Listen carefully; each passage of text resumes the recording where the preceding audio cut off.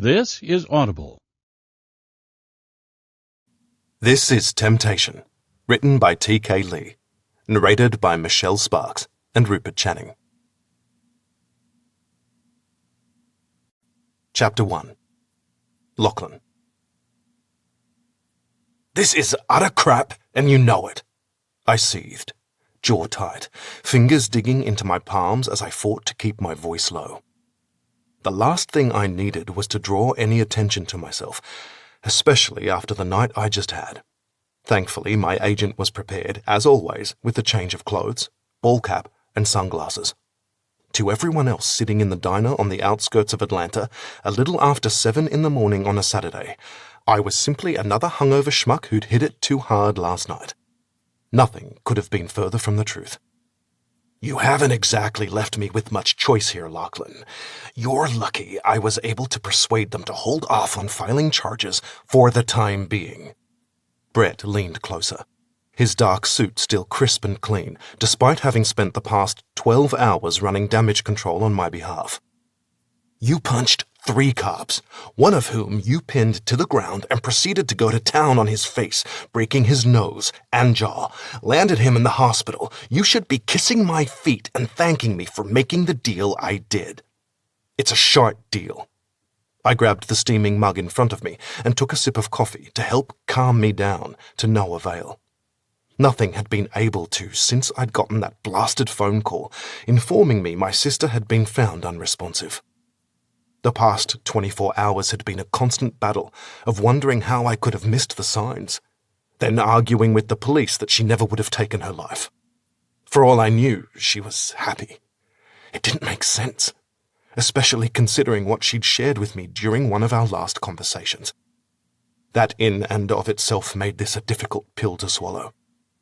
The guilt, the remorse, the regret.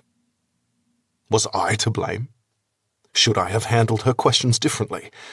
Should I have believed her? "That may be true," Brett said, his even tone cutting through my thoughts. "But it's the best deal you'll get right now. Hell, I thought I was going to have to suck dick to get them to agree on not filing charges against you. At least not yet. You put a goddamn detective in the hospital." He deserved it.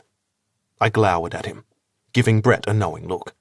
If anyone would be sympathetic to why that detective's line of questioning pushed me to the point of violence, it would be Brett. I'd just been informed my sister was dead, and that prick of a detective had the audacity to bring up a ghost of my past. Of both our pasts. Asking if one had something to do with the other, reopening wounds that still hadn't healed properly. I doubted they ever would. "I understand you're known and arguably loved for your slight temper on the mound," Brett continued. "But that's baseball, a game. This is real life. And as such, throwing punches has serious consequences, especially when you assault law enforcement. Now, the department is willing to make some concessions, considering who you are. For them to do so, you have to agree you won't do anything to interfere with their investigation." "Investigation?" I barked out a laugh. "It's a sham of an investigation. All they did was learn my sister had been seeing a therapist for depression before concluding she clearly took her own life." I mimicked the detective's pompous voice to the best of my ability and slammed my fist on the table. The sound cut above forks scraping against dishes and the low hum of the morning news on the television I'd tuned out the second we got here. A few patrons glanced my way before returning to their meals. At this hour, the diner wasn't busy. There were a few college-aged kids who'd obviously been out all night, and this was their last stop before stumbling to their apartments and collapsing into bed to sleep it off the rest of the day. Other than that, a handful of men sat at the counter, their dirty jeans and work boots giving the impression they most likely worked construction. Then you had Brett and me. I wasn't sure what impression we gave, but if anyone recognized me, they didn't let on, allowing us to conduct our discussion in private. "I know my sister." I leaned closer, eyes on fire. "She would never take her own life." "I thought the same about Anthony Bourdain, Robin Williams. You never know what demons someone's battling while making everyone else think everything's okay. I know exactly what demons Claire's battling. I swallowed hard, then corrected. What demons Claire battled. With every syllable I spoke, my irritation only grew. Brett's words came from a place of concern, not wanting me to go down a road that may never lead to the answers I hoped to find. But Claire and I had a bond. We were as close as two siblings could be. She always told me when she felt low, when she struggled, when she was happy. And lately Claire had been happy, at least until our argument 2 months ago. It was the last time I saw her. And now I had to live with the fact that my last words to her weren't those of love, but anger. Then there was the strange voicemail she'd left on the night she died. Broken words interspersed with static, the connection too shitty to make much sense of it. She wouldn't do this, I added, voice wavering. I can feel it in my gut. But the police refused to so much as lift a finger to find out what really happened. Listen. Brett folded his hands on the chipped tabletop. I can't even begin to imagine what you're going through, and I'm sure it must be harder to come to terms with because of... He paused, searching for the right words. But there weren't any. Not for this. Well, because of everything. Management has agreed to a 10-game bereavement leave. That'll give them time to decide how they're going to handle this. I blinked, his statement catching me off guard. Handle what? Really, Lachlan? You assaulted 3 law enforcement officers, one to the point he required hospitalization. He reminded me yet again. You broke his nose and jaw. I glanced down at my fist. It was still red and swollen, even more than 12 hours later. Even if I wanted to get back to work, I wouldn't be able to pitch right now, not like I normally could. Someone had to stand up for Claire. It was obvious those buffoons weren't going to. Brett closed his eyes and pinched the bridge of his nose, his frustration evident. He took a deep breath and returned his gaze to mine. I noticed a few strands of grey in his otherwise perfectly groomed dark hair. With his crisp suit and perpetually clean-shaven face, his presence always exuded professionalism. It was a complete contradiction to my appearance. T-shirt and jeans, unshaven jawline, dishevelled brown hair that could use a good haircut. I had no doubt anyone who walked by assumed he was my attorney and I'd just been bailed out of jail. It wasn't too far from the truth. As your agent, I have a duty to advise you about the best course of action, and right now, that is for you to stay out of the news. And as my friend? He blinked. Excuse me? What would you advise me to do as my friend? Brett may have initially approached with an offer to represent me because he saw dollar signs, but over the past 4 years, he'd become more than someone with whom I discussed business. He'd become a friend, giving me advice I'd rarely gotten from anyone else. He briefly dropped his professional demeanor. As your friend, I'd tell you the best thing to do is to go home, be with family, your real family. Honor Claire's life and memory the way she would have wanted. I squeezed my eyes shut, blowing out a long breath. It had been years since I'd felt like I had a home. Not since the night that changed everything. The night I watched all my hopes and dreams disappear with the flash from the gun barrel. I'd avoided returning there for a reason, not wanting to be surrounded by the memories. Now it looked like I had no choice. Chapter 2. Julia. Ever since I was a little girl, I'd been drawn to the ocean. Maybe because I'd always felt a sense of freedom whenever I was near the water. Maybe because it reminded me how vast this universe truly was. Or maybe because of the mysterious power hidden within the sea's depths. There was beauty in the ocean's majesty, but also danger. A fact I was abruptly reminded of thanks to the sharp pain shooting up my leg as I strolled along the Hawaiian shoreline around sunrise. The crashing waves, the only sound. At least, until my cry pierced the serenity. As an intense, burning sensation worked its way from my foot and up my calf, I fell to the sand, dropping my coffee mug. When I looked down to pinpoint what could cause so much agony, I winced at the sight of a dozen or so jellyfish tentacles wrapped tightly around my foot and lower leg. This was not how I imagined my first morning in Hawaii. Considering my internal clock was still on Atlanta time, I'd woken up before the sun and decided to start the last day of my 30s with a walk along the beach. Seemed innocent enough. Until I took off my flip-flops to wade into the shallow water. Something about the ocean had called to me this morning. Or maybe it was the handful of attractive surfers who trickled toward the beach as night gradually gave way to day. I may have been mere hours away from turning 40. That didn't mean I couldn't appreciate the chiseled physique of a 20-something-year-old surfer. The wetsuit perfectly molded to each ridge and valley of his sculpted abs and broad shoulders. It truly was a sight to behold. The rising sun casting a haunting glow over the dark ocean. Dolphins jumping in the distance, an incredibly fit man flexing his impressive leg muscles as he rode a wave toward shore. Unfortunately, that beautiful sight was precisely what had distracted me from spotting the jellyfish, currently attached to my skin. If that wasn't karma telling me I shouldn't be checking out someone who was practically half my age, I didn't know what was. Desperate for the pain to stop, I tentatively reached for it, unsure of the best way to go about extracting myself from the web of tentacles. It wasn't exactly something I had much experience with. It wasn't something I had any experience with. How hard could it be, though? All I had to do was rip the damn thing off me, right? Right. Drawing in a deep breath, I timidly attempted to pry off one of the tentacles when a gruff voice boomed over the ocean waves. "Stop!" Startled, I snapped my head up as a tall, well-built man rushed toward me. The same tall, well-built man I'd been checking out before stepping on the jellyfish. Karma truly was a cruel bitch, and there was no doubt she was a woman. Only a female could be so conniving as to ensure I came face to face with the reason I was in this predicament in the first place. I typically didn't spend much time ogling the opposite sex. You could line up the 10 most gorgeous men on the planet, and I normally wouldn't give them so much as a second glance, too focused on every other aspect of my life. But there was something different in the air this morning. Maybe because I still suffered the effects of jet lag. Maybe because I was over 5,000 miles away from home, a giant ocean protecting me from my problems.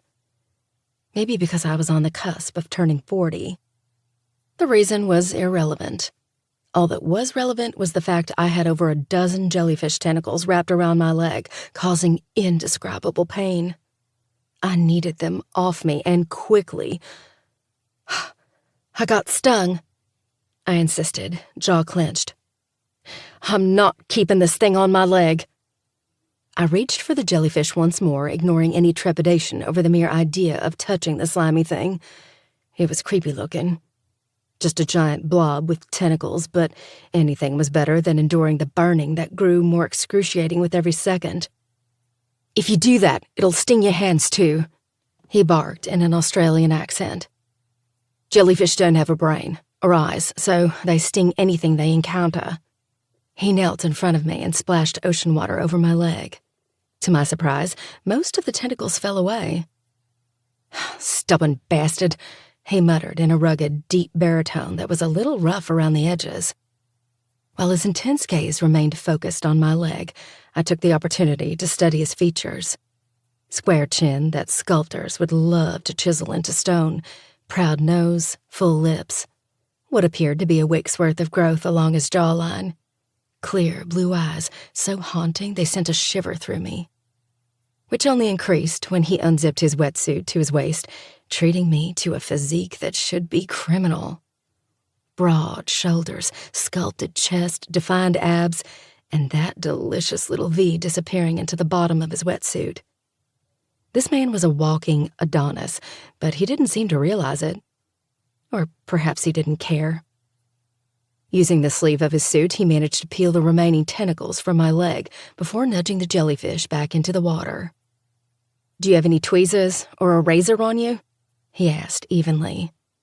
I shook my head. "Sorry." He grunted and unzipped a hidden pouch in his sweatsuit, pulling out a hotel key card. Then he scooted forward, propping my leg in his lap. When he dug the card into my skin, I winced and attempted to pull my leg back, but he tightened his grip on me. "Don't." His voice was almost a growl. "I have to clean out the barbs." "Barbs?" "Barbs," he enunciated, forcing his accent to sound more American. "Stingers?" I nodded. While this may have been my first experience with a jellyfish, I was no stranger to bee stings. My Mima often joked that I must have been made of honey since bees always seemed to be attracted to me. And each time, Mima had to pull out the stinger lodged in my skin in order for the pain to subside. Based on the intense throbbing in my foot and leg, I had a feeling I was dealing with more than just one stinger this time. He brought the card back up to me. I squeezed my eyes shut, exhaling through the ache. It had been a while since I'd been stung by a bee, but I didn't remember it hurting like this. Back then, my Mima often started talking about something that piqued my interest. I needed that kind of distraction now, too. "Where are you from?" I asked through my labored breathing, clenching my jaw as he forced out yet another stinger. "Melbourne, originally." His answer was clipped. Apparently, he wasn't a big conversationalist. "What brings you to Hawaii?" "I'm certainly not here by choice," he grumbled. When he dug the key card into my skin even harder, I yelped, but he didn't care, continuing what he was doing without concern. He'd make a pretty shitty doctor if you asked me. "I'm here for work, too," I offered sweetly. He lifted his eyes to mine, parting his lips, a response seemingly on the tip of his tongue. Then he shook it off. "I'm not here for work." "Oh." My expression fell. If he wasn't here by choice, but it wasn't because of work, what did that mean? "What are—" "I think I got them all," he interjected gruffly, lowering my leg back to the sand as he stood and extended his hand. I studied it for a beat, then eventually placed mine in his. His scent teased my senses as he bent and wrapped his arm around my waist, helping me to my feet. Leather, citrus, and something else I couldn't quite pinpoint. Once he was certain I had my balance, he dropped his hold. I tilted my head back, taking in the full effect of his physique. He was much taller than me, which wasn't that big a feat, considering I was only 5'2". Couple his height with his muscular build, and I couldn't help but feel tiny compared to him. He was like Thor come down from Asgard to bless us mere mortals with his presence. It didn't hurt this man bore a slight resemblance to Chris Hemsworth and his brother, Liam. I couldn't decide which one he looked more like. He definitely had Chris's bulk, yet Liam's features. Did it matter, though? They were both ridiculously attractive. "You'll want to wrap your leg in a vinegar cloth for about 15-20 minutes, he stated curtly. "Then you'll want to soak in a hot bath for about a half hour. Use some shaving cream and shave your legs. That should get rid of any lingering stingers. The pain should go away in about an hour or two. Your skin will be red and blotchy for a day, which will give way to red lines where the tentacles stung you. Those will probably remain visible for about a week or two. In the meantime, you'll want to take some acetaminophen. I also recommend picking up some hydrocortisone cream and keeping it in the refrigerator. If your leg and foot begin to itch, you can apply some." "You really know your jellyfish stings," I laughed nervously as I pushed a few wayward tendrils of hair behind my ear.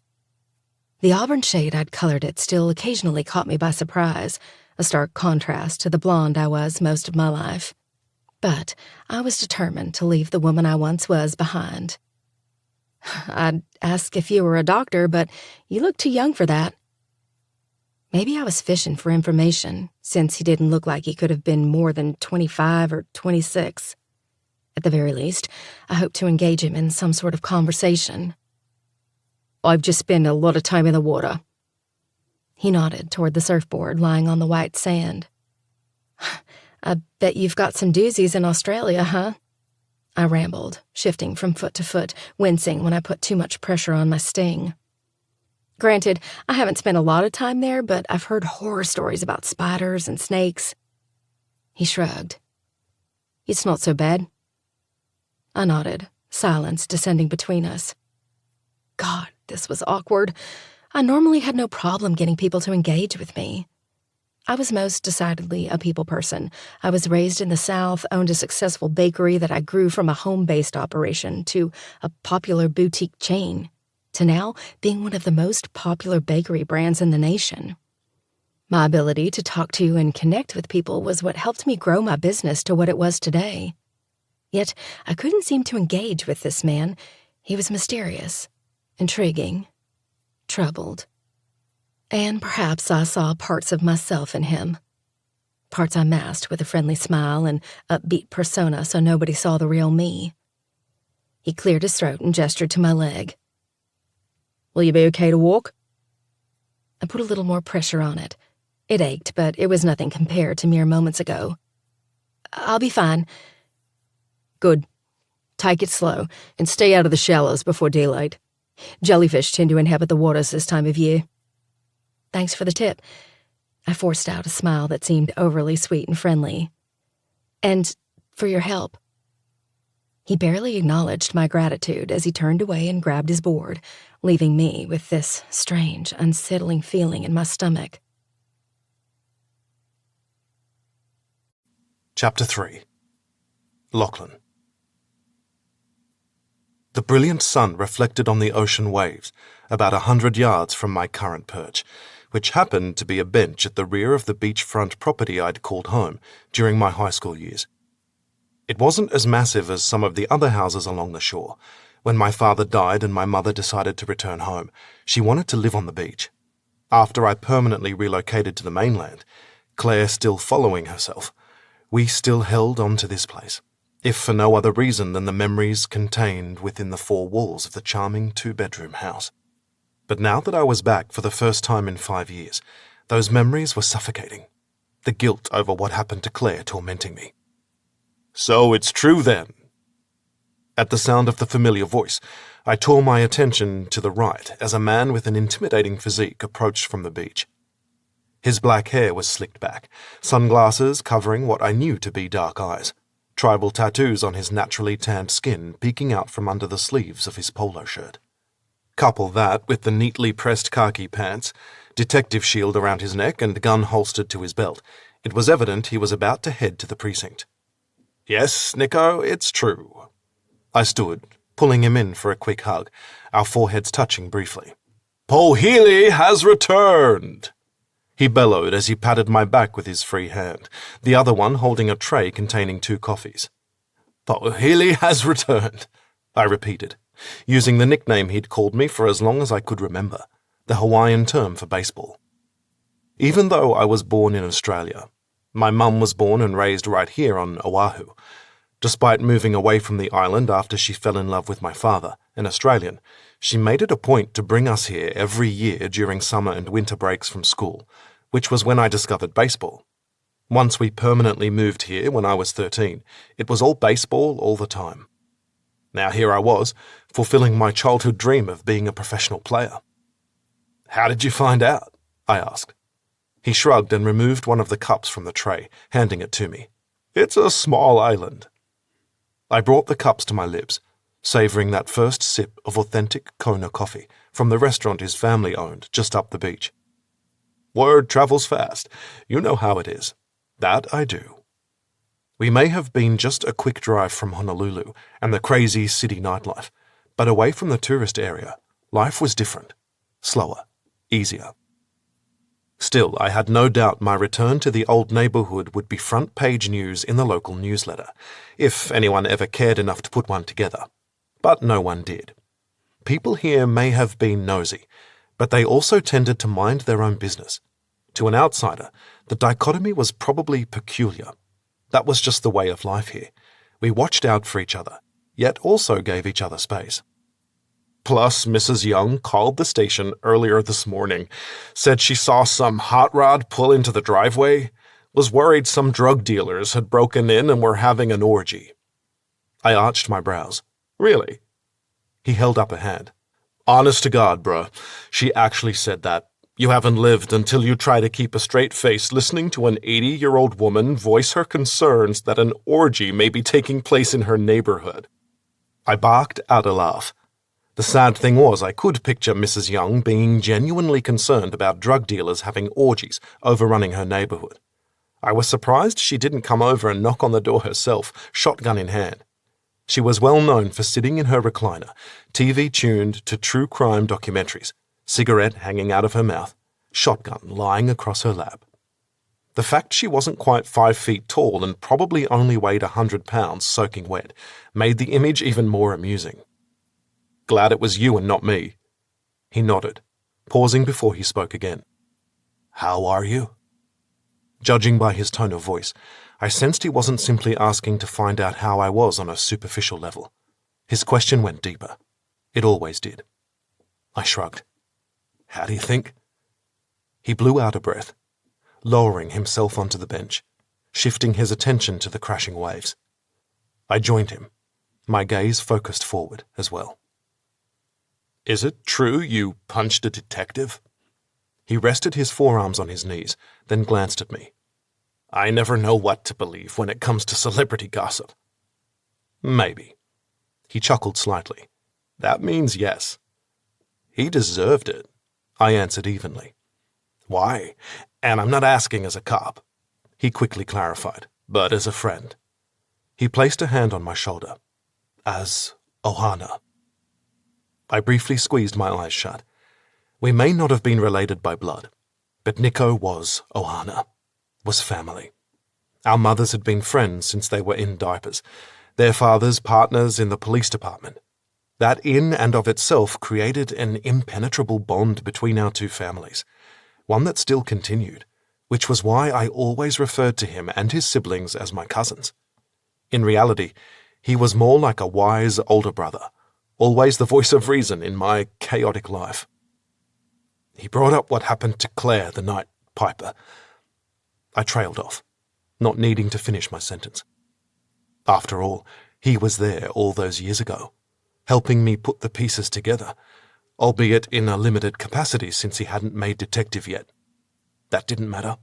Not when Piper was his sister, the baby of the family. He wanted justice as much as I did. Why?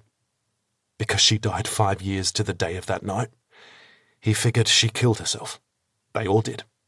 Couple that with her being diagnosed with depression, and she obviously must have committed suicide, I mocked. What other explanation could there be?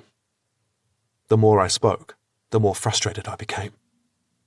"But you don't think she did?" Nico stated after a beat. I lifted my gaze to his, shaking my head. "The last time I saw Claire was 2 months ago. We got into an argument. About that night, actually." "Really?" His brows creased in concern. "What about it?" I exhaled a sigh, scrubbing a hand over my face. Ever since I'd received that phone call, I'd replayed my last conversation with Claire over and over in my head. Recalled her agitated demeanor, her desperation, her grief. Everything. She wanted to go over it all again, every single detail. Why? They arrested the guy responsible. Sure, he was killed in a prison altercation before his trial, but if you ask me, he got what he deserved. The evidence was conclusive. No way he would have been able to deny it during trial. They found his DNA under Piper's fingernails, and his semen was also found on her body. It was pretty open and shut. I ran my hands over my thighs. Unless there was another reason for it.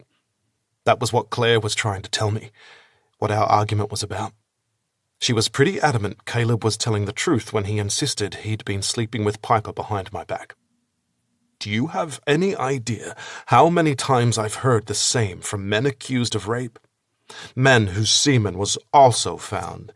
If I had a buck for every time they either claimed it was consensual or they'd been having an affair, I could retire from the department a very wealthy man. He paused. But I wasn't living with Piper. Remorse flickered in his expression. We all went through it after Piper's death, questioning if we could have done something to prevent it. It was one of the reasons Nico pushed to become detective, to prevent anyone else from suffering like we had. Neither was I, really.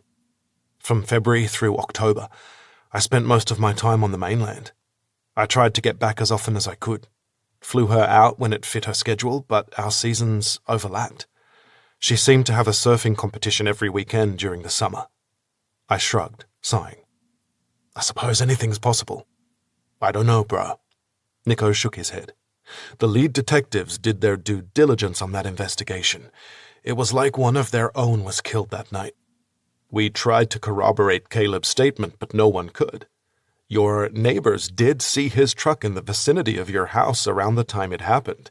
He ran a red light, too, and a camera less than a mile from your house caught him. Not to mention Piper's hair and a few droplets of her blood were found on the clothes he was wearing when he was arrested. I know. I pushed out a breath. I told Claire as much. She tried to press the issue, wanted me to come back here with her, walk through the house, see if I remembered anything. And how did you respond? I swallowed through the thickness in my throat, guilt festering deep within. Would things have ended differently if I hadn't taken out my frustration on her? If I'd offered to help? I'd never know. How do you think? I think you're a stubborn ass who probably didn't want to listen to what she had to say. I nodded. That about sums it up. And now she's dead. And you think it's your fault? I don't know what to think, Nico. A moment of silence passed between us as I peered into the distance, my picturesque surroundings at complete odds with the darkness invading my soul. She called me that night, I confessed. What night? When Piper? No. Claire called me the night she died, but I sent it to voicemail. I wasn't busy. It was an off day for the team, and I'd just pitched, so I wasn't scheduled to start for another few games. I easily could have picked up the phone and talked to her. But you didn't. I slowly shook my head, blinking back the tears, threatening. I didn't want to fight again. Didn't want to hear if she'd somehow uncovered definitive proof Piper had been cheating. Now I'll never know why she called. The message she left was mostly static. Can I listen? Nico asked hesitantly. I pinched my lips together, unsure I could stomach listening to Claire's voice, knowing I'd never hear it again. It was one of the things that tipped me over the edge as I answered questions after identifying Claire's body. I'd told those detectives everything about our conversation 2 months ago, Piper's death 5 years ago, the voicemail Claire left mere hours before her death, the detective's insinuation that perhaps she'd made the choice to end her life because of the trauma she'd suffered the night Piper died was the last straw, making me realize they weren't going to take my sister's death seriously. Pulling my phone out of my pocket, I scrolled to my voicemail, drawing in a breath to prepare myself. Then I hit play. Static and interference sounded from the speakers, followed by Claire's disjointed voice. So, love, but think bigger. Years, Lucretia. Hold up, Nico said excitedly. Was that a name? I nodded. Lucretia. Do you know anyone by that name? Not that I can recall. Did Claire? I simply shrugged. No idea. He worried his bottom lip. I could practically see the wheels in his head turning. The detective you landed in the hospital. I'm going out on a limb here and guessing he claimed it was nothing. Just the ramblings of a clearly unstable woman. I gritted out a smile. And this is why you don't think Claire committed suicide. Do you think she'd do that? He slowly shook his head. I don't. I get that all the evidence points to her taking her own life, just like all the evidence pointed to Caleb breaking into our house that night. But what if Claire was right? What if someone else broke into the house? What if she figured out who and that person silenced her before she could go to the authorities? It's a stretch, Lachlan, Nico offered after a moment, but not completely unlikely. I've seen stranger things. I need to know the truth. I met his eyes, my voice strong, despite the gentle quiver. About Claire and Piper. Nico placed his hand on my shoulder and squeezed. Then that's what we'll do. We'll figure it out. I arched a brow. We. Unofficially, of course, he clarified. At least until we have something concrete and indisputable. I exhaled a relieved breath. Thanks, man. I can't promise we'll find anything. It very well could have been Caleb, and we arrested the right guy.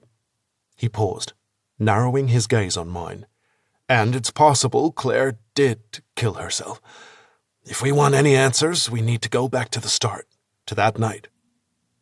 He held my stare for a beat, an unspoken agreement passing between us. Then he stood. I'm heading down to the shack. Care to join me? Or is Moco Loco not in that fancy diet of yours? My mouth watered at the mention of the famous Hawaiian dish, even more so at his mother's version of it. The barbecue shack, or the shack as locals affectionately referred to it, was Nico's family's legacy. What his grandmother had started as a literal shack on the beach, offering small, Hawaiian-inspired food in the 1950s, had blossomed into a local legend. While it was no longer a small hut, the restaurant, now housed in a piece of prime ocean-front real estate on the windward side of Oahu, it still served some of the best food anyone could find in all of Hawaii. Emmy would love to see you, he teased, using the term of endearment we all used when referring to his mother. She may not have given birth to me, but she was as much my mother as my own mum was, even more so now that my mum was gone. I'd love to see her too. I scrubbed a hand down my face, eyelids drooping. But can I take a rain check? My flight didn't get in until late last night, so I was going to rest today. Try to adjust my body to the correct time zone. Tonight, then. Emmy already knows you're in town. If you don't come to the restaurant to see her, she'll take offense. Trust me. He shivered dramatically. You don't want to be on her bad side. Don't I know it? I playfully rolled my eyes. I'll stop by later on, promise. Good. He extended his hand. I placed mine in his, allowing him to pull me up. He gave me a quick hug before releasing me. Then we'll give you a proper homecoming, just me and the boys. I pulled back a bit, gaze narrowed.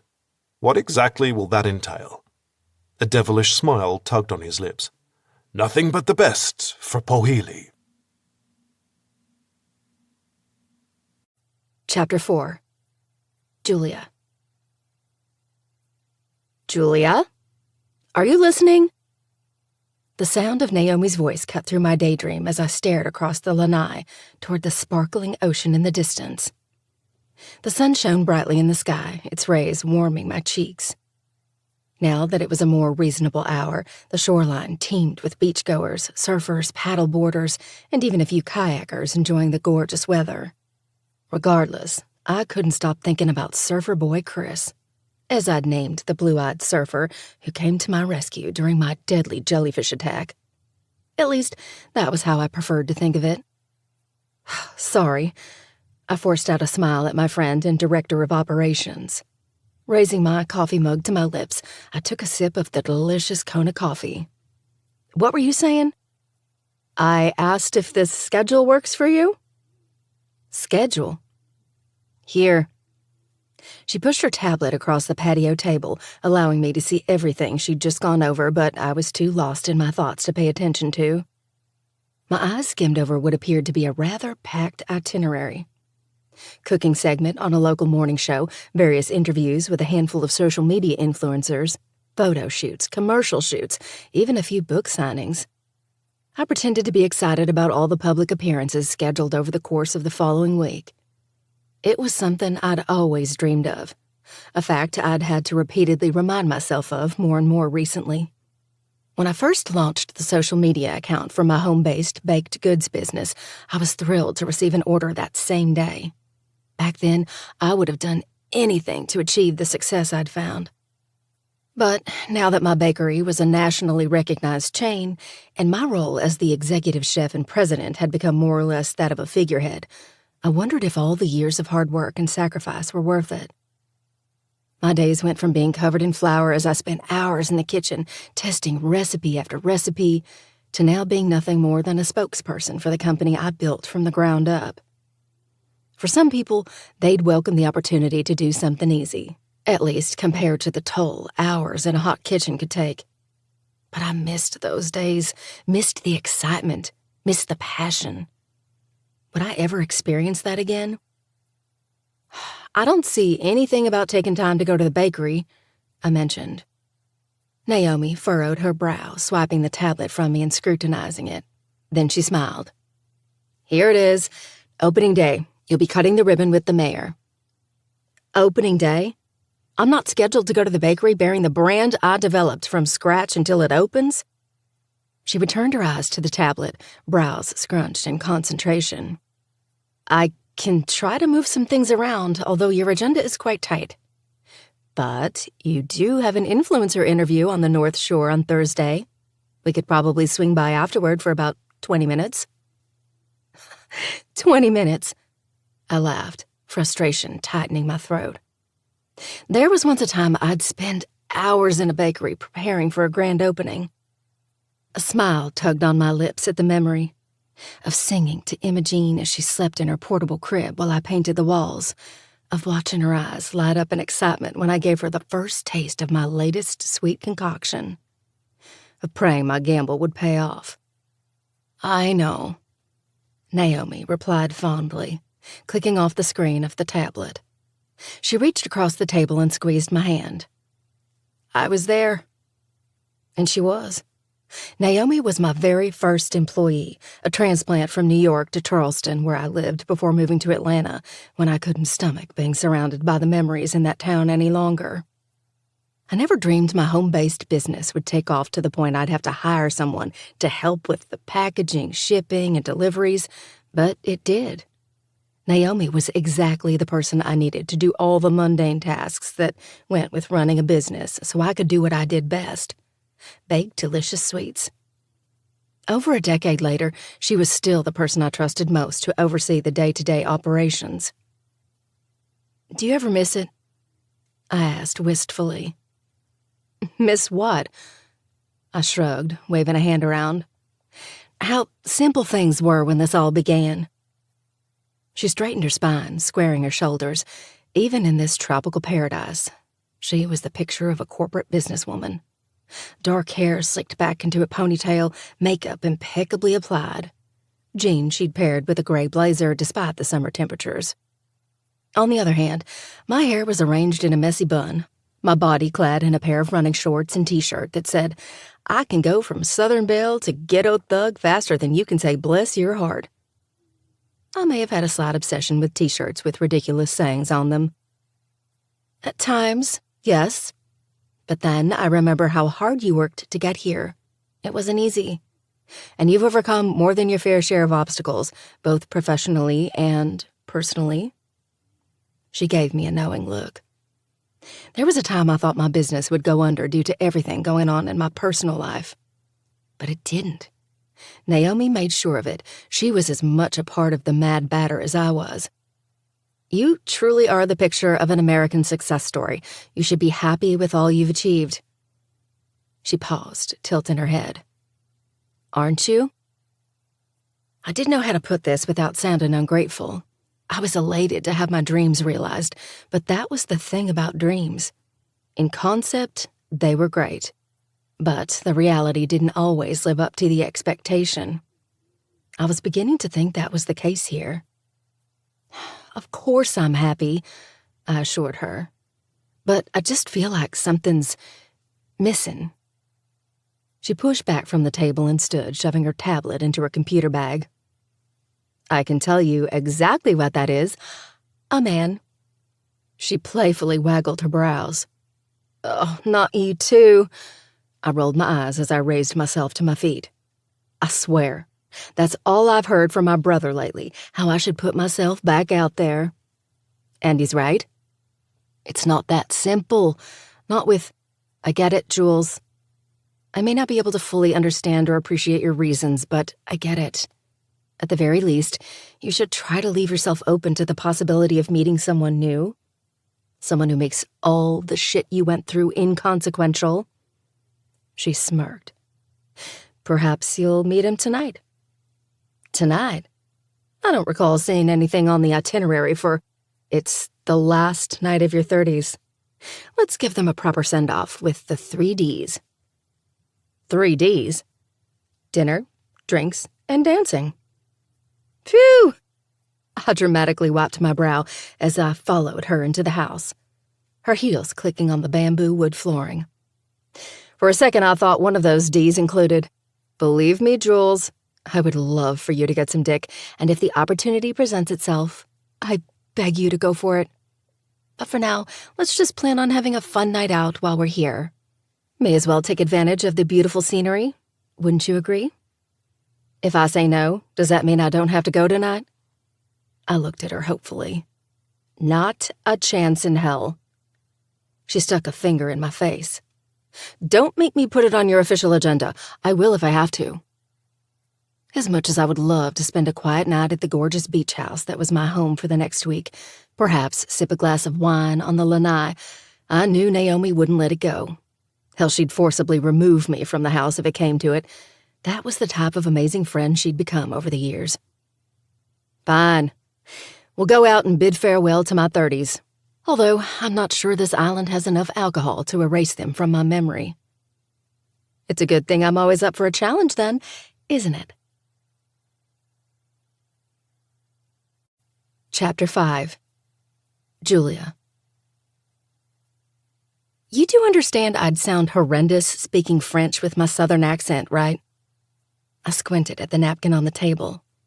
Naomi's scrawl practically indecipherable thanks to all the wine we'd consumed as I officially bid farewell to my 30s with a fantastic meal at a restaurant I never would have picked if left to my own devices.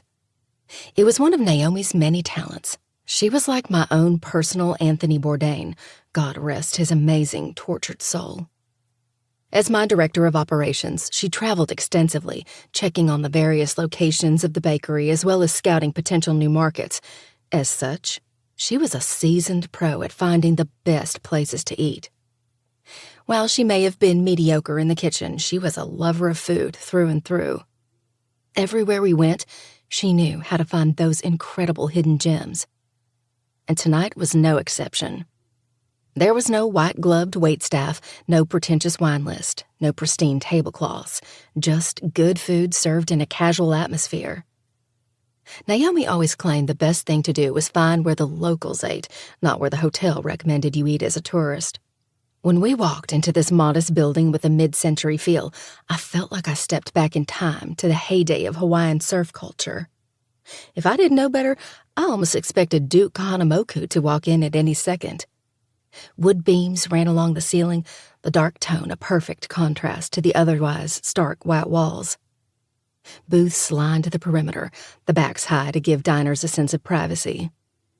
While I loved the interior, it was no match for the ocean view from the lanai, where we currently sat. The sun had already set, but the lit tiki torches illuminated the space as a gentle breeze surrounded us. "Especially your accent after a night of drinking." Naomi grabbed the bottle off the table and proceeded to refill my glass, yet again. "If you had to do a shot for every twangy y'all that has come out of that mouth, you'd probably be in the hospital having your stomach pumped." "Probably." I brought the glass to my lips and took a sip of the Pinot Noir our waiter suggested would pair perfectly with the Kahlua pork we'd ordered. How could we not order the pork when this place slow-cooked an entire pig on lava rocks covered with a combination of coconut and banana leaves in an actual underground emu? I'd already made a mental note to come back one morning so I could watch the entire process. They certainly didn't teach that in culinary school. I had a feeling it was something passed down from generation to generation. The idea put a smile on my face. After all, it was the multi-generational cooking experience that made me want to open my first bakery, giving me a place to showcase the recipes my own Meemaw handed down to me. "Don't worry, Jules. I adore your accent, especially all your folksy sayings. Like that one you said as we hung some of the new prints in the Buckhead shop when you first opened it. What was it again?" She pinched her lips together, squinting as she searched her brain. "Cata something. Wampus," I said with a laugh. "It was catawampus." Naomi slammed her hand on the table. "Yes, that's it, catawampus." She sipped her wine. "Where I'm from, if something's askew, we simply say it's askew." "Naomi, where you're from, people wouldn't say it's askew, they'd say it's fucked." I'd never heard one person use so many swears in one sentence before I went to Manhattan. It's like a competition up there. More like an art form. We New Yorkers take pride in our linguistic abilities. She may have relocated to the South years ago, but as she constantly reminded me, you can take the girl out of New York, but you can't take New York out of the girl. She was walking proof of that. Oh! Her expression brightened. Maybe we should add that to your list. She looked down at the pile of napkins containing the list we'd brainstormed over the past hour. Some of the items were relatively simple, such as trying a new food, something I was always more than willing to do. Others were more complex and required self-introspection, such as forgive myself. What's that? Say fuck more often. She paused, shrugging. Or perhaps I should just write down that you should simply fuck more often. I grabbed the pen out of her hand before she could turn that into number 38 on my list. We've already included a one-night stand and having sex in a bar bathroom. I think that's already covered. She took the pen back. We haven't covered self-love yet, though. With a smirk, she pulled the napkin toward her and scribbled something. I squinted, barely able to make it out due to the low light. Once she finished, she shoved the napkins back across the table. I'll have you know, I already have a vibrator. I crossed my arms over my chest. She snatched back the napkins and jotted down something else. I arched a brow. And use it? Exactly. She waved the pen in front of my face. And I'm not talking about some cheap thing you found online for $10. I'm talking about buying a good vibrator. The Mercedes-Benz of vibrators. Hell, the goddamn Maserati, Lamborghini, and Rolls-Royce of vibrators combined into one. One that's waterproof, bulletproof, fireproof. Hell, everything proof. If that thing erupted at this moment, she continued animatedly, pointing to where Diamond Head loomed in the distance. Turning this island into Pompeii after Mount Vesuvius, the only thing excavators should still find intact is that damn vibrator. Okay, I got it, I said in a low voice, glancing around the restaurant, praying no one overheard our conversation. It was an impossibility, considering how peaceful this place was. The only potential buffer against Naomi's outburst was the rolling waves mere yards away, and the gentle ukulele music being piped in through the speakers. I offered a table of older gentlemen an apologetic smile, their attention focused on us, jaws dropped. Then I returned my heated stare to Naomi. I shall do my best to procure a vibrator that will survive the next ice age.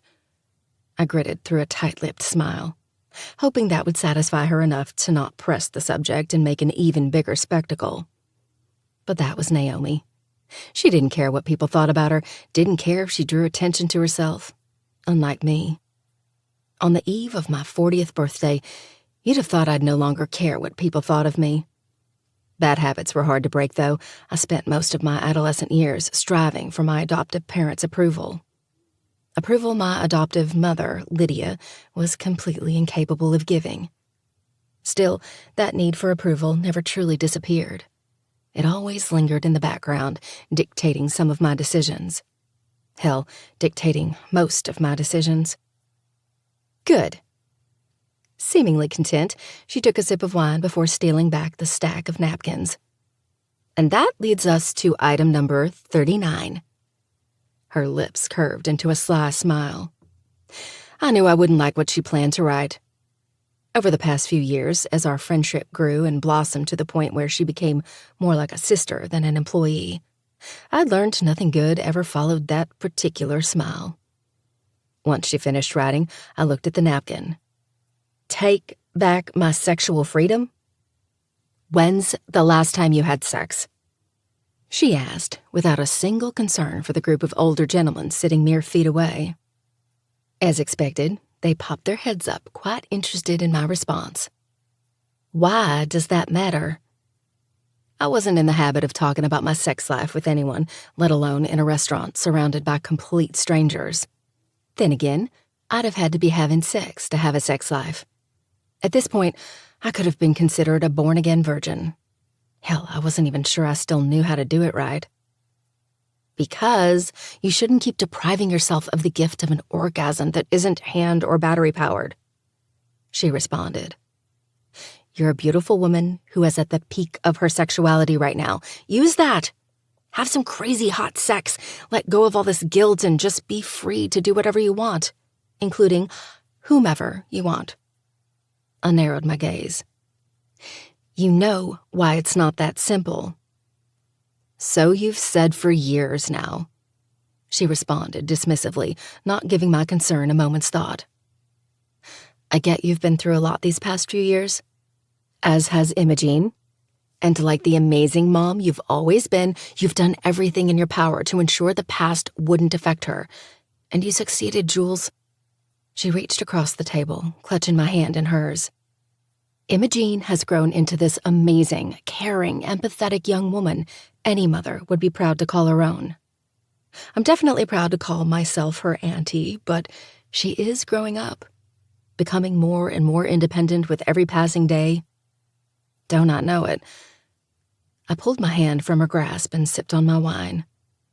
I didn't need a reminder of the fact that my daughter seemed to need me less and less these days. There was once a time she rarely left my side, that I wished for just one moment of peace.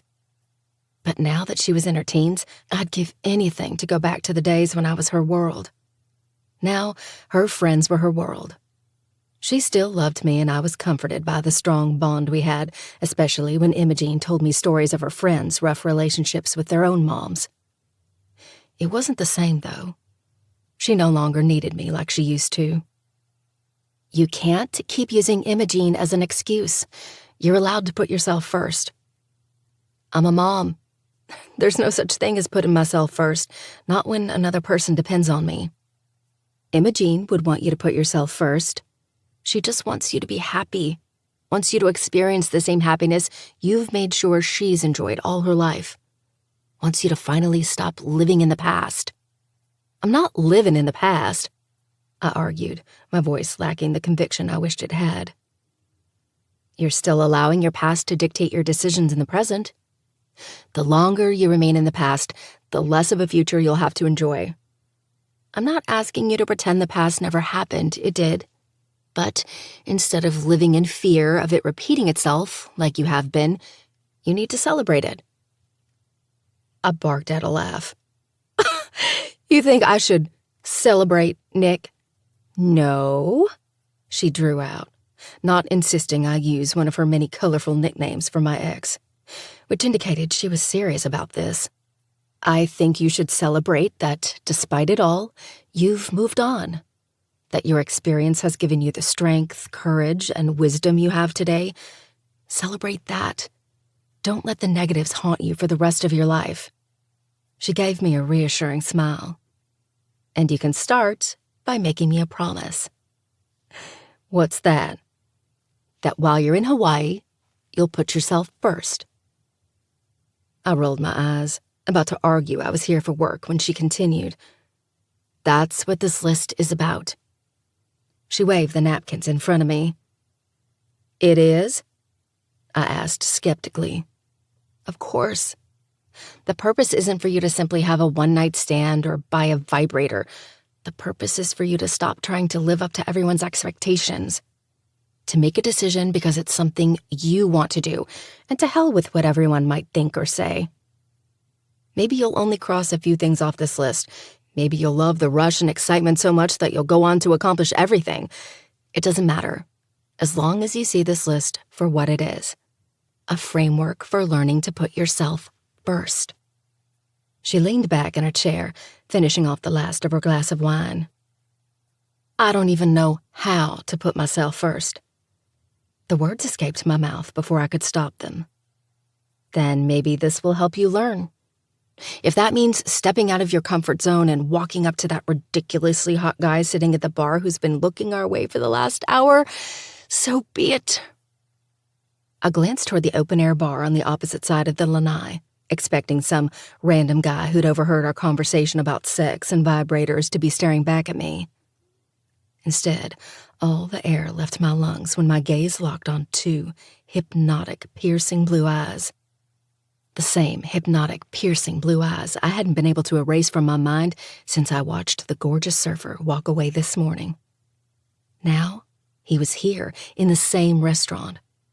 And the way he looked at me made every inch of my body spark to life. Chapter 6. Lachlan. "What do you keep looking at?" Nico asked from beside me as we sat at the outdoor bar at the shack. I snapped my eyes back to the TV screens overhead. None of them tuned to anything baseball-related, as a matter of point. Then again, both basketball and hockey were in the final rounds of their playoffs. Only die-hard fans really cared about baseball right now. Nothing. "Doesn't look like nothing, bruh," Kingston, one of Nico's younger brothers, said from behind the bar, polishing some of the wine glasses. It wasn't a busy night, at least compared to how hectic this place got on weekends, when there was usually a line around the corner to get in. But with it being close to 9 o'clock on a Sunday night, there was only a handful of people still dining. "You've been looking at that wahine since you got here." Aiden, yet another one of Nico's younger brothers, gently shoved my shoulder from the stool beside me. He sipped his beer, still dressed in the all-black attire their mum insisted they wear when waiting tables. The entire family worked at the restaurant, despite many of them exploring outside opportunities. It wasn't about money, it was about ohana. Here, family helped each other, no matter what. Aiden was responsible for cooking the pork every morning. Kingston was the bartender extraordinaire, while Isaiah and Nico did whatever their mother needed, from washing dishes to jumping on the line, to working as host to waiting tables.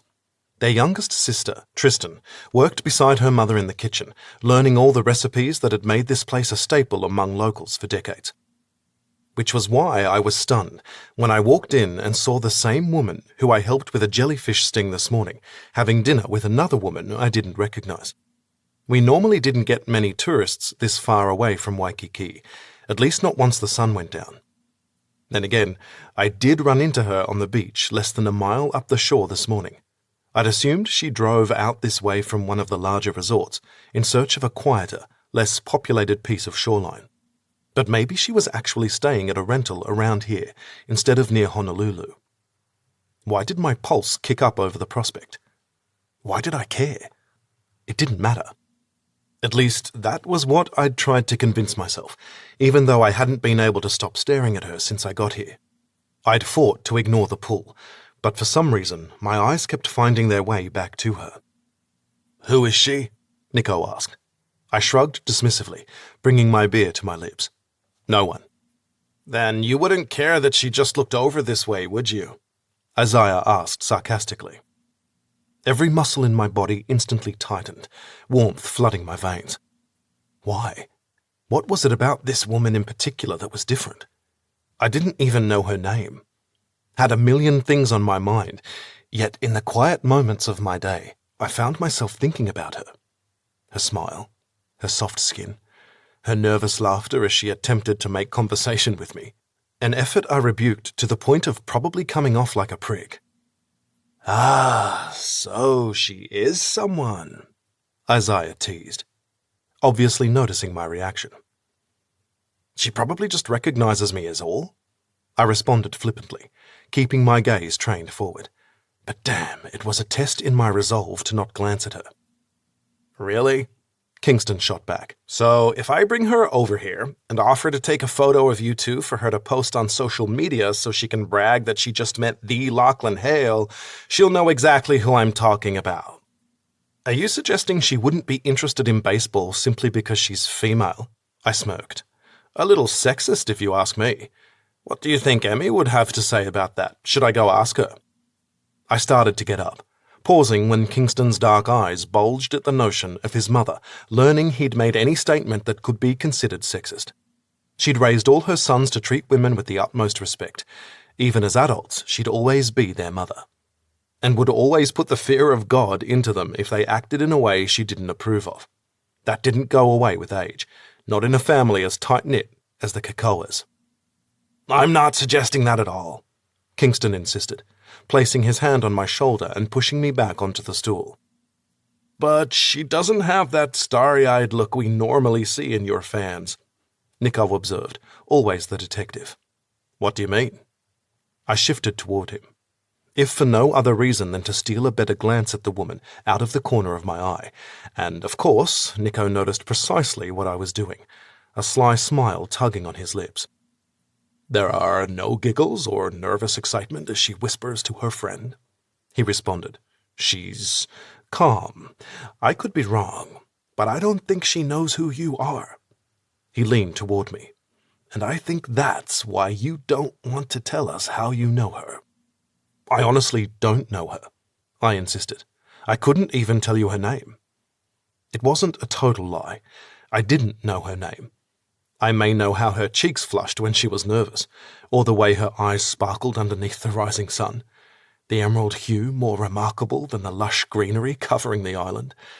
But her name never came up. "Then you don't care that she's walking this way. Should I go into the office and see if we have one of your headshots lying around so you can sign it for her?" I clenched my jaw, glaring at Nico. "Don't you dare." A grin lit up his face. "That's what I thought." He stood from his bar stool, nodding toward Aiden and Isaiah, who also stood, each patting me on the back before heading into the restaurant. I jumped to my feet to follow them, tell them they were all acting ridiculous, but came to an abrupt stop when a familiar scent enveloped me, causing me to come to a dead stop in my tracks. Chapter 7. Lachlan. "I'm sorry," she began nervously, as I remained mute, simply gaping at her like a horny teenager who'd just seen his first pair of boobs. "I didn't mean to interrupt or chase your friends away," she rambled, her words coming out quickly.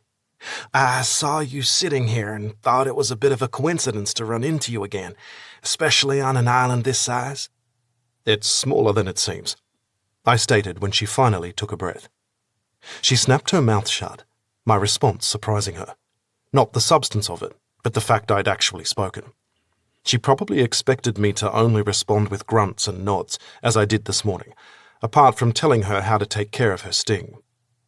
"Right." She studied my face for a moment, smile wavering before her expression brightened once more. "Anyway, I thought it would be rude of me to not come over and thank you again for your help this morning. You didn't have to stop what you were doing and risk getting stung yourself, not to mention tell me what to do to treat the sting, so thank you." I nodded, my eyes darting to her foot, which happened to be enclosed in a pair of nude, strappy heels. As if that weren't enough, she wore a blue and white floral sundress that hugged every one of her curves, before flowing out from her waist and stopping mid-thigh. Fuck me.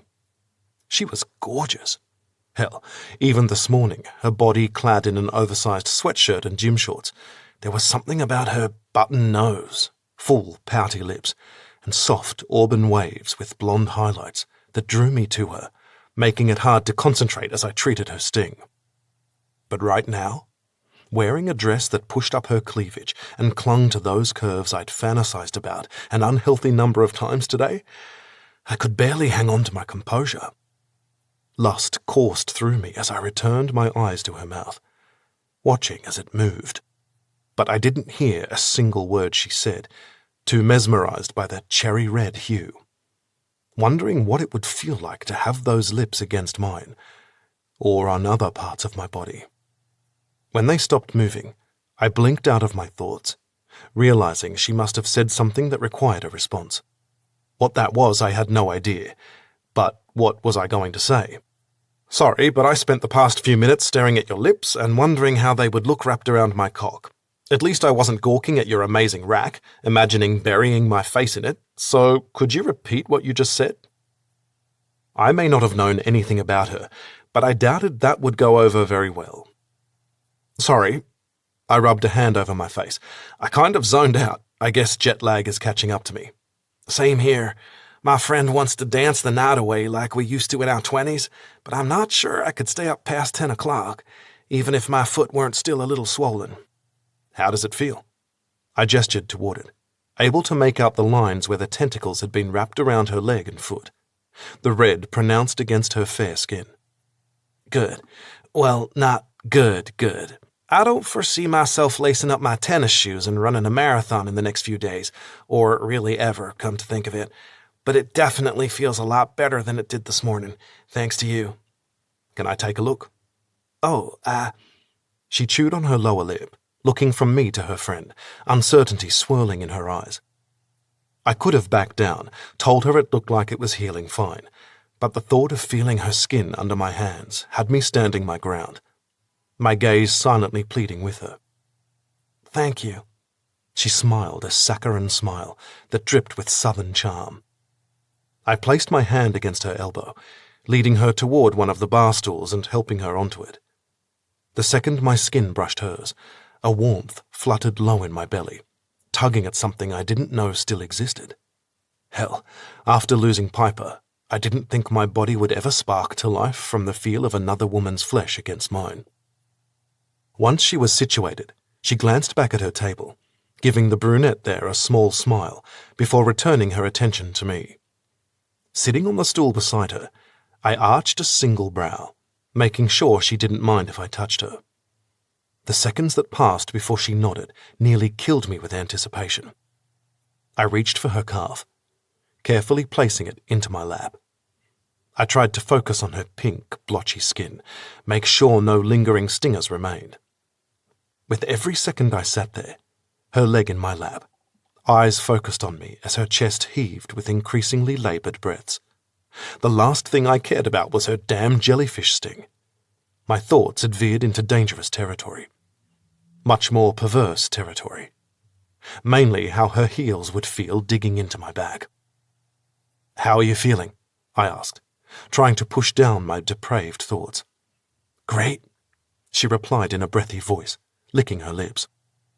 I nodded, smoothing my hand over her leg, tracing the reddening lines. And how do these feel? Better now. I mean, not better right now, but it's better. Good to hear. So, do you come here often?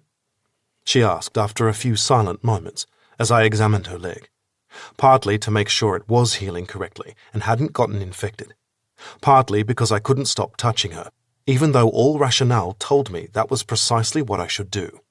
Wait, that came out wrong, she stammered. I meant to ask, well, I guess if you came here often, but not in a cheesy pickup line kind of way, more out of curiosity. I met her gaze. Curiosity? Yeah, to see if it's a strange occurrence for you to be in this restaurant. And if it were? Then I'd have to wonder what the chances were of running into you twice in one day, mainly to gauge whether I should grab a lottery ticket after leaving here. It's a local favorite, I finally answered, albeit somewhat evasively. I practically grew up here. Really? She leaned forward, seemingly interested to learn more about me. But the less she knew, the better. Your sting is healing great. I released my hold on her leg and lowered it, my abrupt retreat obviously taking her by surprise, her eyes wide as she stared back at me. Just keep hydrocortisone nearby, and take some acetaminophen to dull any pain. Sliding off the stool, I gave her a curt smile, then turned and disappeared into the restaurant, ignoring Nico's questions as I walked past him and locked myself in the bathroom, taking a few moments to shake off the interaction. What the hell was wrong with me? Since Piper, I'd been with more than my fair share of women. It was a way to blow off some steam, nothing more. Not a single woman in the last 5 years had been able to get under my skin. Until this morning. Why her? Why here? And why now? Chapter 8. Julia. I reached for my phone on the nightstand, groaning with frustration when I saw it was nearly 1 a.m. I shouldn't have had any trouble falling asleep. I'd been up since 5. I hadn't slept well last night to begin with, as always seemed to happen the first night I was away from my own bed. But despite the exhaustion I felt all the way to my marrow, I couldn't quiet my mind. 1 second, my body buzzed with excitement from the reminder of the way Surfer Boy caressed my skin while he played doctor to my sting at the restaurant. Then I would remind myself it was crazy to see it for anything other than a helpful young man making sure I was okay. That alone was further proof of the ridiculousness of this scenario. I thought of him as a young man. That was something an octogenarian would call him, not someone who'd only been 40 for a matter of minutes. When I was younger, 40 sounded so old. I'd imagined having my shit together by now. I certainly didn't picture myself alone, wearing a t-shirt that said, "I give just enough fucks to stay out of jail," happy to spend hours watching viral videos of people making food that made my stomach churn, yet I couldn't look away. I was so far from having my shit together, it was laughable. But I did have a thriving business and my amazing daughter. That was enough. Then why couldn't I shake the feeling there was something missing? I blamed Naomi and her insistent meddling into my personal life during dinner. Throwing the covers off, I thought perhaps a walk along the beach as I listened to the waves and relished in the feel of the ocean breeze on my skin would help relax me, give me the inner peace I sought.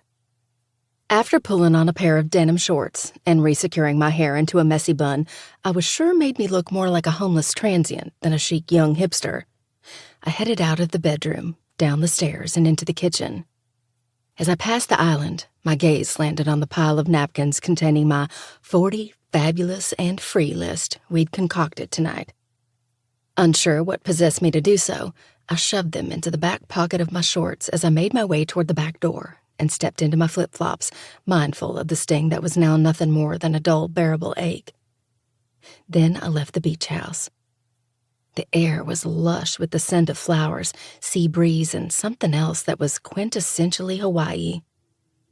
The thick humidity covering the island during the day had broken slightly, the temperatures much more comfortable, especially when coupled with the ocean breeze and lack of sunlight bearing down on me. Instead, the sky was a blanket of black, the dusting of stars giving way to a brilliant moon. As I strolled, I admired the waves lapping against the shore. This time, I was cognizant to not get too close, particularly as I slipped off my flip-flops to enjoy the coolness of the sand. Some of the houses along the shoreline were lit up, people sitting on the lanai or back lawn, even at this late hour. But for the most part, it was quiet, allowing me the opportunity to reflect on the last decade of my life. It seemed like it was yesterday I'd turned 30. I laughed to myself when I recalled Imogene asking how old I was, her eyes growing wide with amazement when she'd learned I was 30. To a 4-year-old, 30 was such a huge number. Unreachable, really. Funny how that worked. One day you're a child with your whole life in front of you, making all these plans for things you want to do when you're older.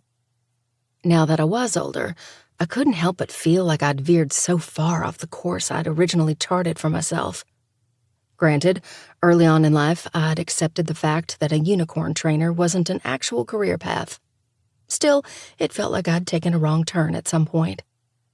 How did I go from wanting to shower people with love through food, like my Meemaw did, to being the owner of one of the most popular pastry shops and bakeries in the United States? Sure, every entrepreneur dreamt of success, but what exactly was success? I feared I'd forgotten my definition of success, of happiness. I slowed, coming to a stop and staring out at the dark ocean, my mind no more at peace than it was when I left the house. If anything, it was even more restless. Thoughts I'd suppressed rearing their ugly heads once more. I should have been happy with the business I'd built, with seeing the line of people waiting outside my bakeries on opening day to finally have a taste of my sweets. With all the offers that came with the success, cooking shows, book deals, speaking engagements. Yet, it wasn't enough. Or perhaps it was too much. "Watch out for jellyfish." I instantly stiffened, the familiar accent and deep timbre causing my stomach to clench. Was he really here? He couldn't be. It was impossible. One time was a fluke, twice a coincidence, but a third? My brain had to be playing tricks on me. But as I slowly turned and my gaze fell on him sitting on the beach, I knew that wasn't the case. This was real. His attire no longer consisted of the jeans and button-down shirt from earlier. Instead, he wore a white t-shirt and gray sweatpants. Oh, sweet baby Jesus. I'd heard women fawn over younger men in gray sweatpants.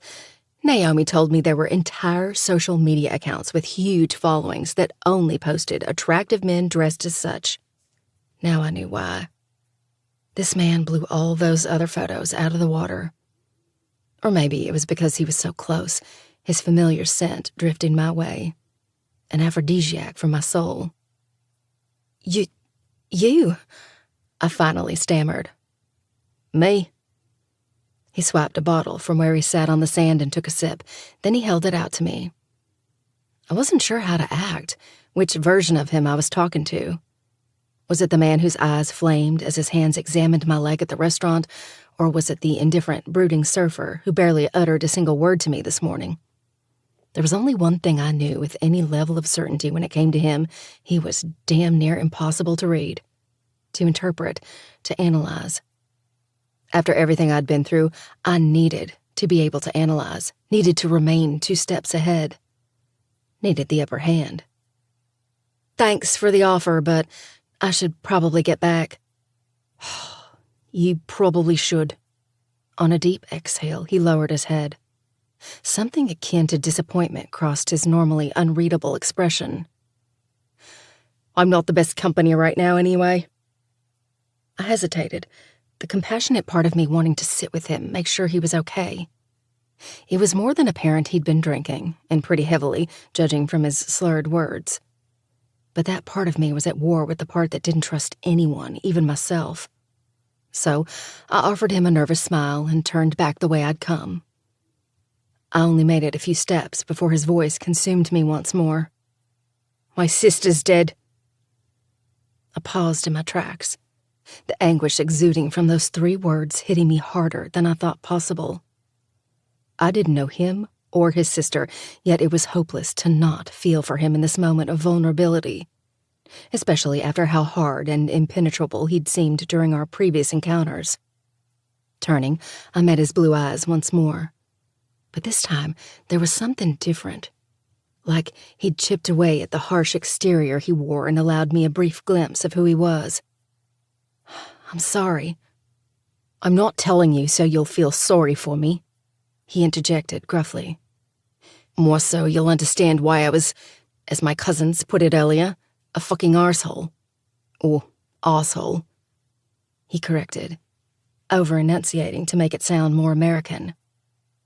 I remained silent, ignoring the urge to ask more questions. I didn't want him to close up like he did before. When he let down his guard, allowed himself to be candid as he was now, he truly was beautiful. I knew I shouldn't have been thinking of him like I was, but I couldn't stop myself.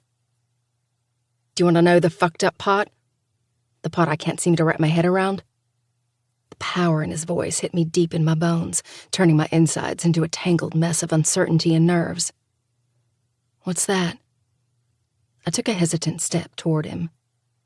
When he lifted his eyes to mine, I swallowed hard, that same heat and intensity with which he gazed at me earlier tonight returning. But it was even more profound, more compelling. Since I met you this morning, I haven't been able to think about anything else. Oh. A shy smile crawled on my mouth, and I bit my bottom lip to reel it in. Here I am, having just lost the only family I have left, facing ghosts I prefer remain dead and buried. He swiped the bottle and gulped down another long drink before continuing. Yet, at the mere thought of you, my heart starts beating for the first time in years. He barked out an incredulous laugh and shook his head. Then he peered up at me, desperation filling his expression. All because of some woman whose name I don't even know. I parted my lips, but his thunderous voice gave me pause. Don't. The only thing keeping me somewhat sane is that I don't know your name. How can I feel as connected to someone whose name I don't even know? Granted, I've certainly been with girls whose names I don't remember, but that was different. You're different, and it's driving me fucking crazy.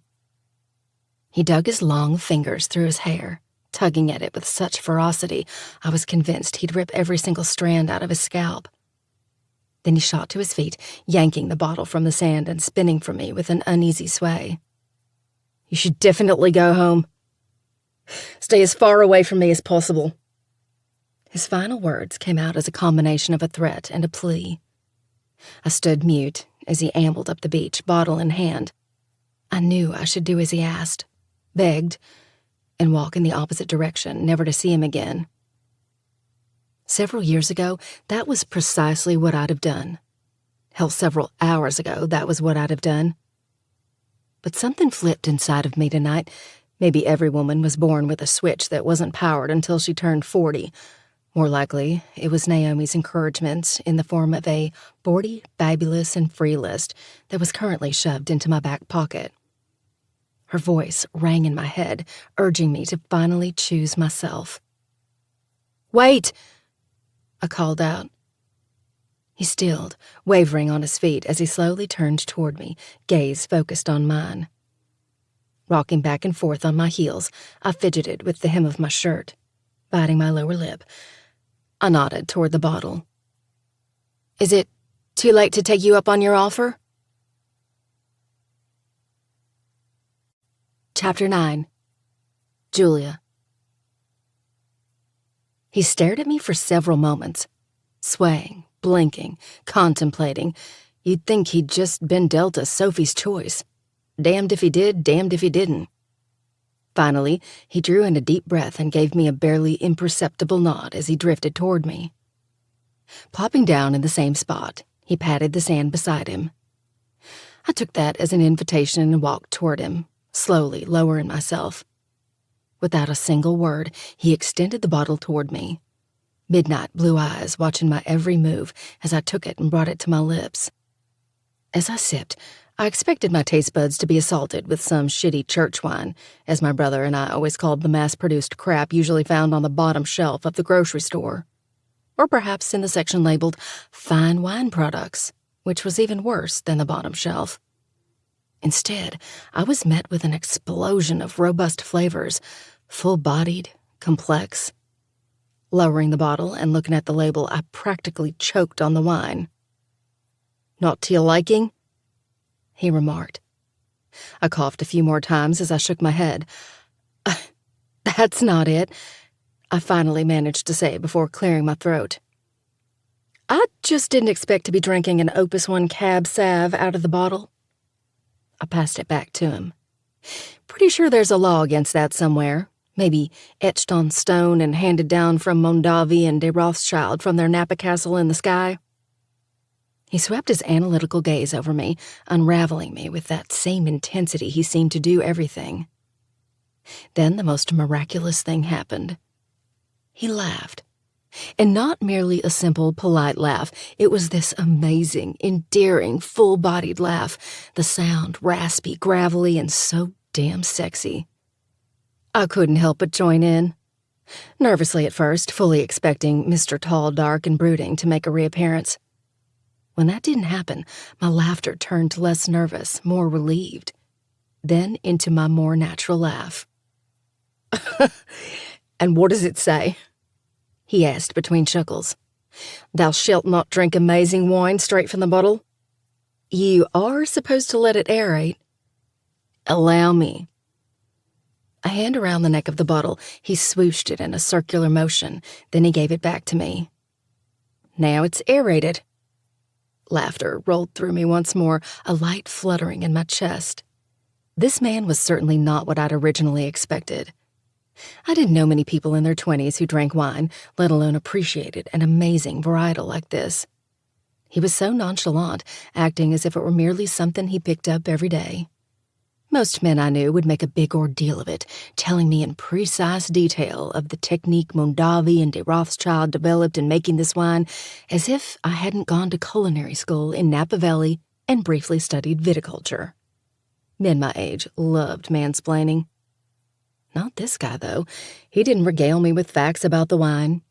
Didn't attempt to impress me by saying he'd visited the vineyard and knew the head winemaker. Didn't share a list of all the wines he had cellared, including ones I knew for a fact were past their cellar date.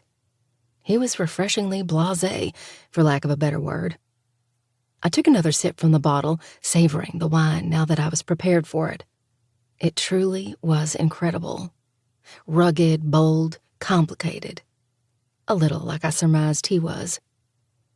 When I handed it back, he set it on the sand between us, an open invitation for me to have more if I wanted.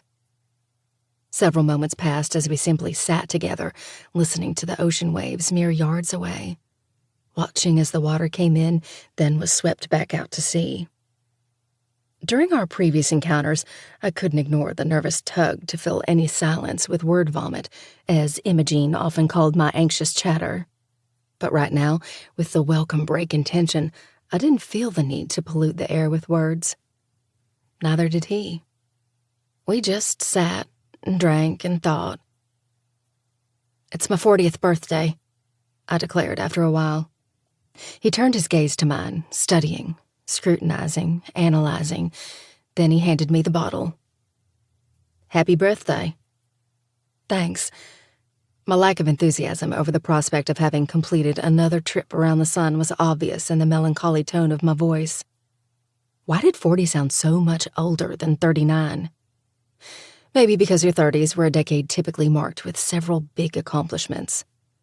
Most people in their 30s got married, started a family, bought their first home. Your 40s were supposed to be the time you enjoyed all those things.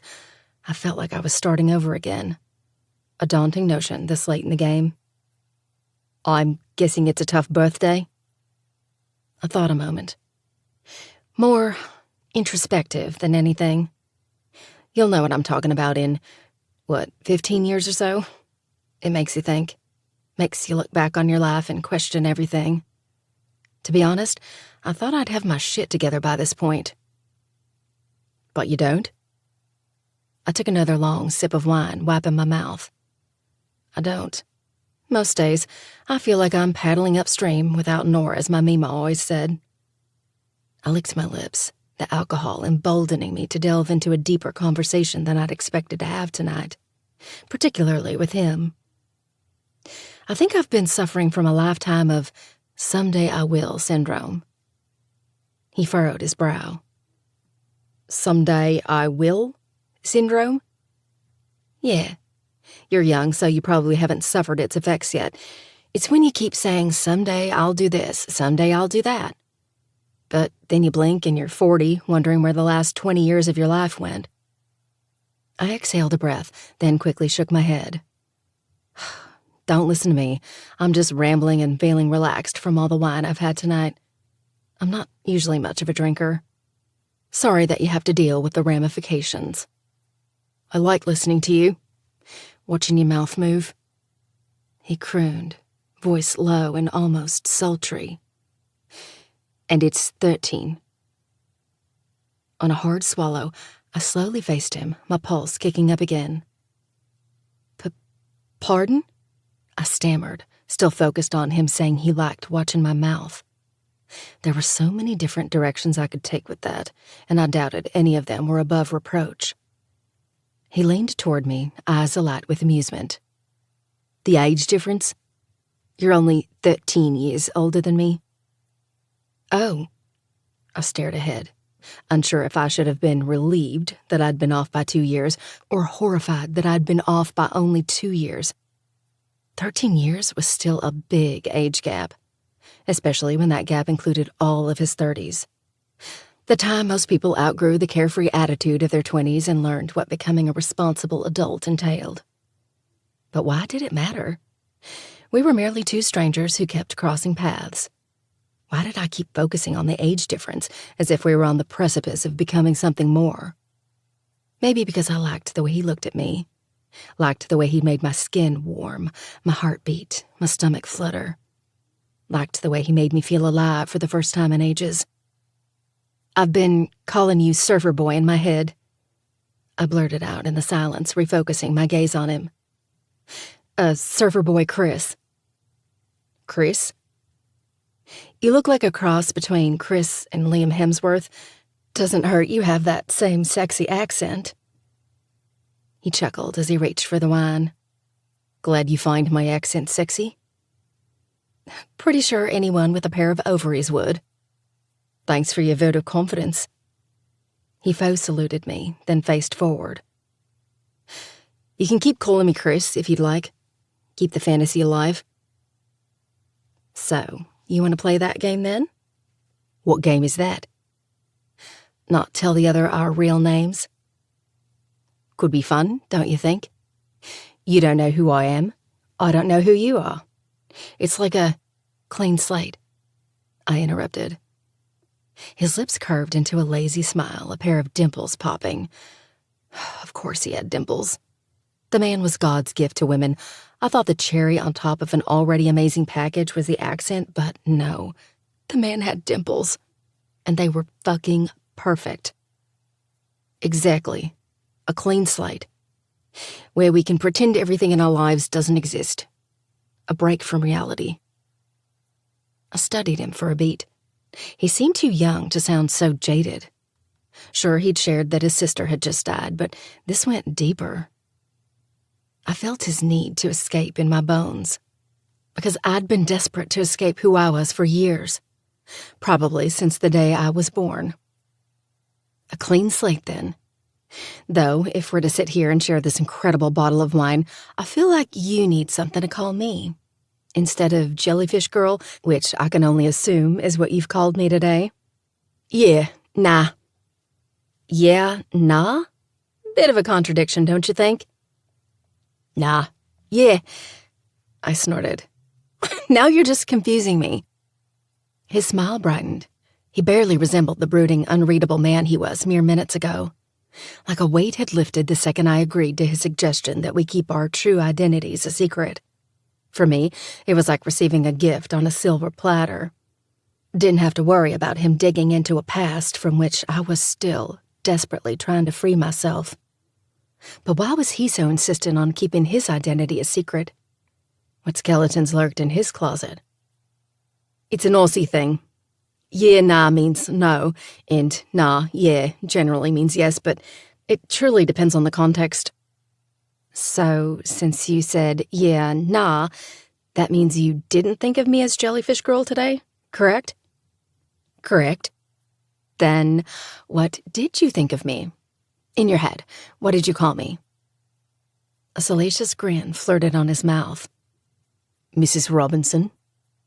My eyes widened as I playfully smacked his arm. You did not! He brought the wine to his mouth. I shouldn't have stared, but my gaze was drawn to the gentle bobbing of his Adam's apple as he swallowed. When he lowered the bottle, his tongue slid along his lips, licking off any lingering droplets of wine. My mouth watered, wondering what his lips would taste like. How it would feel to have them pressed against mine, to have his unshaven jawline scrape against my thighs, to savor in his rough hands as they explored every inch of my body. You're right, I didn't. He winked before his expression turned more serene. Belle, he offered quietly. I called you Belle. Belle? Because of your accent. A sweet southern belle. Belle. I tested the name on my tongue. I never really saw myself as a belle. Then I flirtatiously batted my lashes. If I'm Belle, does that make you the beast? He edged closer, the sudden movement taking me by surprise, but not enough for me to curve away from him. If anything, I erased what little space remained between us, a magnet pulling me toward him. If that's what you want me to be. He growled. Fucking growled. That was it. I was officially done for, and I didn't mind one bit. Chapter 10.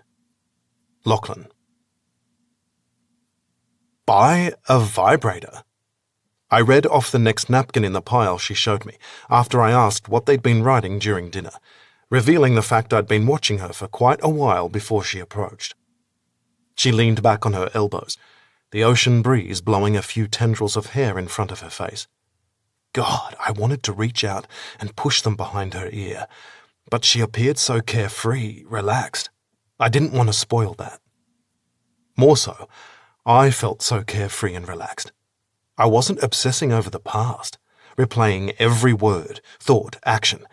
Instead, I'd allowed myself to do the one thing I didn't think possible. Let go.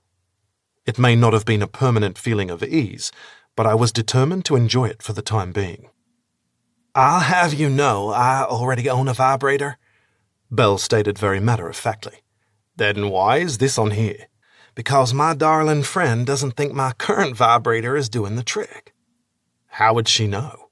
Do women get together and compare vibrators or something? That's the thing. It's not about the vibrator, at least according to her. None of the stuff on the list is about the substance. She waved her hand at the napkins, then shrugged. It's to learn to put myself first. A small, yet tragic smile tugged on her lips, hiding hurt and chasing away ghosts. Something I'm not quite sure I know how to do. Her statement resonated with me. I may have been young, at least in her eyes, but I couldn't remember the last time I did something purely for myself. It was hard to do that when I didn't feel like I owned my time anymore. Not when I had team managers dictating my moves during the season, then my agent and publicists doing the same during the off-season, filling my days with photo shoots, as well as endorsement and charity gigs. But right now, these past few hours with Belle was for me. I liked it that way. Liked to think she was something just for me, something I didn't have to share with the rest of the world. It didn't hurt she had absolutely no clue who I was. So you don't take any time for yourself? I pressed, pulling my legs to my chest, draping my arms over my knees. I sipped from the bottle of wine, this one a Clark & Telephone Pinot Noir I ran to grab when we finished the Opus one. It's hard, you know. I feel like there's always someone telling me what to do or where to be, and when I'm not working... She trailed off, chewing on her lower lip as if debating how much to share. Well, my personal life is just as hectic as my professional one. I think we're all guilty of this kind of thing. Belle cocked her head to the side. How do you mean? Getting sucked into the race and constantly trying to reach the finish line. Only to realize there is no finish line, she added thoughtfully, staring into the distance as a sliver of orange light appeared where the sky met the ocean, the sun beginning its slow ascent, chasing away the darkness. How was it I'd been out here all night talking to this woman? It seemed like only minutes, yet it had been hours. When was the last time I'd enjoyed a woman's company this much? Instead, life becomes a vicious cycle of making a promise to take some time for yourself after this project, after this deadline, after this holiday, she continued. But it never happens. There's always something else preventing you from doing so. It never ends. It keeps going and going until you wake up one day wondering how you got here, feeling... I shook my head, searching for the correct word. Trapped, Belle finished. Yeah, I smiled, floating my gaze towards hers. Trapped. Our eyes locking, I stared deep into the brilliant emerald hue, mesmerizing and hypnotizing, especially under the hazy early morning glow. They were so full of life, yet also hardened. She was a walking contradiction, which was probably why I'd felt drawn to her since the moment I looked into those eyes. You could have said the same thing about me. Hell, she most likely thought the same thing about me. My gaze travelled to her mouth. Her soft lips tingled a purple-red colour from all the wine we'd enjoyed. A strong urge to pull her close and find out how sweet her lips were consumed me. In fact, that was all I could think about as we shared the bottle. Each time I took a drink, I was treated to the hint of a taste from the residue of her lips.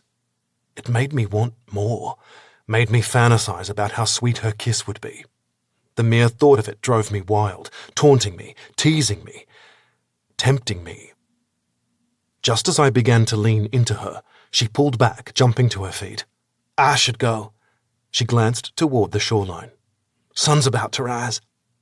I wanted to argue that she didn't have to leave yet, that there was still plenty of night left, but the brightening sky disagreed with that. Thanks for the wine and the company, she said hurriedly, then spun around, briskly walking toward the south. I shot to my feet and ran after her, catching up with ease. I'll walk you back.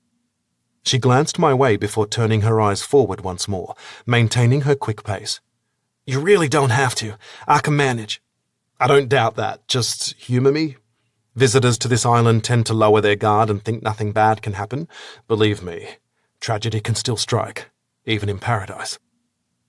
She studied me for a beat, as if sensing I spoke from experience. Thankfully, she didn't press the issue. Why do I get the feeling that no matter what I say to convince you I'll be fine, it will go in one ear and out the other? It won't, I argued. I absolutely hear what you're saying. If you really feel strongly about walking alone, fine, I'll fall back. I'm not letting you out of my sight, though. Not until I know you got home safely. Maybe it's chauvinistic, but I consider walking a woman home to be more an act of decency, especially one whose company I thoroughly enjoyed this evening. I flashed her a smile. Plus, Emmy would kick my ass if she found out I let a woman walk home alone. She stole a glance at me, a hint of hesitancy in her expression. Then she nodded, slowing her steps to a casual stroll. "Who's Emmy?" she asked after a beat. "My cousin's mother. They call her Emmy." I shoved a hand through my hair. Since she's always been like a mother to me, I do too. I smiled sadly. She nearly was my mother-in-law. "And your cousins aren't actually your cousins, right?" I blew out a small laugh under my breath, shaking my head. "No, but here everyone calls each other cousin. I think it goes back to the Hawaiian culture of treating everyone like family. You don't have to be related by blood to be considered ohana." "And here I thought you were a tourist like me. A haole, if I remember correctly. But I guess you wouldn't technically fit the definition of that either, since you're Australian and not from the mainland." "Do you know the actual meaning of haole, what it translates to?" "Doesn't it mean mainlander?"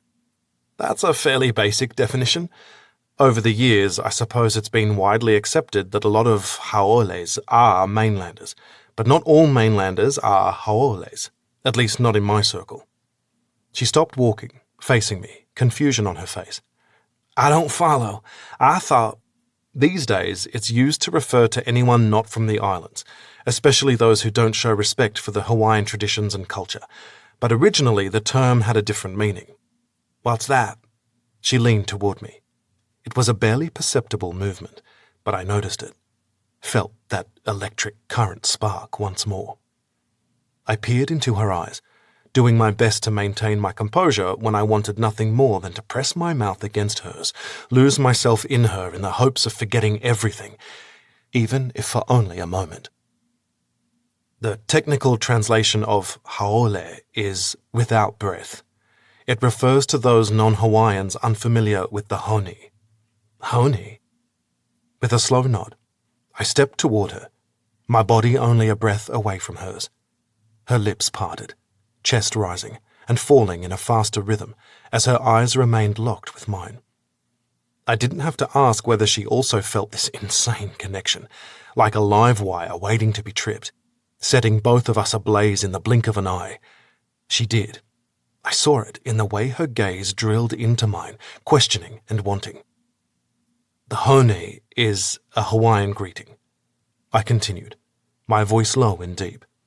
"You've probably seen it, but didn't realize what it was. It involves two people touching alo to alo." "What's that?"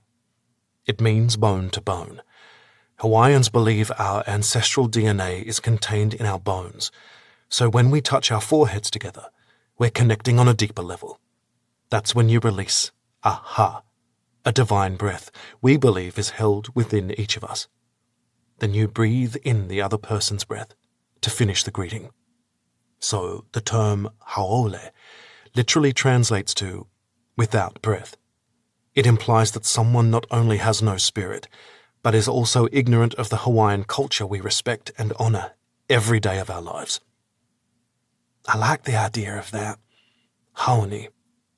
She rolled the word around her mouth as she processed one of the many Hawaiian traditions my mother ensured she passed down to us, even though we lived in Australia. That didn't matter. Her roots were still deeply entrenched in this island. Truthfully, I couldn't imagine not being brought up with these traditions. It was probably why, even though I spent the first 13 years of my life in Australia, Hawaii always felt more like home. Erasing what little space remained between us, Belle tilted her head toward mine. "Will you show me?" Chapter 11. Julia. I gazed at him for several long, drawn-out seconds as my request hung in the air between us. Or was it more like a plea? A prayer? A desperate solicitation to wrap myself in his aura? Not a word was spoken. Instead, he touched a hand to my face, fingers splaying in my hair. As he slowly curved toward me, warmth prickled my skin. Every inch of my body vibrated with a dangerous yearning to break all my rules, to throw caution to the wind, to lose myself in him. Time stood still until his forehead rested against mine. It was a simple touch, yet incredibly intimate. Like the innocent meeting of our bodies created an impenetrable bubble around us. Now, you release a small breath, he directed, his voice barely audible. I did as instructed, pushing out a tiny puff of air just as he exhaled. As we drank each other in, a shiver trickled down my spine, a fluttering erupting in my stomach. But it was so much more than that. It wasn't simply nervous excitement or even a carnal need that filled me. It was this sense of belonging, of contentment, of peace. I expected him to pull back. He didn't, though, keeping his firm hold on my face, locking me in place. Our breathing increased, the mood shifting from one of fulfillment to that of yearning. A voice inside my head told me to retreat, to put as much space between us as possible. That this man, this young man, was the last thing I needed in my life. That I was the last thing he needed in his life. But I couldn't fight the temptation to press my lips against his, to break free from the chains that had shackled me for years, to finally choose myself. Heart pounding against my chest, I inched closer on the brink of tasting what I'd fantasized about all night. But just before my mouth met his, he abruptly pulled back, severing the connection. Now, you're not a ha'ole anymore. He nodded curtly, the disinterested, brooding version of him making a comeback. I snapped out of the spell his touch cast over me, shaking off our interaction. I'm sorry, I blurted, avoiding the remorse in his gaze. Or maybe it was pity. I squeezed my eyes shut, then spun from him, my steps hurried as I continued up the beach. When he caught up with these, I silently cursed my luck. I guess you could say I suck at reading the room, I rambled, my words coming quickly to cover my embarrassment. Actually, I'm not sure what I thought. Probably that I'm in Hawaii and just turned 40, and here's this hot guy who is way too young for me, but hey, I've been drinking, so when in Rome, right? Wait. I scrunched my nose, flicking my gaze toward him. I'm not sure that phrase really applies, or maybe it does. I don't know. I stopped walking suddenly, causing him to pause in his tracks, sand kicking up around him. Then I jutted out my hand, spine stiff, shoulders squared, exuding all the southern charm I'd been taught since birth. Thank you for the wine and the company and helping me with my jellyfish problem. I hope you have a nice night or morning or whatever time it is. I forced a fabricated smile, silently urging him to shake my hand and not make this even more awkward than it already was. He stared at it for several protracted moments, contemplating, analyzing, deliberating. On a long sigh, he finally placed his hand in mine. But when most normal handshakes would come to an end, ours didn't. Instead, he tightened his hold, yanking my body against his. I inhaled a sharp breath, disoriented and bewildered as he moved one hand to my lower back, his other dropping my hand and threading into my hair, cradling my head. Then he crushed his lips to mine, his tongue coaxing them to part. I stiffened, frozen, processing what the hell was going on. Kiss me, he pleaded. Is this just a charity kiss? I asked against his mouth. Like, are you only kissing me because you feel bad? Because if you are... He edged back an inch and placed a finger against my lips, silencing me. Let me kiss you, and you'll see how uncharitable this kiss will actually be. In fact, if I had to describe it, it would be the antithesis of a kiss for charity. He was back, the playful, light-hearted man I'd spent most of the evening with, not the tortured man I first met. I liked him better this way, Otherwise, he was too unreadable, too volatile. Is that right? I smirked flirtatiously. That's right. He slowly inched toward me, the promise of his kiss teasing my insides. This time, I was the one who pulled away, leaving him a tightly wound ball of need. At least, I hoped it did, because that was what he did to me. And what would one call a kiss that's the antithesis of charity? He pondered for a beat, then dropped his hold on me. To come up with the best word, we must first look at the definition of charity. Seems like a good place to start. Right, so charity. He paced in front of me, as if lecturing a class. What comes to mind when you hear the word charity? Kindness? I offered, playing the part of the dutiful student. The dutiful student the professor gave private lessons to during office hours. Philanthropy? I continued, offering him more suggestions. Decency? He stopped in his tracks, facing me. Decency? Yes.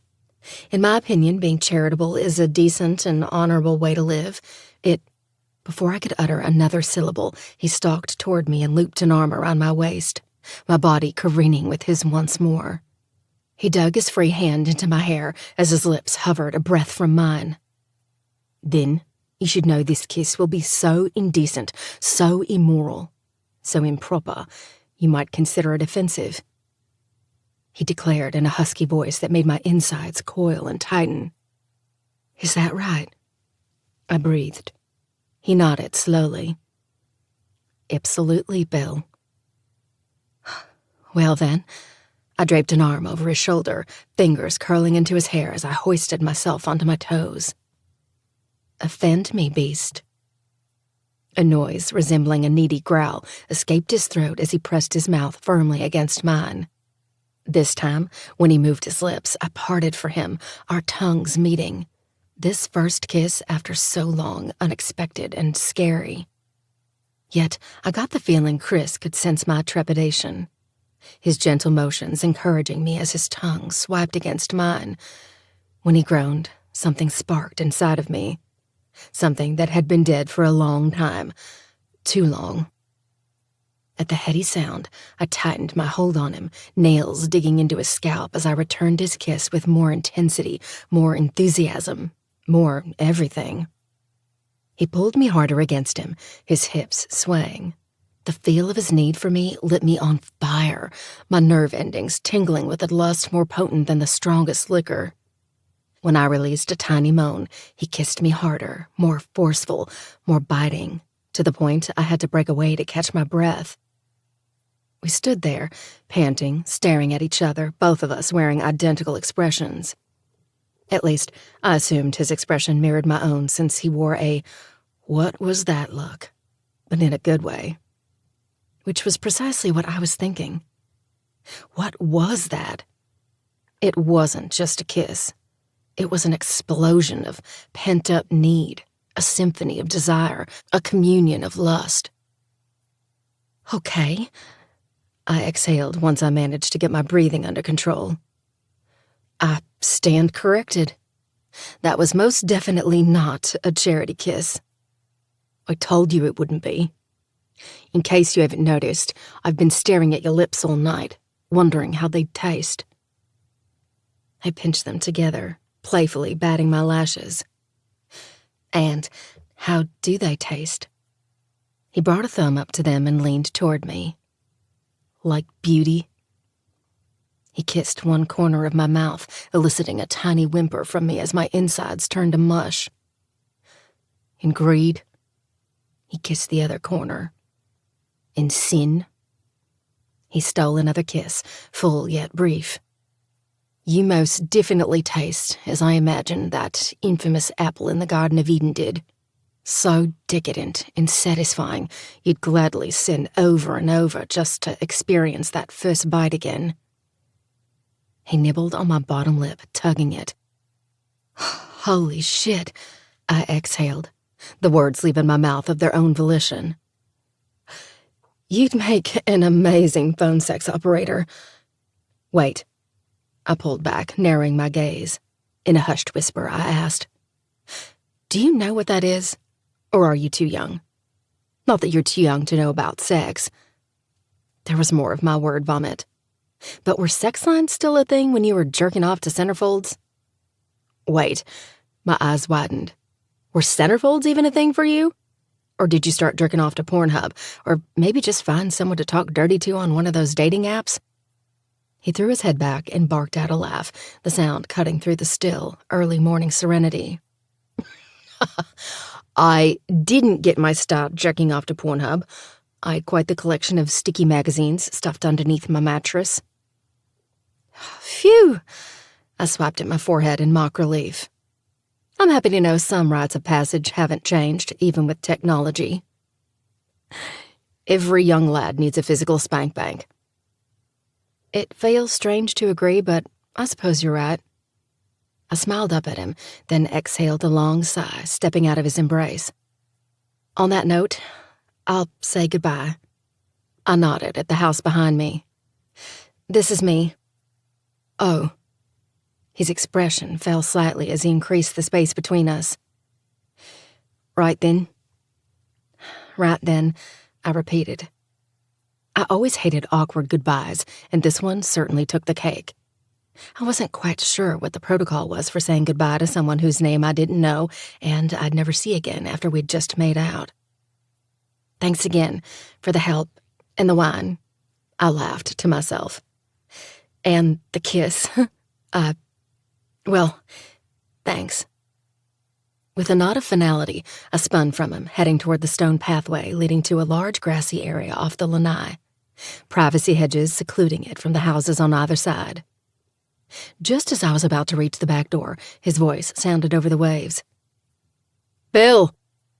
I paused and glanced over my shoulder, my eyes meeting his as he ate up the distance between us. When he was a breath away, I turned to face him. Clutching my cheeks in his rough hands, he touched his lips to mine, stealing one last kiss. Unlike our previous one, this kiss was less hurried, less desperate, less needy. He took his time, savored the taste of me, the way my lips moved against his, the way my body molded to his. When he brought our kiss to an end, he rested his forehead on mine and exhaled a tiny breath. I smiled and did the same, both of us sharing one last breath. One last honey. Then he touched his mouth to my forehead and murmured, "Happy birthday." He lingered for a moment before dropping his hold and walking away. Once he disappeared from view, I sighed, my body going slack against the wall behind me.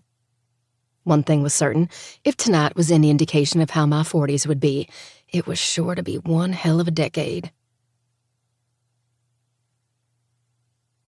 Chapter 12. Lachlan. I stared at the simple, two-story dwelling situated approximately 4 blocks from the beach. It looked like every other house in this quiet neighborhood, but it wasn't. It was the place I once imagined raising a family, building a life, only for that dream to be taken away in the blink of an eye. I had a hunch you'd be here. I turned, watching Nico stroll up the sidewalk toward me. "You did?" I asked, clearing my throat, ridding it of the emotions that still rattled me, even all these years later. "Went by your mom's house, and you weren't there, so unless you picked up a girl between leaving the club last night and getting home, I figured you might be here. Like I said." He handed me a paper coffee cup, the familiar logo of the barbecue shack on the front. "Call it a hunch." "Thanks, cousin. You got it, bruh." I brought the cup to my mouth and took a sip of the strong coffee. Then I glanced at the small garden on the side of the yard, a smile curving my lips. Piper loved spending time in that garden, planting flowers, seeing what she could get to grow. I didn't know how she did it. My thumb was most assuredly black, but Piper, she was certainly one with the earth. After her death, I all but abandoned this house, unable to stomach the memories being here brought forward. Regardless, I couldn't force myself to sell it. Instead, Emmy made sure the place was taken care of, including Piper's garden, which had become a memorial of sorts. "The place looks good. Piper loved yellow hibiscus." Nico nodded. Pua alo alo, he said, using the Hawaiian term for the flower. One of Emmy's favorites, too. He offered me a smile as he sipped his coffee. When he lowered it, his expression fell. What is it? I pressed. He drew in a deep breath, then pushed it out, shaking his head. I was hoping you'd walk me through that day. You know what happened, Nico? I do. But if we want to see if there's a connection between what happened to Piper and to Claire, we need to revisit this. I went through the entire file, every single piece of evidence and the witness statements. There was no mention of or a witness by the name Lucretia. Maybe being back in the house might stir something. I darted my gaze to his. You want me to go into the house? My pulse quickened, sweat dotting my forehead, and not because of the humidity filling the air. The last time I was in this house, I'd witnessed the woman I thought I'd spend the rest of my life with be brutally assaulted. My stomach churned at the notion. It was why I blew up at Claire when she suggested the same thing. I still struggled with the guilt of that night. Being back in this building was sure to make it even worse. Please. Nico placed a hand on my shoulder, reassuring me. For Claire. Your Ohana. I closed my eyes, jaw tightening, fists clenching. I couldn't turn him down. Not when he brought Ohana into this. One of the things my mother ingrained into me from an early age was to always put Ohana first, no matter what. Refocusing my attention on Nico, I swallowed hard. For Claire. For Ohana. He squeezed my shoulder, then dropped his hold, leading the way up the stone pathway toward the front door. He pulled a familiar set of keys out of his pocket and unlocked it. After he opened it, he stepped back, giving me the space to walk in ahead of him. I pushed down the bile rising in my throat over the idea of being back in this place, remembering I had to do it for Claire. In a way, I had a feeling it was for Piper, too. I crossed the threshold, emotion cutting off my oxygen as the familiar smell wafted over me.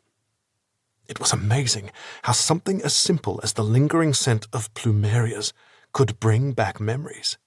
But it did, the aroma still clinging to the carpet and walls. You okay? Nico asked softly. Yeah. Okay. He withdrew a small notepad from his pocket. Let's start at the beginning. You'd just landed on the island, correct? I faced him, trying to tune out my surroundings enough to focus on the events of that night. I'd received word earlier in the day that I'd been permanently called up to the majors starting after the All-Star break. I was supposed to have a AAA game, but with the promotion, they gave me the night off to rest my arm. So Piper wasn't expecting you. I wanted to surprise her. And was she? Yeah, but not in a bad way. I paused, staring down the long hallway, the master bedroom visible through the open door, which I remembered was closed back then. We never closed the bedroom door. What is it? Nico pushed, eyes intense. No matter how small, it could be useful. The bedroom door was closed. That was unusual. I nodded. And Piper, she was uneasy. Uneasy. His brows creased. Uneasy how? It's hard to explain, but I remember thinking she was a little jumpy. I blinked, my stomach roiling slightly. I blamed it on my jet lag, but her behavior was off, especially when I kissed her. The more I spoke, the clearer the picture in my head became. She only half-heartedly returned it. I'd just come home after being promoted to the majors. Not to mention it was the first time she'd seen me since I pitched that no-hitter. Nico nodded, needing no further explanation. Everyone knew about the famous no-hitter I threw that made me one of the most sought-after players in all of baseball. I was brought up to pitch one game in the majors when the scheduled pitcher was injured. The managers repeatedly told me that no matter what happened, no matter how I did, I'd be sent back down after the game, that I wouldn't be staying. They didn't expect me to throw a no-hitter, though, so after 2 days of intense negotiations between my agent and team management, I was officially promoted. Piper acted like it was any other day. I continued, like I hadn't just told her I'd finally achieved the one thing I'd worked my ass off for my entire life. What happened next? If I remember correctly, according to your statement, you took a nap. In the rental unit downstairs. Why didn't you nap in the master bedroom? She claimed she was in the middle of reorganizing the closet, and the bedroom was a mess. In her defense, she wasn't expecting me home for 3 more days. Still, the door was closed, which she never did. She fostered all those kittens. They tended to not like closed doors. Do you think she was hiding something? You said she was jumpy, acted uneasy. Do you think maybe... I don't know! I barked at him, tugging at my hair. All right, I don't fucking know! Okay, he responded evenly, ignoring my outburst. I always marveled at his ability to remain so calm, even when delving into personal territory. This was his sister we were talking about, yet his demeanor didn't change, remained professional. He often said that sometimes you had no choice but to keep an even head if you wanted to catch the bad guys. I assumed the same was true here. Let's move on. You often rented out the in-law apartment as a vacation rental, correct? It was typically booked all year long. It was the perfect setup for 2 people just starting out, who'd achieved some success. Piper as a professional surfer, me in baseball. But we were still making our way. Being able to rent out the bottom level of the house, especially since we were only a few blocks from the beach, helped us financially. But it wasn't that week. I shook my head. She never rented it out during the All-Star break, since I was always home. It was nice to have the privacy. And the in-law apartment had a separate entrance, correct? Yes, and its own driveway on the side of the house. There's a door separating the downstairs unit from this one, with a lock on only one side, like adjoining rooms in a hotel. I walked through the living area and toward the door to the far left. Taking the set of keys from Nico, I put one into the deadbolt and turned, opening the door to show him. What happened next? Nico asked. Thankfully, he didn't ask me to go down those stairs. I doubted I could. Piper called down as I was getting settled, said she needed to run to the store and pick up a few things for dinner. Then she left. Anything about that stand out to you? Nothing. To me, it was just another re-entry day, as we called the day I landed back on Oahu. So she left. What then? I peered down the dark staircase. The events that unfolded next playing like a slow-motion movie in front of me. I fell asleep, was startled awake a few hours later when the exterior door opened. I thought it strange since Piper usually came in through the main door, but I figured maybe she'd gotten back from the store and was going to join me for a nap. I mentioned something to that effect, but there was no response. So I got out of bed and went into the kitchen. Next thing I knew, someone swung a bat at my leg, then my head, knocking me out. How long were you unconscious? Roughly 10 minutes. The doctors told me it was a miracle I survived, receiving only a concussion and a broken patella. Nico hesitated, then softly asked, What did you do when you finally regained consciousness? This is all in my written statement. My voice pleaded with him. The idea of rehashing the last few moments of Piper's life like a knife twisting in my heart. The same knife that pierced through my chest when I watched the final breath leave her body. It had been there ever since. Reliving it only dug it deeper into the wound that had never healed. Do you really need me to tell you again? You might remember something you didn't before. I don't. My tone grew harsh, annoyed. I leaned toward him, eyes on fire.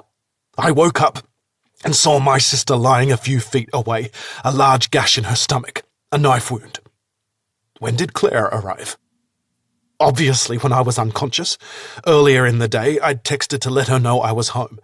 But since she was taking a summer class at U of H, I didn't think she'd come over until later, if at all. Unfortunately for her, that class was cancelled. He nodded, pausing before asking his next question. And Piper. His Adam's apple bobbed in a hard swallow, his own emotions breaking through.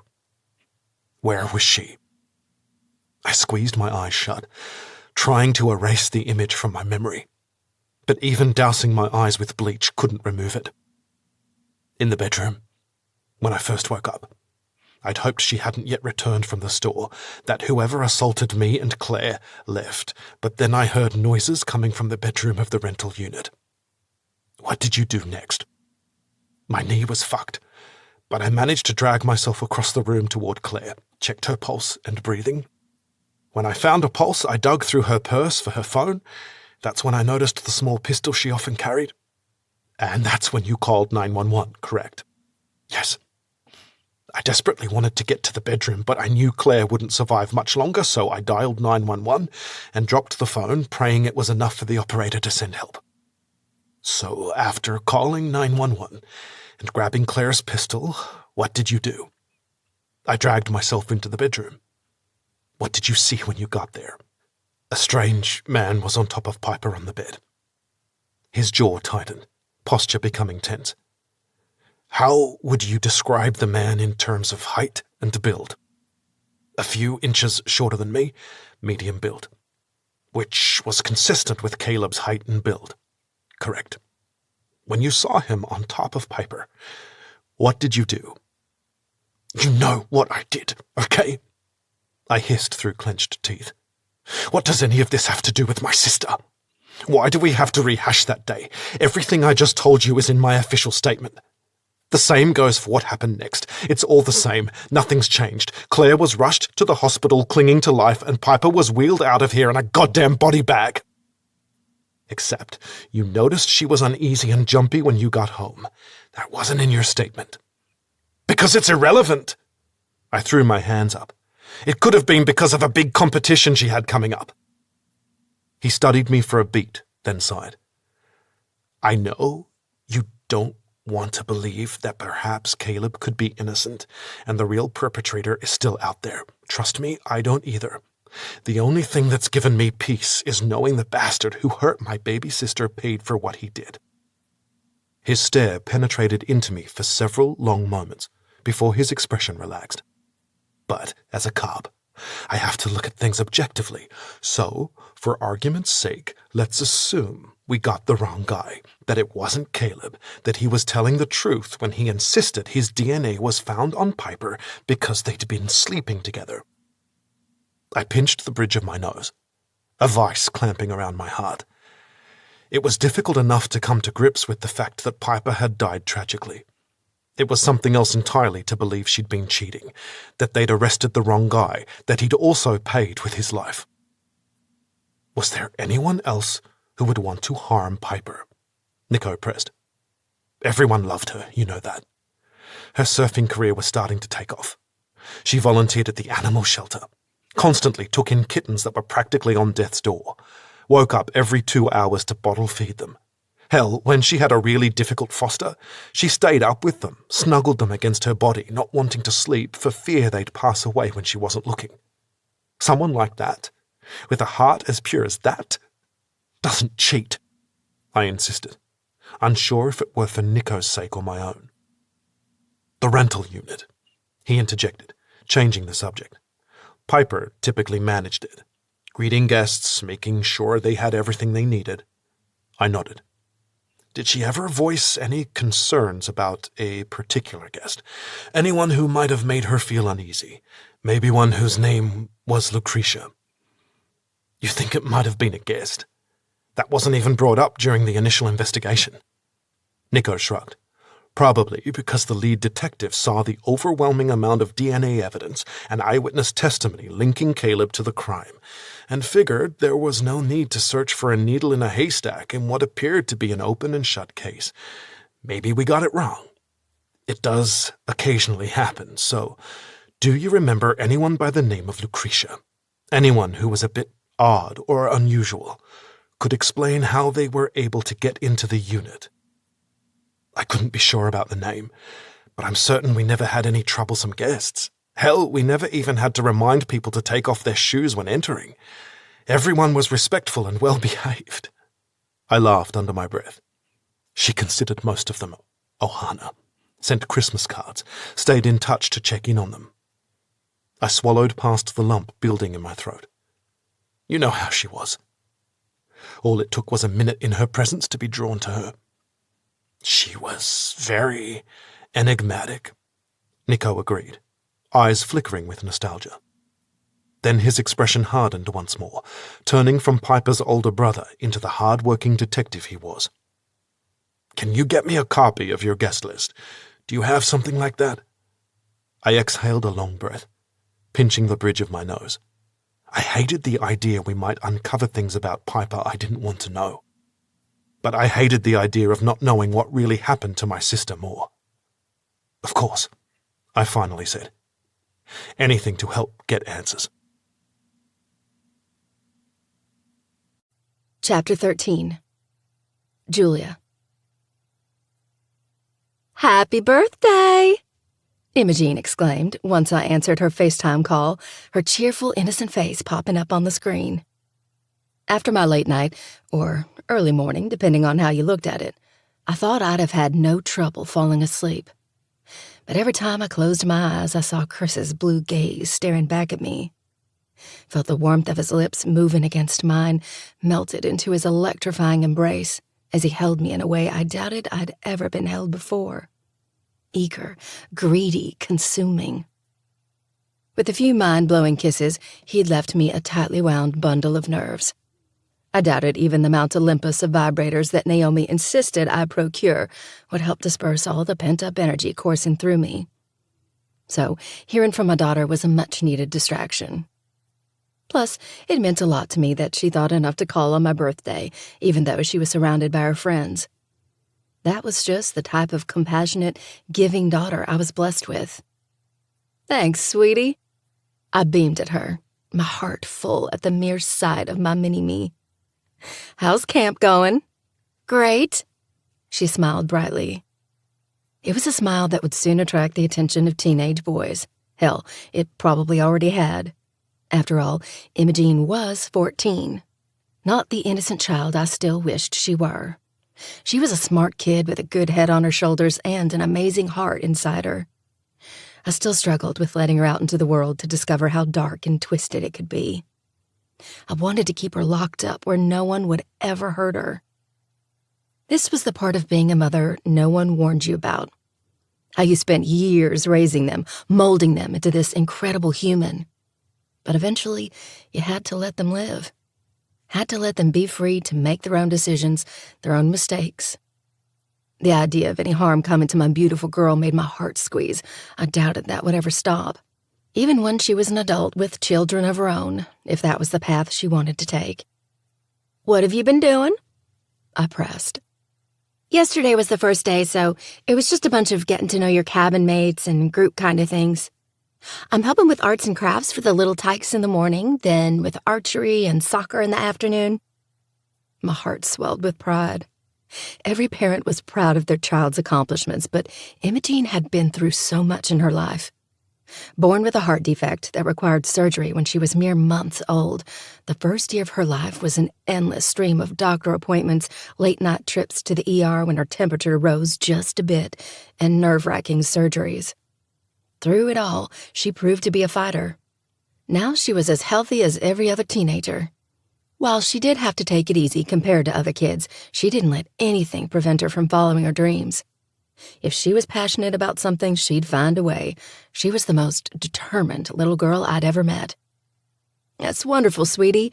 There's no one better to teach them, especially soccer." She smiled, glancing over her shoulder. "Do you need to go?" "A few of us counselors are going for a quick swim in the lake before dinner." "Then go," I urged. "I don't mind. I want to talk to you." "You don't have to do that. Go spend some time with your friends. You coming, Mo?" Someone asked in the background, and it wasn't a girl. Imogene's expression brightened, her cheeks reddening.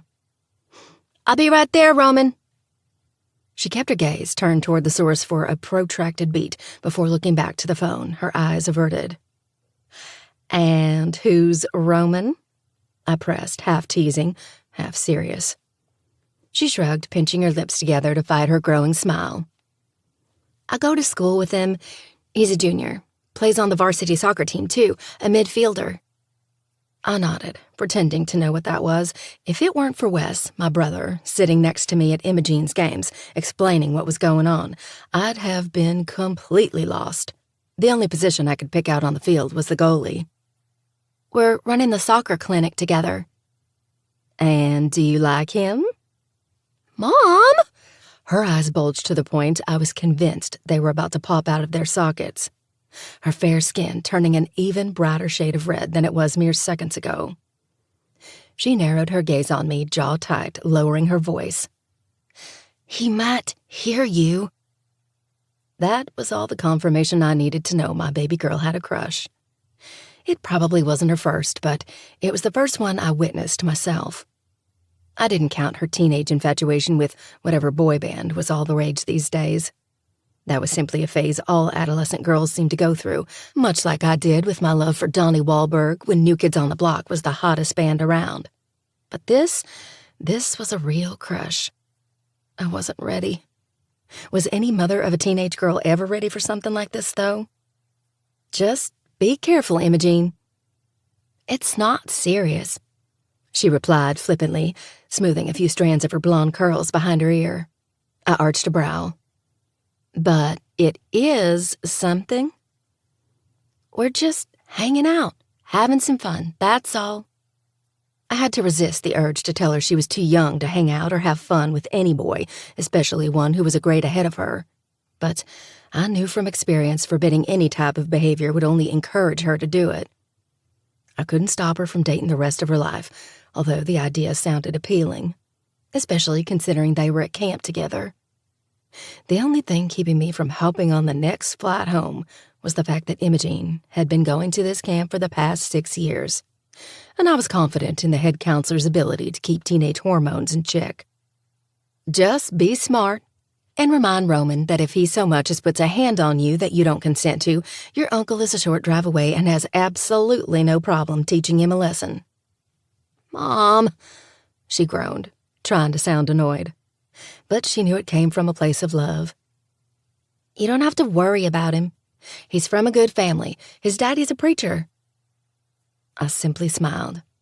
I didn't want to burst her bubble, didn't want to expose her to my jaded side. Didn't want to tell her that the people who hurt you the most were typically the ones you least expected. The ones who put on an act to earn your trust, then used that trust to betray you in the worst way possible. Made you question reality, made you question everything. Okay, sweetie, be safe. Always. Happy birthday. Love you, Mama. She blew me a kiss. And I love you so much. I'll talk to you later. I returned her a kiss, then waited for her to end the call. As she did, the doorbell chimed. I whipped my eyes toward the clock, seeing it was a little after 11. When my brother told me I could stay in the beach house his architecture firm owned while I was on Oahu, he mentioned the cleaners, gardener, and pool guy would stop by, but for the life of me, I couldn't remember when. Expecting it to be one of them, I hurried out of the bedroom and down the winding staircase into the open living area, the wood floor cool against my bare feet. As I opened the door, I furrowed my brow, surprised to see a man holding 2 boxes. But not normal shipping boxes. Instead, he held bakery boxes bearing the logo of the restaurant where Naomi and I had dinner last night. Are you Belle? Belle? I practically choked on my saliva. It was on the tip of my tongue to tell him he had the wrong house. He nodded. That you? Yes. I forced a smile. I'm Belle. It felt strange to refer to myself as a name that wasn't mine, but also freeing. Great. Sign here. He handed me a small clipboard and pen. I did as he requested, reminding myself to sign the correct name. Then he passed me the boxes and turned, making his way down the walkway and into a nondescript white van. What's that? I looked to the left to see Naomi strolling up the stone path from the driveway. I have no idea. It wasn't a complete lie. I didn't know what was in the boxes, but I had a damn good idea who had sent them.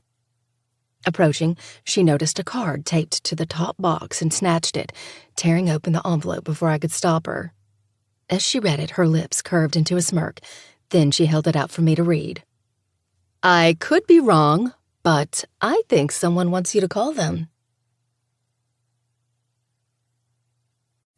Chapter 14. Julia. Earth to Naomi. I waved a hand in front of her as she sat across from me at the table on the lanai, mouth agape, eyes wide. While she was certainly curious about who sent me desserts and left only a phone number, judging by the surprised look covering her expression, she didn't expect to hear that I not only ran into Surfer Boy Chris when I went for a midnight stroll, but that we also spent the night drinking wine on the beach before he walked me back here, leaving me with a kiss that still made my body hum. Are you okay? Sorry. She waved me off, snapping back to reality. Let me just pick my jaw off the ground here. She pretended to do precisely that, then leaned toward me, expression still showing evidence of her utter shock. I still can't believe it, considering how adamantly you've refused to get involved with any member of the opposite sex for the past several years. I shrugged. I don't know what came over me. I sipped on the crisp white wine I opened to go with the ahi tuna salad I'd made us for lunch. It helps we don't know each other's real names. Her eyes bulged even more. You don't? Nope. He calls me Bale because... Your accent, already figured that one out, and you call him Chris because he looks like Thor? She stated matter-of-factly. Although I think he's more Liam than Chris, but that's me. She'd noticed the resemblance at the restaurant when I shared how I knew the brooding man looking at me from the bar. I thought I was doing the polite thing by approaching him, thanking him for his help, never to see him again. Boy, was I wrong. Yes, I chewed on my bottom lip. And also because of his accent. She sucked in a breath. You don't mean... I slowly nodded, confirming her suspicions. Oh, you bitch. Not only does he look like the Hemsworth brothers, but he sounds like them too. Sadly, yes, I teased. I'd learned a great many things about Naomi during our friendship, including her love for Australian accents. At first, I didn't understand the pull, until I heard Chris's voice. It did things to me. He did things to me. Okay, please sleep with him. She clasped her hands in front of her chest, eyes imploring. For me, for all women, happily married or not, who will never experience the rush of having sex with a stranger at 40, especially a 27-year-old Australian gift from the gods. It's like the big guy or girl upstairs handed you an Adonis on a silver platter. Or an apple to tempt me into doing something I shouldn't. I argued, clarity breaking through the fog his kiss had left me in. I would not turn down an apple that juicy even if it was forbidden. I'd sink my teeth in and not let up until I savored every last drop, and I do mean every last drop. I cut through the ahi and took a bite. It was a moment of weakness. Moment of weakness, my ass. If you ask me, this is exactly what you need. I understand your reluctance to get back out there because of everything you went through with he who shall not be named. But he doesn't get to control you anymore. He doesn't get a say in your life. Doesn't get to dictate your every move, and by refusing to choose yourself first, that's what you've allowed him to do. I have not, I protested, although my voice lacked conviction. It didn't matter my ex-asshole was no longer physically part of my life. I still felt the weight of his control on a daily basis. You are. And I'm not saying that because I want you to finally get laid again, although I absolutely do. She reached across the table and clutched my hand in hers. I'm saying that because I love you and want you to have everything you desire in life. And if that just so happens to be a bunch of amazing orgasms from an Australian hottie, I will wholeheartedly support this new business venture. I stared at her for a moment, then burst out laughing, the unease that always crept through when talking about my ex slowly fading. I appreciate your support. It really is perfect, Jules, she said around a bite of salad. You're 40, He's 27. It's a match made in sex heaven. How so? Most women don't hit their sexual peak until their late 30s, early 40s. She gave me a knowing smile. And men typically hit it in their 20s. So, if you two got together and the chemistry remotely resembles what I witnessed at the restaurant last night, I can only imagine it would be fiery. She narrowed her gaze. Am I right? The kiss was fucking explosive, wasn't it? I looked into the distance, trying to come up with a word to adequately describe precisely what Chris's kiss felt like. Explosive seemed too ordinary. The way his mouth caressed mine, so full of want, of grace, of hunger. It wasn't a normal kiss. Wasn't something you enjoyed briefly, then quickly forgot. No, it was the kind of kiss that started wars that lovers fought over, that broke hearts. It was inspiring, I finally said on a breathy sigh. Then you should treat yourself to more of them, Naomi offered, as if it were that easy. What am I supposed to do, just call him? See if he's interested in another make-out session? He did give you his number. She slid the small white card that had accompanied my surprise delivery across the table toward me, the only writing on it a number, nothing else. Speaking of which, did you tell him you were a pastry chef? How else would he know to send you a chocolate hapia cream pie and malasadas? Spoon in hand, she leaned over the table, eyes dancing as they focused on the pie. Just as she was about to destroy the beautiful presentation, I swatted her spoon away. She pouted playfully, then relaxed back into her chair, stabbing a few leaves of lettuce with her fork. I didn't tell him anything about myself other than it being my birthday. Okay, seriously, Jules? She pointed her fork at me. You need to fuck this guy. He sends you 2 amazing desserts instead of stupid flowers, has a hot Australian accent and body to match. Call him. Invite him over. Promise him a night of no strings, wild carnal sex. I am not calling him. Why not? She tapped the card. He gave you his number. Gritting a smile, I placed my finger on the card and shoved it back in her direction. We don't even know for sure he was the one who sent these. There's only a number. No note. They could be from anyone. But they came from the barbecue shack, where we had dinner last night, where we saw him. She paused, waiting for me to agree there was only one person who could have sent these delicious desserts. He knew nothing about me, yet new flowers weren't the way to my heart, or into my pants, but food most definitely was. Fine, she huffed. Then her smile turned conniving. If you won't call him, I will, and pretend to be you. My eyes bulged, heart dropping to the pit of my stomach. You wouldn't. Someone has to make the first move here. She reached into her purse and grabbed her phone, unlocking it. I scrambled out of my chair and rushed to her side of the table, trying to snatch it out of her hand. Swatting me away, she stood, her height giving her an advantage as she punched in the number before bringing the cell up to her ear. Ooh, it's ringing. How's my accent? Well, bless your heart and butter my biscuits. She mimicked in an amazingly good impression of my voice. Hang up, I shouted. I'll call him myself. Just please hang up. My voice echoed, muscles constricting, pulse racing. With a devious grin, she held out her cell, which I saw was set to her home screen. You're a horrible friend, I breathed out, unable to keep a straight face. In truth, Naomi was one of the best people I'd ever met.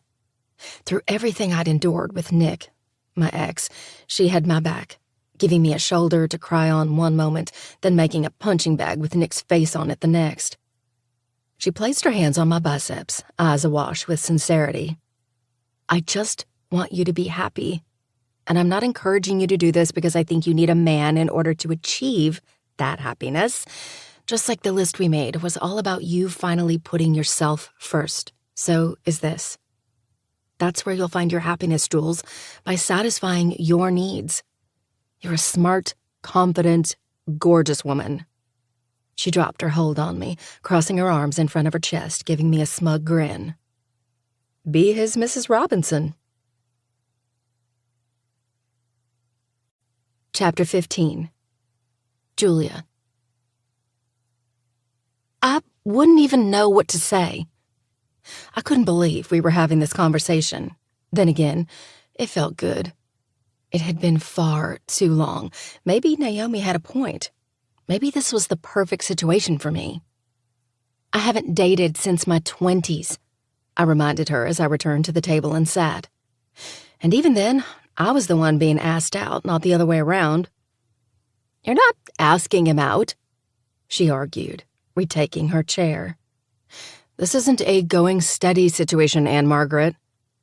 I scrunched my brow. What? You know, Anne Margaret played Kim McAfee in Bye Bye Birdie. There's that song early in the movie when they sing about going steady. But whatever. We're not talking about movies. We're talking about what you want. So just tell him precisely that. Here. She straightened in her chair, clearing her throat, turning into the put-together businesswoman she was. Let's practice. She formed her hand into an imaginary telephone and brought it up to her ear. When I didn't move, she mouthed, "Call me." I'm not doing this, I said dryly. Yes, you are. She grabbed the bottle of wine and poured more liquid encouragement into my glass. I stared at her for several protracted seconds, then eventually relented. Naomi obviously felt rather strongly about me finally moving on from my past. The least I could do was play along. Okay, I said on a long exhale, feigning annoyance. Then I licked my lips, squaring my shoulders. Hi, Chris. He didn't hear the phone ring. I gave her a disbelieving look. Seriously? I don't half-ass anything, particularly roleplay. She smirked. I don't need to know the details of your sex life, Naomi, but fine.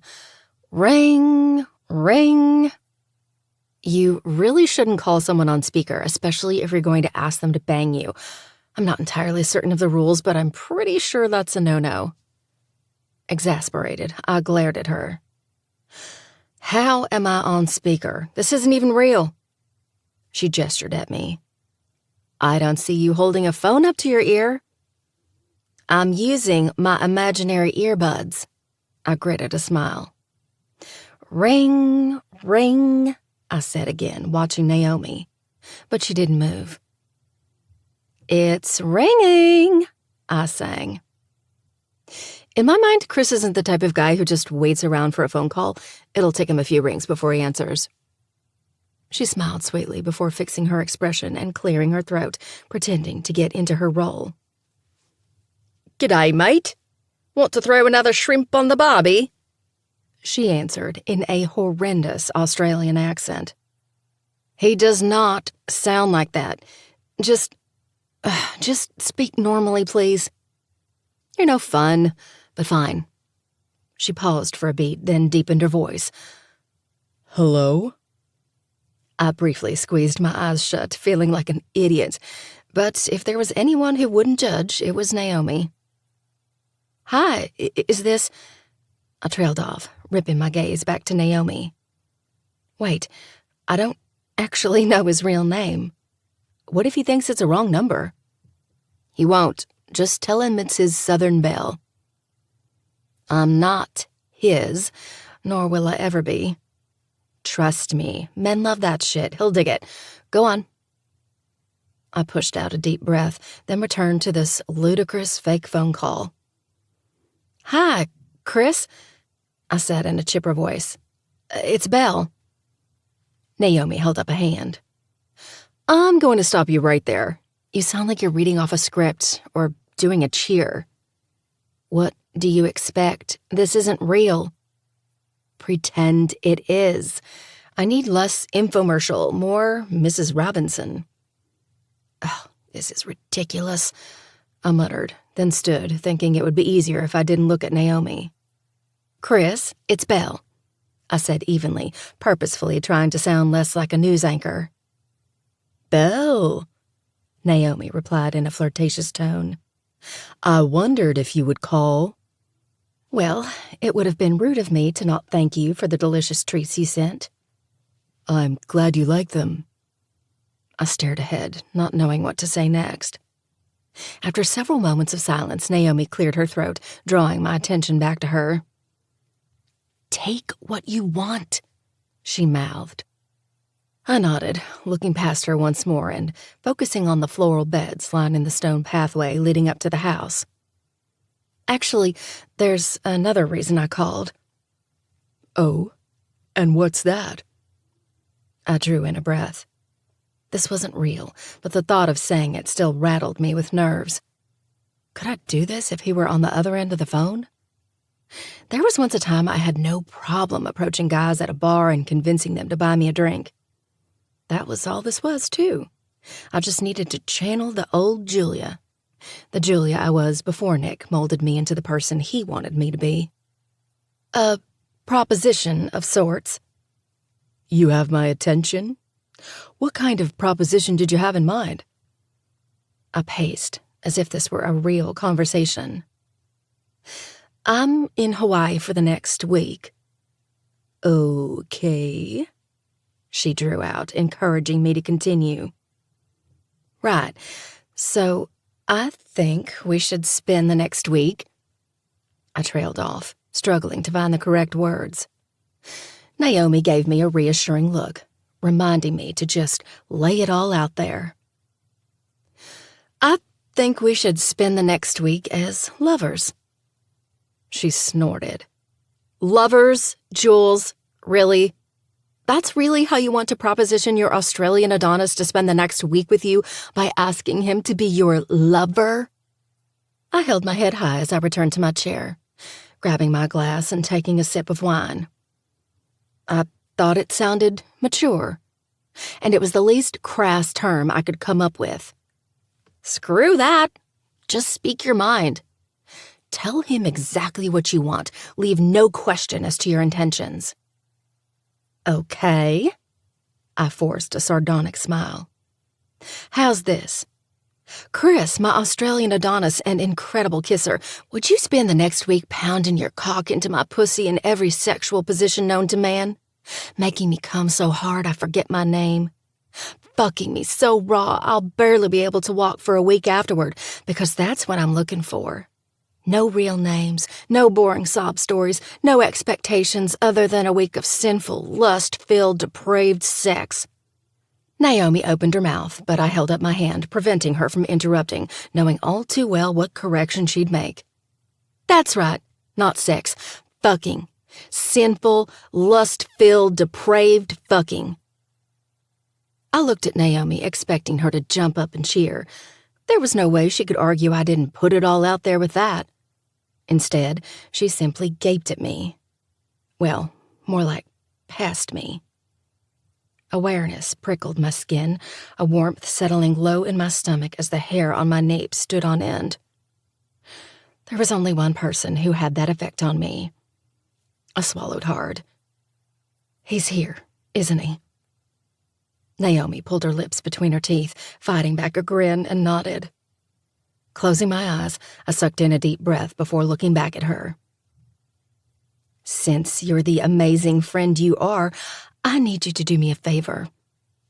I grabbed the steak knife off the table and handed it to her. "Take that and stab me straight through the heart." I mimicked the motion. "Don't hold back, just thrust it in there, 'cause I'm ready to fucking die right now anyway." I gritted a fake smile. "Please, put me out of my misery." A hand skimmed along my shoulder blades, exposed by my halter-style sundress. A shiver rolled down my spine as he brushed my hair to the side, the heat of his breath an inferno against my skin. "But if she did that," he murmured into my ear, "how would I be able to... what was it?" I didn't even have to look at him to see the smirk curving his mouth. "Enjoy a week of sinful, lust-filled, depraved sex?" I parted my lips, about to explain we were just joking, but he quickly moved in front of me, pressing a single finger against my mouth, silencing me.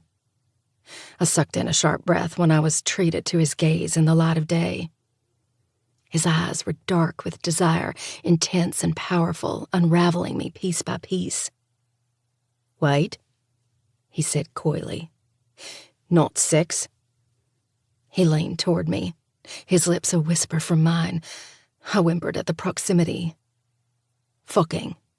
Sinful, lust-filled, depraved fucking. My God, those words coming from his mouth nearly caused me to orgasm right then and there. I attempted to squeeze my legs together in the hopes of finding some relief. As if sensing my discomfort, he placed a strong hand on my knee, preventing me from doing so, making me squirm in my seat. Fuck me. This may very well go down as one of the most erotic moments in the history of mankind. Or, at least in my history. "Well then," Naomi's bright voice cut through, reminding me we weren't alone. I tore my eyes to her as she jumped to her feet, grabbing her cell phone and shoving it into her purse.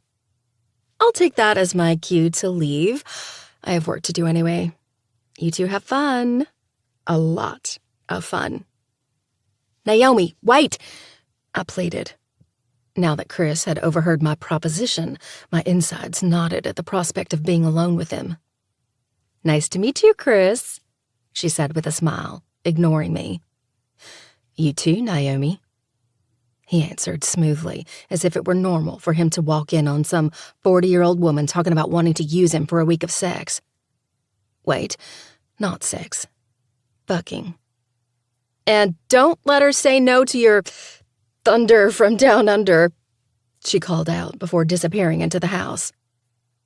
I didn't think this could get any more embarrassing, but as was typically the case, I was wrong. So very, very wrong. What I wouldn't give to wake up and learn this was all a dream or a nightmare. But when Chris's fingers slowly glided up my leg, causing another delicious shiver to roll through me, I knew it wasn't. My breathing grew labored, the match he lit early this morning reigniting, urging me to do this, to finally allow myself this release. So, instead of resisting, I parted my legs, wordlessly giving him permission to go even higher. But he didn't. Instead, he released his hold on me, walking around the table and taking Naomi's chair. With a casual air about him, he poured wine into her empty glass and took a sip, completely oblivious to the fact I was a moment away from coming undone. Or maybe that was all part of his plan. "Now that we're alone, it appears we have a few things to discuss." He arched a brow. "Don't you agree, Bill?" Summoning every bit of confidence I could muster, I mimicked his motions, grabbing my own wine glass and swirling it around. After taking a sip, I made a deliberate show of licking my lips, just to see his reaction. His jaw tensed, muscles clenched, pupils dilated. That was all the encouragement I needed. With a coy smile, I replied, "It appears we do, Chris." Chapter 16. Lachlan. "What are your terms?" I tented my fingers in front of me, eyes focused on Belle. A pink blush covered her cheeks, chest rising and falling in an irregular pattern. Truthfully, it had taken every ounce of resolve I possessed to not yank her body against mine the second I overheard her discussion with her friend. I hadn't even intended to stop by, but after my conversation with Nico earlier, being forced to come to terms with the possibility Piper had been cheating on me, that the man I was convinced was responsible for that horrible night was innocent, I needed a distraction. So I went for a walk and somehow ended up here, where I not only stumbled upon Belle out on the lanai, but also that she was pretending to proposition me.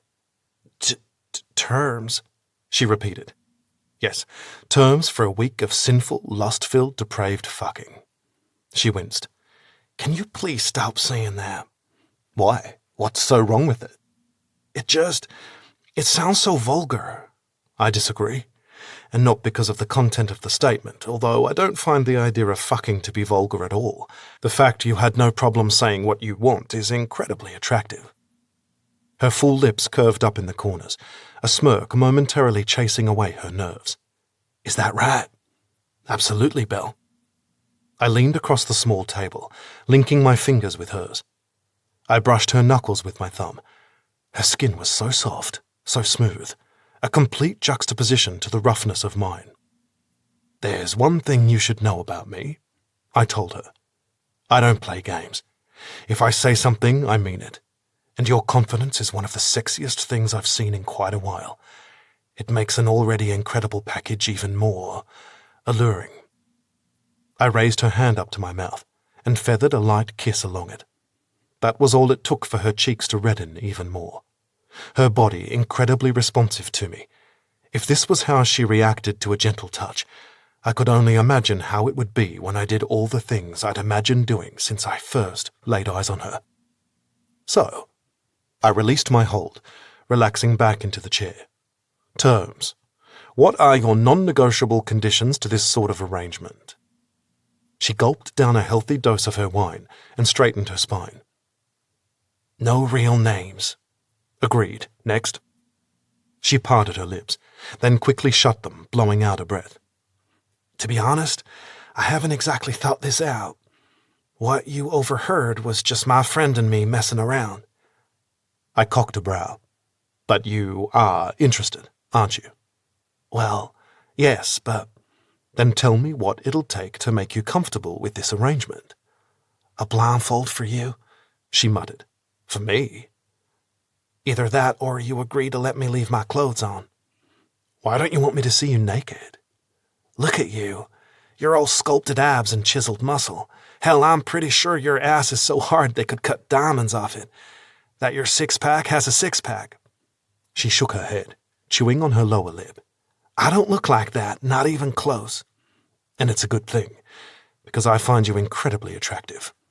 Standing, I moved my chair so I could sit beside her. When I grabbed her hand and pressed it against my crotch, she sucked in a sharp breath. I inched toward her, lips skimming hers. "Do you think I would be this damn hard if I didn't find you absolutely stunning?" I kept her hand glued to me for a beat, then pulled back, releasing her. "And if I'm lucky enough to reach an agreement with you, I plan to spend the next week showing you just how goddamn beautiful you truly are. Okay?" She nodded emphatically. "Okay, I'll strike the blindfold from our agreement." "Maybe not entirely." My gaze skated over her chest, moving to her legs, before returning to her eyes. Blindfolds can be quite a fun addition to the bedroom. Helps increase the other senses. "Is that right?" she responded coyly. "In my experience."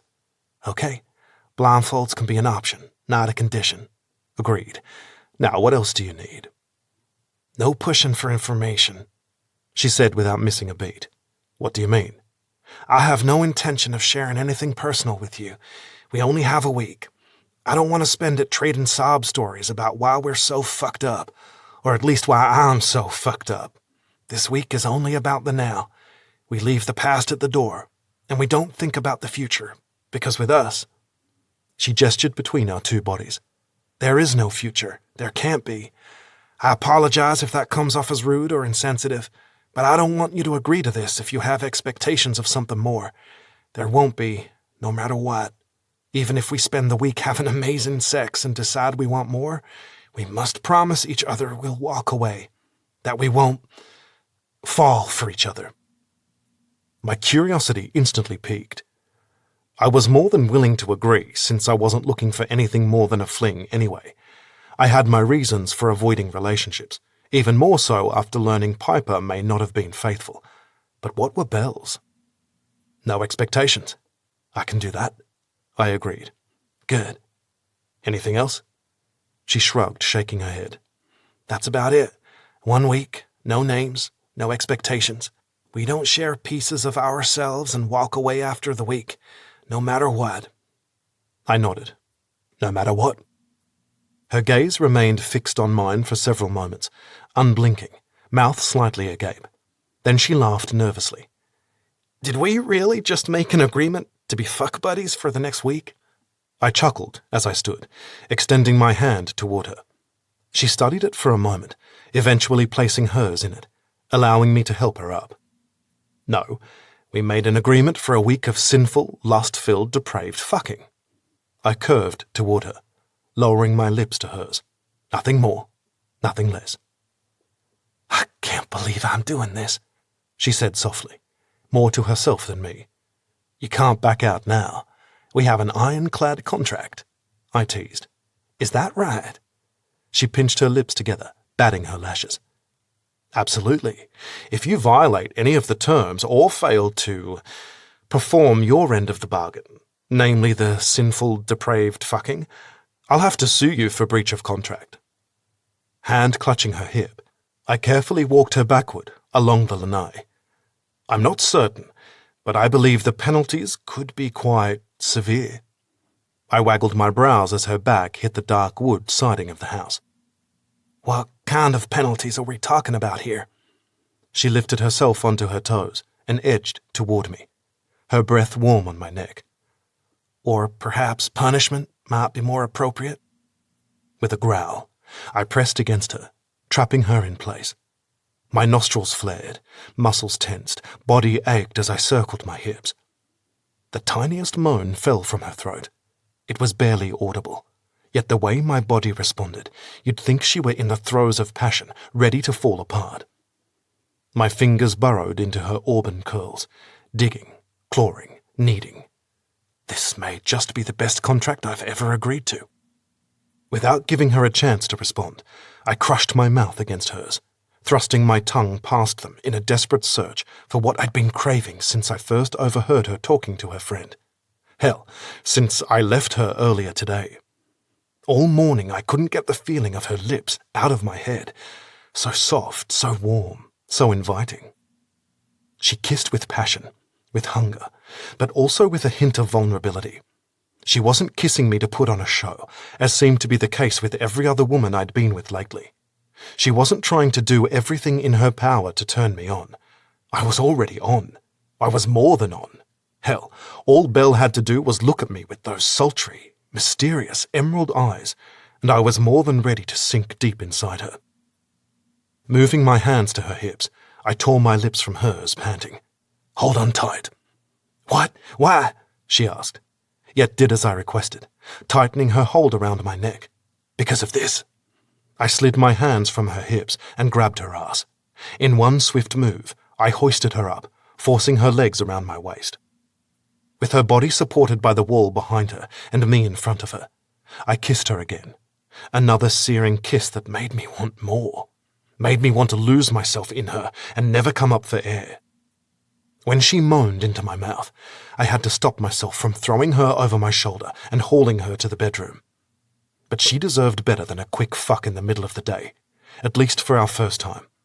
I wanted to worship her, to erase any doubts she had about this arrangement, to make her feel beautiful. I couldn't do that right now, not when I hadn't slept much the past 2 days.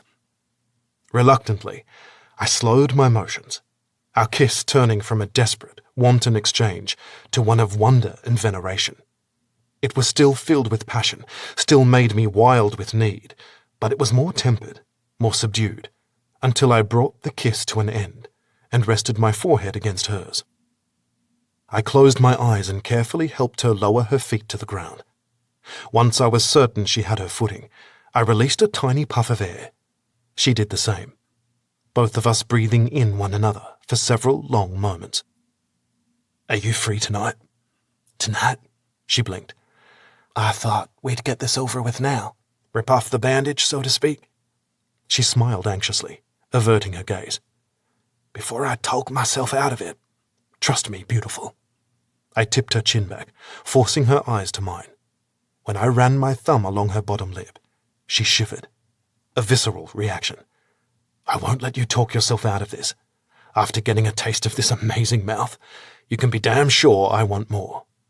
I touched my lips to hers. So much more. No one's ever talked to me like this before. That's a mistake, one I plan on correcting. I feathered light kisses along her neck, her skin supple and inviting. In my opinion, sex isn't just the physical act. It's merely the culmination, the finish line, so to speak. I tugged on her earlobe with my teeth, eliciting a moan. Then I met her gaze. I like the build-up. I want to see you shiver in anticipation when I place a kiss on your neck. Want to watch your face flush when I tell you, in precise detail, everything I plan to do to you once we're alone. Then I want to watch you squirm across the table from me when I slide my hand under your skirt and come so close to touching you but don't, to the point you'll beg me to bring you back here and fuck you. I slammed my mouth against hers, urging her lips to part and stealing one last desperate kiss before retreating. 8 o'clock tonight. It was a mixture between a question and order. Swallowing hard, she nodded quickly. 8 o'clock tonight. No backing out. No backing out. Chapter 17. Julia. Oh, Julia, Naomi sighed when I walked into the kitchen after getting dressed for my date. If I could even call it a date. I wasn't sure what to call it, considering the sole purpose was to end up in bed. Then again, it wasn't that different from a date. Except this wasn't about two people getting to know each other, see if there was enough of a connection to form the foundation of what could become an amazing relationship. Like I'd told Chris, no matter what happened, I'd walk away in the end. Do I look okay? I smoothed a hand down the red dress she'd encouraged me to buy during our afternoon shopping excursion to Luxury Row in Waikiki. Mere seconds after Chris had left, Naomi called, digging for details about what transpired. Once I'd informed her of the agreement, which resulted in her squealing with the excitement of a prepubescent schoolgirl, she insisted we spend the afternoon shopping and at the spa. I tried to tell her it wasn't necessary, but she wouldn't hear it. Said it wasn't every day her best friend had sex with a 27-year-old on her 40th birthday, and she wanted to live vicariously through me. Okay? She walked over and placed her hands on my shoulders, forcing me to walk toward the full-length mirror on the far wall of the living room. This, my dear friend, isn't merely okay. Look at you. You are fucking smoking. You don't think it's too much? It's on your list, remember? To go out as a mutton dressed like a lamb. She gestured down my body. The one-shoulder red dress fit to my waist before falling to right above my knees, a long slit running to my upper thigh. Then there were the shoes, a pair of strappy black Christian Louboutins, the red sole the same shade as my dress. This most certainly fits that definition. And so what if you're 40? You look better in it than any 20-something-year-old, since you've got the boobs to fill it out. And the baby weight. I wrapped a hand around my stomach. I no longer had the slender body I did the last time I went on a date. Stop it. She swatted my arm away. You're gorgeous. Who cares if you have parts that jiggle a little more than they did in your 20s? You're still a sexy, confident woman. And that's what this dress shouts at everyone. That you may be 40, but you are most assuredly not dead yet, and neither is your sex drive. I laughed anxiously. No, it just hasn't been started in a few years. Pretty sure the engine will simply sputter when the time comes. Trust me. She turned me to face her. After witnessing a few minutes of your chemistry, I have no doubt that boy will make your engine purr again. Hell, I have no doubt he'll push it into overdrive, if you know what I mean. She winked. I studied her for a beat, then burst out laughing. I had to. Otherwise, my nerves would consume me. I'd already struggled to suppress the butterflies in my stomach that had grown more frantic as I got ready. It was ridiculous to be nervous. Yet I was. Long-held feelings of inadequacy returning. Feelings Naomi had done everything to remind me were invalid, as any good friend would. You've got this, Jules. No expectations. She held my gaze, repeating the same phrase I had every time I was on the brink of backing out. I nodded, sucking in a shaky breath. No expectations. Good. She glanced at the clock in the living room, noting it was about 15 minutes to 8. 15 minutes until Chris would be here. Holy hell. I'm going to get out of here. My eyes bulged. What? Why? She turned and walked back into the kitchen, grabbing her purse off the island and slinging it over her shoulder. To give you some privacy? In case he takes one look at you and wants to drag you straight into the bedroom? She waggled her brows. If I were a guy, that's exactly what I'd do. Thanks, I think. She pulled me in for one last hug, squeezing me tightly. Enjoy the fantasy. If anyone deserves it, it's you.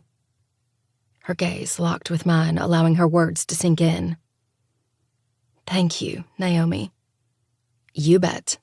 I expect a full report tomorrow, she sang as she walked out of the house.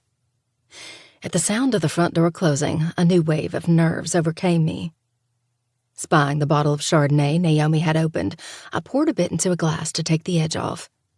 With my clutch hanging from my wrist, I headed outside, hoping some fresh air would help calm me. I walked toward the edge of the lanai and leaned against the stone wall, marveling at the breathtaking view of the water, as darkness chased the sun away. I may have been on the east side of the island, but the view at sunset was still spectacular. As the breeze wrapped around me, I inhaled the fragrant air, summoning all my determination and confidence. I could do this. It was just sex, nothing more. I wouldn't overthink it. Wouldn't obsess over every single one of my imperfections, wouldn't question what he possibly saw in me when he could be with someone closer to his age, whose body didn't exhibit the signs of childbirth. No, for the first time in my life, I would live in the moment. After all, it had been years since I'd been intimate with anyone. I deserved this. I deserved him. A loud ringing ripped through my solitude. I placed my glass on the ledge in front of me and pulled my cell out of my clutch.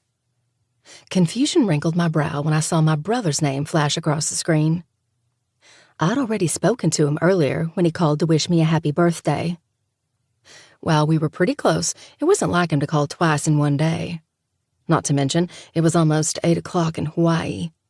That meant it was nearly 2 in the morning in Atlanta. He wouldn't call at this hour unless it was important. Frantically, pressing the answer button, I brought the phone up to my ear. Wes, is everything okay? Jules? He exhaled, voice laden with exhaustion.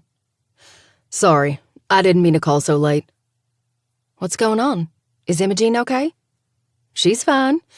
It's just... He hesitated. I could sense his reluctance from 5,000 miles away. I wasn't going to say anything until you got home.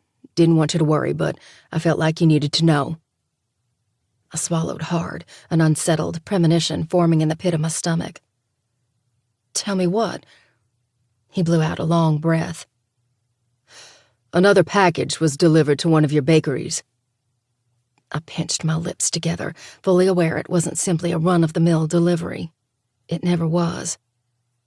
And it was like the others, dropped in the mail. Used your corporate headquarters as the return address. And the contents? Another piece of jewelry. This one a necklace. Did you call Agent Curran? I did. He sent it to the lab for analysis. Like the others, there weren't any prints on the piece itself, and any on the packaging were traced to postal workers or your employees, all of whom were interviewed and cleared. Agent Curran believes it's another true crime fanatic, most likely harmless. I nodded, not surprised. Agent Curran had been looking into this since I received the very first package over 5 years ago. After ruling out everyone with a possible motive, the only reasonable explanation was someone obsessed with all those true crime shows. Someone who'd read about my ex-husband's actions and became fascinated to the point of going to the extreme to get my attention. But to what end? What was the purpose? How's Imogene? Does she... She's fine, Wes assured me. I reached out to the camp counselors to make sure nothing was sent to her. Nothing has been. She's safe there. Do you agree? With what? With Curran. Do you agree it's some true crime fanatic who's crazy enough to go through the hassle of sending me a gift just like... I agree it seems far-fetched, Wes interrupted. preventing me from reliving the truth of who my ex-husband was. A truth that blindsided everyone except me. I knew. Maybe not on the surface, but I saw what he was like behind closed doors. Saw the wolf hiding in sheep's clothing. But I urged, sensing he wanted to say more. Wes and I may not have been related by blood, me being adopted, but we were closer than many siblings I knew. He could read between the lines, see the truth most people couldn't. But the only other explanation, he continued, is just as improbable. Precisely. Okay, I exhaled after a beat. Okay? Wes's tone evidenced his disbelief. You're really okay with this? I straightened my spine, forcing a smile, even though he couldn't see me. Like Agent Kern told you, it's probably not a big deal. My voice lacked the conviction I wish it held. It's never been threatening, just odd. Strange enough to get my attention, yet nothing more. We have to remember that John Kern is a seasoned FBI agent. He's investigated hundreds of cases. If there were something malicious going on here, he'd find it.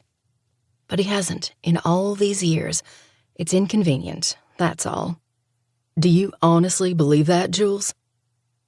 I squeezed my eyes shut, clutching the phone tighter as I swallowed past the frustration building in my throat. I hated that Wes could see through the act I put on, even from thousands of miles away. I have to, Wes, I managed to say, because I can't stomach the alternative. Don't want to think what it could mean. I won't let... Listen, I have to go. I cut him off, not allowing him to finish his statement. I couldn't. Couldn't listen to him blame himself for not doing enough when he did more than anyone else ever had. Repeatedly questioned and pressed me about what was really going on in my marriage, but I refused to talk. Refused to admit the truth of Nick's real nature. I lightened my voice, hoping by showing him I was unconcerned he would be too. I have plans tonight. Celebrate the big 4-0 and all that. Of course, he relented. I'll let you get back to your night. Sorry if I put a damper on it with this news. I just couldn't shake the feeling that I'd regret it if I didn't at least, I don't know, warn you. I appreciate it, but there's nothing to warn me about because this is nothing. He expelled a long sigh riddled with unease, but didn't press the subject any further. Happy birthday, Jules. I love you. Love you too, Wes. I lingered on the line for a moment, then ended the call, dropping my phone back into my clutch, staring at the dark ocean in front of me. My thoughts were no longer consumed with the idea of having sex for the first time in years, but with that stupid necklace. It was nothing. It had to be nothing. They all had to be nothing. Closing my eyes, I took several deep breaths to calm myself, as my therapist advised me to do whenever feeling unusually anxious. There was once a time I had to do these breathing exercises constantly, reminding myself that Nick couldn't hurt me or anyone else ever again, that I'd survived, that I was safe. A chill consumed me at the memory of everything I'd endured, followed by a jolt of fear when a hand grabbed onto my hip, the hold possessive. Like Nick always held me, a reminder I belonged to him. Reacting quickly, I put the techniques I'd learned in my self-defense classes to use and slammed my elbow into his stomach, eliciting a grunt. I whirled around, bringing my open palm up against his nose, but he moved slightly at the last minute, preventing me from getting in a debilitating blow. I placed my hands on his shoulders, adrenaline blinding me as I kneed him in the junk. When a groan rumbled from his throat, I blinked, the sound most definitely not belonging to my ex. In horror, I gaped at the slumped figure clutching his groin, his build vastly different from Nick's. Oh my God, Chris, I'm so sorry. I grabbed his elbow, leading him to a bench and helping him onto it, sitting next to him. I was in my own little world. When you touched me, I thought... I hitched a breath, stopping short before spilling my darkest secret. The reason I'd insisted not pressing for information about my past be a part of our agreement. Well, it startled me. He squeezed his eyes shut, face scrunched up in pain. "I'd hoped you'd have a rough side," he gritted out in a strained voice. "But I expected it to be in the bedroom. What do you need? Ice? Should I take you to the hospital? Did I break your nose?" I tilted my head. "It looks a little crooked." "It was like that before." He pushed out a breath and straightened, pain obviously beginning to wane. "But you did get me pretty good in the nuts." His mouth curved up into a lazy smile as he waggled his brows. "I wouldn't turn down a massage." I playfully shoved him, knowing he'd be okay. "You're shameless." "Hey, can't blame a guy for trying. You did offer." "I offered ice, not a massage. In my experience, a massage is an essential part of any treatment plan." I eyed him for another moment. Then all the anxiety rolled off me in the form of laughter. "This is not how I saw tonight going." "You and me both." "Maybe we should try again?" I met his gaze, a rush of excitement settling in my stomach as I admired his face. He undoubtedly was handsome. Soulful blue eyes, proud nose, albeit a little crooked, which I hadn't noticed before. Square jaw. He even trimmed his facial hair a bit, but I was happy to see he hadn't shaved altogether. Nick always insisted on being clean-shaven. If I was to do this, I didn't want anything that could possibly remind me of my ex. Unless you've changed your mind, that is. If the knee and the groin was too much, I understand. He narrowed his gaze in a reproachful look. "Are you breaching our contract?" "Just giving you the option to void it if you'd like." He leaned toward me, pressing his lips against mine. "Trust me, beautiful. It'll take a lot more than some rough play to chase me away." He briefly nipped my bottom lip. "But I do like your idea of trying again from the beginning. Can we do another take?" I beamed. "I'd like that." "Great." As he stood, a flash of pain crossed his expression. I shot to my feet, touching his arm. "Are you sure I didn't break anything important?" He yanked my body against his, gently thrusting against me. His erection more than apparent. "It doesn't feel broken to me. How about to you? Does it feel broken?" He circled his hips, the mere size of him causing my body to pulse with need. "Not at all." I exhaled, my eyes rolling into the back of my head as I savored the feeling of him. Then he stopped, releasing me. I snapped my gaze to his. "Let's try this again." He discreetly adjusted himself in his jeans. "Go back to where you were standing. And when I walk up to you this time, try to avoid taking me out like it's an MMA fight, okay?" I laughed. "Okay." He cupped my cheeks and pressed a kiss to my forehead. Then he headed back toward the front of the house. "And Bill?" I glanced over my shoulder, meeting his eyes. "You have a beautiful life." His voice was full of sincerity. "You should do it more often." I smiled slightly, his words hitting me hard. "I'm trying to." "Me too." He held my gaze for another beat before disappearing from view. Chapter 18. Lachlan. I came to a stop where the stone walkway forked, one direction heading to the illuminated front door, the other to the lanai. I had no intention of intruding when I arrived, but when I rang the bell, then knocked, to no avail, I decided to check the lanai, praying she hadn't had a change of heart. I didn't think it possible to find Belle even more beautiful than I had during our first meeting, or when I saw her at the restaurant, or when I walked up to the house and overheard her true desires. I was wrong. Tonight, under the last remnants of lingering sunlight, she was absolutely radiant. Her skin glowed to the point that I couldn't resist the temptation to touch her. I didn't expect to be met with an elbow to the stomach, open palm to the nose, and knee to the groin. Growing up, I spent most of my summers here and often sparred with Nico, who once had dreams of being an MMA fighter before following in his father's footsteps. I knew how to avoid a hit. That didn't diminish the initial shock of her attack, though. Not just because of the attack in general, but why she did it. Normally, I would have considered it a typical reaction. But there was nothing typical about the look of absolute terror in her eyes.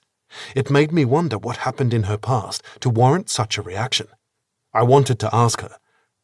I couldn't, though. It wasn't part of our deal. Smoothing a hand down my white button-down shirt, I made my way back out to the lanai, more than eager to get tonight started. It didn't matter. I'd done this very thing mere minutes ago, walked these same steps, admired her beautiful silhouette as she gazed out at the ocean, deep in thought. The sight before me still stole my breath. From the dress that accentuated every single one of her curves, to the slit running up her leg, to the heels I fantasized about digging into my flesh, this woman was the entire package. Not only was she stunningly beautiful, something I sensed she wasn't told often enough, but she had this quiet determination that drove me wild, that made me want to spend every minute of my day with her, at least for the next week. With slow steps, I walked toward her. Every inch I erased, causing my pulse to increase, my breath to quicken. When I was only a whisper away, the breeze kicked up her scent, a mixture of vanilla and lavender. I inhaled as I ran my hand down her arm. This time, she didn't jump, didn't go rigid in fear, didn't attempt to disable me. Instead, she melted into me, welcoming and at ease. Once I reached her hand, I linked my fingers with hers and brought our joined hands to her stomach. Keeping her back to my front, I leaned down and feathered several light kisses across her shoulder blades and nape. "This is much better," I crooned. "I think so too." I caressed her torso, her body responding to me in a way I didn't think possible for two strangers. But I sensed it from the first encounter, the chemistry, the hunger, the spark. When my thumb skimmed against the swell of her breasts, she released a tiny moan, the sound more than I could handle. I reluctantly dropped my hold and spun her around to face me. "We should go before I can't control myself any longer." Lowering my mouth to hers, I nibbled on her bottom lip. "And if you keep making those tiny little moans, I won't be able to. Or we can just go to my bedroom now." She gave me a coy smile. "You won't hear any complaints from me." As tempting as that sounds, and believe me, I pinched her chin between my forefinger and thumb, tilting her head back. "I would love nothing more than to finally explore every inch of your body. That's not what tonight's about." "I thought I made it quite clear this was only about sex." "Yes, you have." I brushed my thumb along her bottom lip. A visible shiver rolled through her. But, in my opinion, sex isn't just about intercourse. The act of seduction is just as important, if not more so. I erased what little space remained between us, but shifted at the last minute, lowering my lips to her neck. I didn't touch her, though, staying a breath away. But the way the vein in her neck throbbed, I imagined she was on the brink of losing control.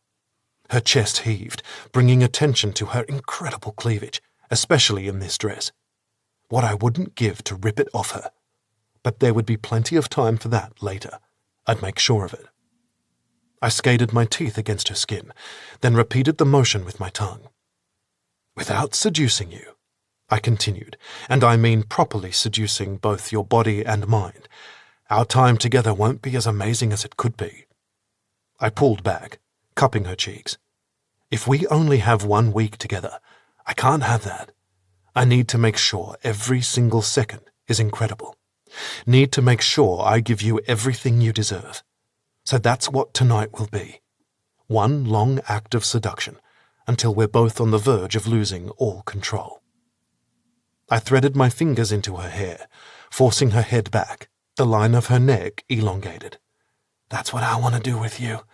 I want to lose all control." I captured her mouth in a punishing kiss.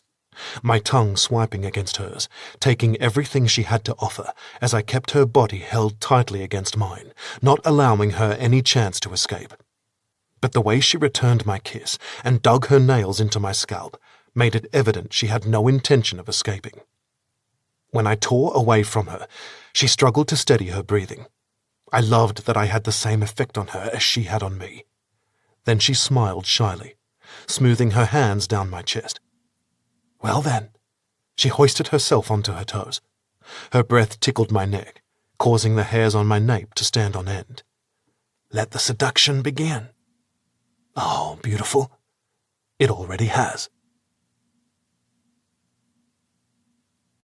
Chapter 19. Lachlan. Here we are, I announced, as I slowed my steps in front of a run-of-the-mill pub. A bar? She couldn't hide her surprise, and perhaps slight disappointment. I could have told her what we were really doing, but I liked this game a little too much. And based on what I'd learned about her so far, she wouldn't have voiced her displeasure. She'd have gone along with it. Trust me, you'll love this place. She forced a smile as I opened the door, the boisterous sounds of a busy bar barreling into us. I stole a glance at the line of TVs hanging throughout the room, all of them tuned in to one of the many sports stations, quite a few showing a replay of tonight's game. I watched as our centre fielder, John Hidalgo, swung at a curveball. I mentally cursed, wishing he'd stop going after those since he couldn't hit one to save his life. To my pleasant surprise, his bat connected for a base hit, sending the runners at second and third home. Yes! I hissed under my breath. My team ahead by 2. Belle turned to me. You like baseball? Why do you sound so surprised? Well, for starters, it's America's pastime, not Australia's. We do have baseball in Australia, you know. It's not as popular as, say, cricket or football, especially Australian rules footy. Plus, my mum was an American. Before we moved here around the time I was 13, we spent my school breaks visiting family here. I guess that's when you can say I fell in love with the sport. I flashed her a smile, then led her farther into the pub, making sure to keep my head slightly lowered, just in case. Thankfully, most people didn't recognize me when I wasn't in my uniform, my last name on the back of my jersey. As luck would have it, though, when we passed a large-screen television above the bar, the broadcast cut to a split screen, the sportscasters on one side, a photo of me on the other as they discussed my bereavement leave after my sister's apparent suicide. I didn't even realize I'd slowed my steps until I spotted a table of men around my age, looking between the television and me, whispering amongst themselves. Quickly snapping my eyes away, I practically dragged Belle toward the back hallway. Where are you taking me? She struggled to keep up with my long strides, especially in her heels. Noticing her difficulty, I forced myself to walk more casually, relieved when I glanced back at the table and saw the men laughing at something one of them had said. Is there a bar in the back too, somewhere less crowded? You could say that. I pulled her to a stop outside a stylized wooden phone booth, an old-fashioned street lamp beside it. With a smirk, I opened the door and picked up the phone. When a voice came over the line, I gave the woman my last name. At least Hale was a fairly common last name and wouldn't raise any suspicions. Once I hung up, a buzzing sounded, a barely noticeable light illuminating on the rear wall of the phone booth. I pushed open the hidden door and smirked at Belle, her eyes growing wider with every passing moment. What is this? She asked in amazement, slowly walking past me and into the dimly lit hallway. You'll find out. I closed the door behind us, the noise of the bar immediately disappearing. Now the only sound was our breathing. Even the clicking of her heels was subdued by the lush carpeting underneath our feet. I wouldn't normally follow a complete stranger down a dark hallway to an undisclosed location. I've seen this kind of thing happen within the first 5 minutes of all those crime shows. I usually shout at the screen for the poor woman to turn around, because you know she's about to be killed in a horribly grotesque manner. But you've certainly piqued my curiosity. Chuckling, I gripped her hip, pulling her toward me. That's my goal this week, to keep you on your toes, and to show you a side of Hawaii most people don't know about. So, is that what you are? My own personal tour guide? Tour guide, sex guide, whatever you'd like to call me. Just know I'm completely at your disposal over the next 7 days. She gave me a flirtatious smirk. Is that right? That's right, beautiful. She threaded her fingers through my hair, tousling it. I like the sound of that. As do I. I pressed a soft kiss to her lips, then grabbed her hand, leading her down the remainder of the hallway. When we came to a set of narrow stairs, I moved in front of her, glancing back every few seconds to make sure she was okay on the winding staircase, despite her heels. Judging by the look of awe on her face, they didn't bother her. In fact, she seemed to enjoy every mysterious moment of this journey. Like I had the first time I'd learned of this place, and had achieved a high enough celebrity status to be able to get a reservation at a moment's notice. There were many things I hated about being a public figure, but there were also some amazing benefits, like getting a table at one of the most exclusive spots on all of Oahu in order to impress a ridiculously sophisticated, beautiful woman. When we reached the bottom of the stairs, the soft sound of a saxophone playing jazz music met us. Everything was low lighting and dark wood. The ambience subdued, a complete 180 from the frenzied atmosphere in the pub. Is this a speakeasy? Belle whispered, as we stepped into the small room. A well-stocked bar was the focal point, the shelves laden with top-shelf liquor. A man wearing a black vest, mixing innovative cocktails you'd never find at a normal bar or pub. The rest of the room was filled with a handful of booths, each situated as to ensure complete privacy, which was one of the reasons I wanted to bring Belle here tonight. Somewhere special, since it was her birthday. At the same time, I was in a bit of a predicament, considering I couldn't take her anywhere someone would recognize me. Granted, I wasn't as easily recognizable as, say, George Clooney or the real Chris Hemsworth, but people knew me here, knew my past, knew the tragedy that seemed to follow me wherever I went. I didn't want to bring any of that into our week together. It was just us, just now. No past, no future. It was exactly what I needed to cope with all the memories being back on this island conjured. And if it is? Her eyes lit up. I didn't realize there were any in Hawaii. I mean, I know these secret bars have grown in popularity over the past few decades. I never thought to look for one in Hawaii. Thought it was all tiki bars and luau's. I placed my hand on the small of her back, leading her toward a woman standing right inside the quaint space that was once a storage room.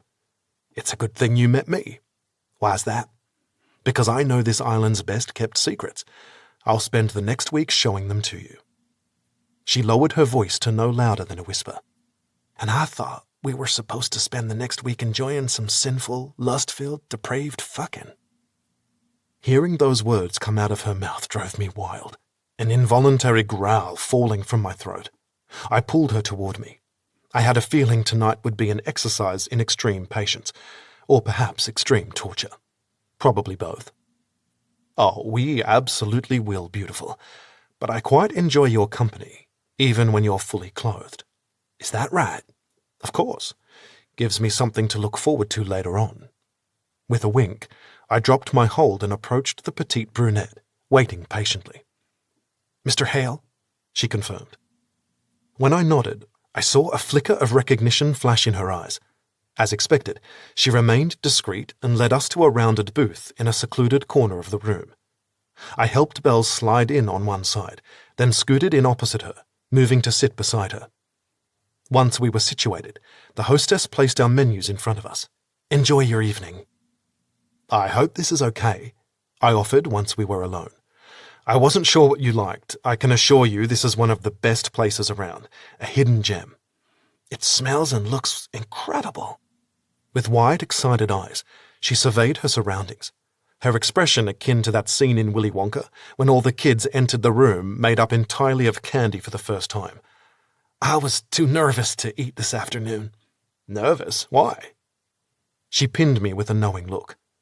Oh, I don't know.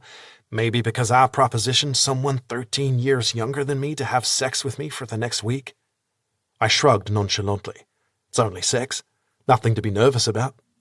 You might receive indecent proposals on a regular basis, but I'm not exactly in the habit of making them, so this is new territory for me. How long has it been? Based on a few hints she'd dropped, I knew it had been a while. Since I propositioned someone for sex? She tapped a fingernail against her lips. Well, before this afternoon. Her nose scrunched up as she pretended to rack her brain, her expression adorable. Then she returned her gaze to mine. That would be never. I couldn't help but laugh, the sound cutting through the quiet ambience. She was so playful, so entertaining, so perfect. And what I admired most about her was that she didn't pretend to be someone she wasn't. I may not have known much about her, but I got the feeling what you saw was what you got. No filter, no charade, no deception. Cute, but that's not what I'm talking about. I placed my forearms on the table and leaned closer, dropping my voice to a low, seductive tone. When was the last time you had sex? She drew in a shaky breath. 7 years. My jaw dropped. 7 years. I assumed it was a while, or she wouldn't have been so apprehensive. Never would I have imagined it was that long. When she nodded sadly, I pushed out a long exhale. But surely you've fooled around since then, right? Had a guy lick your pussy, or at least finger you? Good evening, and welcome to the coat room. Belle's eyes widened as she straightened, darting her attention to the man standing at our table. I chuckled to myself at the blush blooming on her cheeks, her embarrassment over the prospect of someone eavesdropping in on our conversation adorable. Do you know what you'd like to drink? He asked without batting an eye. I leaned toward Belle, my lips a breath away from her ear. To be continued. I won't let you off that easily. I dragged my hand up her thigh, watching as she attempted to pretend as if my mere touch didn't set her off. But it did. One thing was certain. The next week was going to be a lot of fun. Chapter 20. Julia. Now, getting back to more pressing matters. Chris faced me once the server retreated after delivering our cocktails and taking our dinner order. And what would that be? I brought my glass to my lips and sipped, the gin concoction a mixture of floral and fruit flavors. You know precisely what that is. His stare intensified. What we were discussing before we were so inconveniently interrupted? The fact you haven't had sex in 7 years? Yes. I pretended to act unaffected, as if this conversation didn't fray my nerves. Here I was, supposed to be playing the part of Mrs. Robinson, the mature, experienced older woman. In essence, I was still that naive college student who fell for the charms of the teaching assistant in her English 101 class, completely unaware of the monster lurking beneath his enigmatic, intelligent facade. Chris may have been younger than me, but something told me he was the one with infinitely more experience when it came to sex. In those 7 years, have you at least been intimate in other ways? Let a man finger you, or, better yet, put his lips on you? He leaned back in the booth, so relaxed, so in control, so debonair. What I wouldn't have given to possess even an ounce of his assertiveness. I normally had no problem voicing my opinion, especially when it came to my business. But around Chris, I'd somehow regressed into the shy teenager who'd been asked out by the star quarterback. Being in his presence wreaked havoc on my insides, turning them to mush. Talking about sex with him as if discussing the latest surf report ate away at what little composure I'd fought to maintain. Sorry to say, I haven't. He straightened, gaze focused on me. How about some hot and heavy makeout sessions? Over the clothes humping, apart from earlier today, with me that is. He smirked, dimples popping. The truth is, I haven't been on a date since my 20s. May I ask why? I'm not saying you need to be with a man to be happy, but everyone has needs, even if it's just a one-time thing. I took a long sip of my drink, practically finishing it. It's complicated. Sob story complicated? I simply nodded, not giving any further explanation. Humour me with this, then.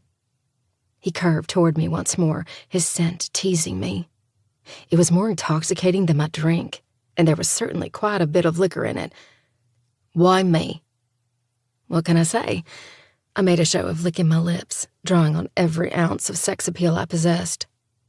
Being around Chris, the way he stared at me with nothing short of raw hunger, made me feel sexier than I had in years. Sexier than I thought I'd feel upon turning 40. You made me an offer I couldn't refuse, I mimicked in my best imitation of Marlon Brando. When a sexy chuckle rumbled from his chest, I pushed out a small puff of air, grateful for the break in tension. But the light atmosphere only lasted a moment before his expression turned dark and seductive once more. And why is that? Why was this an offer you couldn't refuse? Although, technically, you were the one who made the offer. True, how could I possibly explain it when I couldn't quite understand it myself? I'm sorry if you feel like I'm prying. He grabbed my hand and brushed his thumb along my knuckles.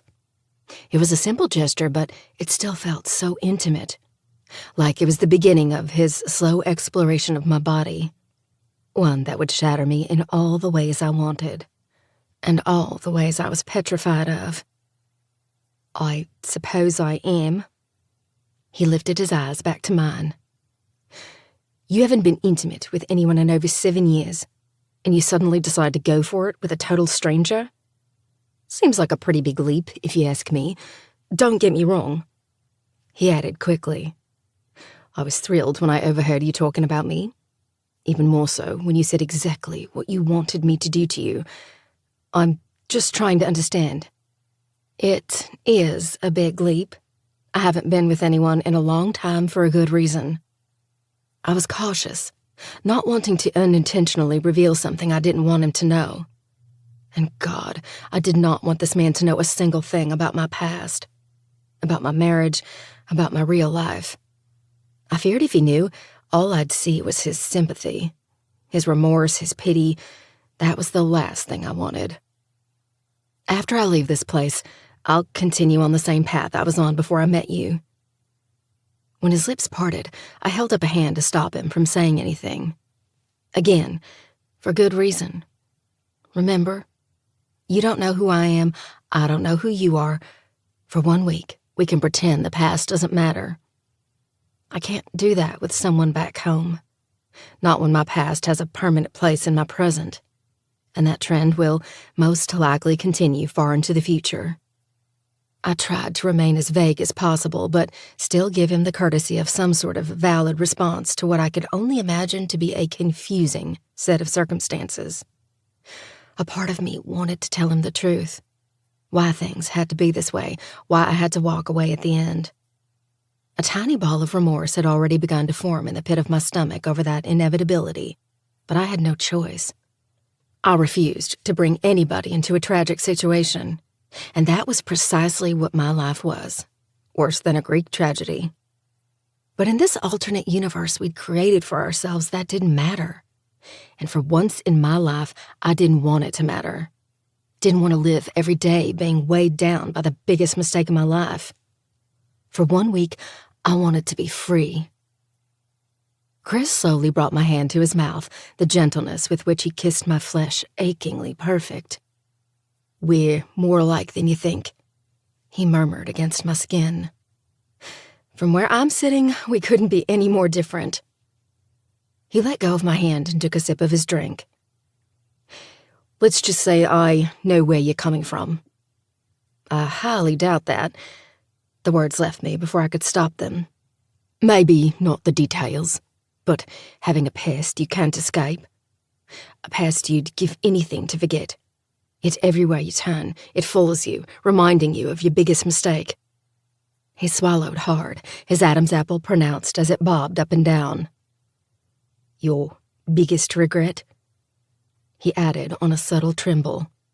One most people wouldn't notice, but for some reason, I seemed to pick up on the tiniest things about this man. Here we are. our waiter said as he approached with a bottle of wine Chris had ordered to go along with dinner. I welcomed the interruption as he presented the bottle to Chris, then opened it and poured a small amount into a glass, allowing him to taste it. Once he nodded, the waiter filled both our glasses, then retreated, letting us know our food would be out shortly. Raising his glass, Chris met my gaze. "To jellyfish. I now have a renewed appreciation for those brainless bastards." My face warmed under the affection in his eyes as he peered at me. All he had to do was look at me like that, and I was complete putty in his hands. There was nothing sinister or possessive about it. Instead, he admired me as if I were the most beautiful woman he'd ever seen. It made me want more of that. But it wasn't part of our arrangement, and it never would be. I wasn't going to think about that, though. Tonight, I was going to pretend I was lucky enough to have caught the eye of a charming, enigmatic, handsome man. To do anything less would be too heartbreaking. Chapter 21. Julia. "Let's talk limits," Chris said casually once we'd both taken a sip of the bold wine. My eyes widened. Limits? It was a good thing I'd already swallowed my wine, or I probably would have spewed the red liquid all over his crisp white shirt. "I find it best to have this discussion before reaching the bedroom. That way, expectations are clear." "Do you do this often? Did I unknowingly proposition a professional escort?" He smirked. "No. Like you, I have my reasons for not getting romantically involved. But, unlike you, I don't deprive myself of pleasure." "And you think I do?"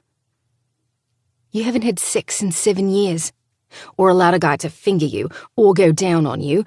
I'd say that qualifies as denying yourself immense pleasure." "Why don't you just announce it so everyone can hear?" I laughed nervously, gesturing around at the darkened space. However, the handful of other diners paid no attention to us as we remained tucked away in our little corner of the room. Private, secluded, alone. No one can hear us, Belle. So, back to my point. You've spent the past 7 years depriving yourself of what you crave. He licked his lips, then asked, "Why?" If I thought he'd dropped the subject, I was wrong. He was like a dog with a bone, going to chew it until there was nothing left. Much like I feared this arrangement was going to do to me. Chip away until the woman I'd been the past few decades was nothing but a distant memory. Wasn't that a good thing, though? Didn't I deserve to step out of the shadows, reinvent myself? If there was any birthday to do it, 40 seemed like a good one. "Probably the same reason you prefer not to get involved with people," I answered finally, swallowing down a large gulp of wine. He thought a moment, then nodded. "Fair enough. So, what do you do to pleasure yourself?" I coughed. "Are we really having this conversation right now?" "When should we have it?"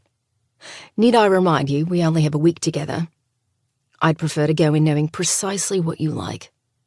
What kind of things get your heart pumping and your panties wet?" "You don't have any shame at all, do you?" If by not having any shame you mean I have no problem speaking my mind, then you're correct. Life's too short for anything less. He zeroed his eyes on me, the look stripping me bare. "Don't you agree?" It's ironic, don't you think? A 27-year-old man telling a 40-year-old woman that life's too short. What's it going to take for you to stop obsessing over this age difference? I like you. Judging by the way you've been blushing all evening, along with the fact your body buzzes to life whenever I so much as skim a hand against your flesh, you like me as well. Why should it matter if there are a few years between us? I'm attracted to you. You're attracted to me. That's all that should matter. That's all I'd like to matter, okay? I marveled at how mature he sounded, how well he carried himself. It made him seem older than he was. Hell, it made him seem older than me. I inhaled a calming breath, then nodded. "I can do that." "Good." He straightened, swirling his wine glass and taking a sip. There was something incredibly erotic about watching him move the liquid around his mouth, savoring the flavor before licking his lips to get every last drop. It made me want to lick his lips, too. "So?" he continued. "What do you like? When you get yourself off, what do you use? Toys, fingers, combination of both?" "I told you last night I have a vibrator." "I remember that quite clearly." His mouth curved into a smile so sinful it should have been illegal. "How often do you use it?" "Why do I feel like a teenager asking my gyno for birth control for the first time?" I joked. He looked at me quizzically. "Your doctor asked if you used a vibrator? That seems a little perverse." "Not that exactly, but they'd ask about sexual activity. If you want to spread your legs, I'd be happy to give you a thorough examination." He winked. My cheeks heated at the thought. "Again, you are shameless." "What can I say? I've been told I have a pretty twisted sense of humor." "You were told correctly." "So? How often?" I shrugged, averting my gaze, but he gripped my chin, forcing my eyes back to his. "It's been a while for that too, hasn't it? That's why your friend wrote to get a vibrator and use it?" "Maybe." "Okay, but you do get yourself off in other ways, right?" "Occasionally." "How occasionally are we talking? And it better be more than once a week." When I didn't respond, his eyes widened even more. "What are you, practicing to join a convent?" "I don't see why it's such a big deal. I have a very busy life. I don't have time to be self-indulgent." "Self-indulgent? That's not being self-indulgent at all. Taking care of your needs, physically, spiritually, and sexually, is a necessary part of your well-being. You think you should deprive yourself of feeling good just because you have a hectic life?" "Sort of," I answered sheepishly. When he didn't say anything, I continued. "I guess there's a part of me that thinks if I don't spend every hour of every day putting other people's needs ahead of mine, I'm failing them." I was careful not to mention my daughter, not because I was embarrassed of her, quite the opposite, but I didn't feel the need to bring her up, to share her with this man who wouldn't be in my life after I left Hawaii. "Regardless of anyone who may depend on you," he stated cautiously, "there's nothing wrong with taking time for yourself, for your needs. After all, isn't that the purpose of the list you made? Why you're here with me tonight, to finally choose yourself?" I swallowed hard. "It is." "Then tell me about your needs," he demanded in a sultry voice that was as smooth as butter and as rich as caramel. It oozed sin, lust, desire, everything I'd stayed away from for years. "What do you like in the bedroom?" I parted my lips, no words forthcoming. I wouldn't even know where to begin to formulate a response. I was woefully ill-equipped to have this conversation. Here I was, trying to talk about sex after years of being made to believe the only purpose of sex was to control and manipulate. But I didn't want that anymore. I wanted to finally experience what so many of my friends did. What they wrote about in romance novels or showed in movies. I wanted passion. I wanted excitement. I wanted to ache with need. Then again, in the past hour I'd been with Chris, I felt all those things with an intensity I didn't think possible. "You've never found sex to be satisfying, have you?" he remarked when I remained silent. "That's one way of putting it." I rolled my eyes. "So, when you ask about my needs, I honestly don't know what those are. Sex was never about my needs." I expected him to push the issue, ask for more details about my previous relationships, but he didn't, swooping my hand up and bringing it to his lips. I doubted I'd ever tire of him kissing my hand like this. So soft, so reverent, so intoxicating. "That changes tonight," He turned over my hand, kissing the inside of my wrist. Such an obscure place on the body, one most people wouldn't think twice about. But when he pressed a lingering kiss there, my pulse skyrocketed, mouth growing dry, breaths coming quicker. Tonight, my beautiful Bill, will most certainly be about all your needs. He pressed one last kiss to my wrist, then lowered my hand back to the table. Although, I must confess, your lackluster sexual experience does make me a little happy. Happy? He leaned toward me, pushing a tendril of hair behind my ear, then dropped his mouth to my neck, his breath warm on my skin. Anticipation coiled within, winding me tight, every muscle taut. Absolutely. Because I get to be the one to help you discover what you like. He lingered there for a beat, then pulled back. It's like working with a blank slate. A blank slate? Exactly. You're not coming into this with any preconceived notions, so I can show you what sex should be like, help you figure out what turns you on, and conversely, what turns you off. His voice was even, gaze unaffected, as if he were discussing the stock market or last quarter's profit and loss report. How can you stay so calm talking about this kind of thing? You mean sex? Yes. I don't know how things are where you're from, but sex isn't normal dinner conversation. We're not exactly a normal couple, are we? I smiled. I suppose not.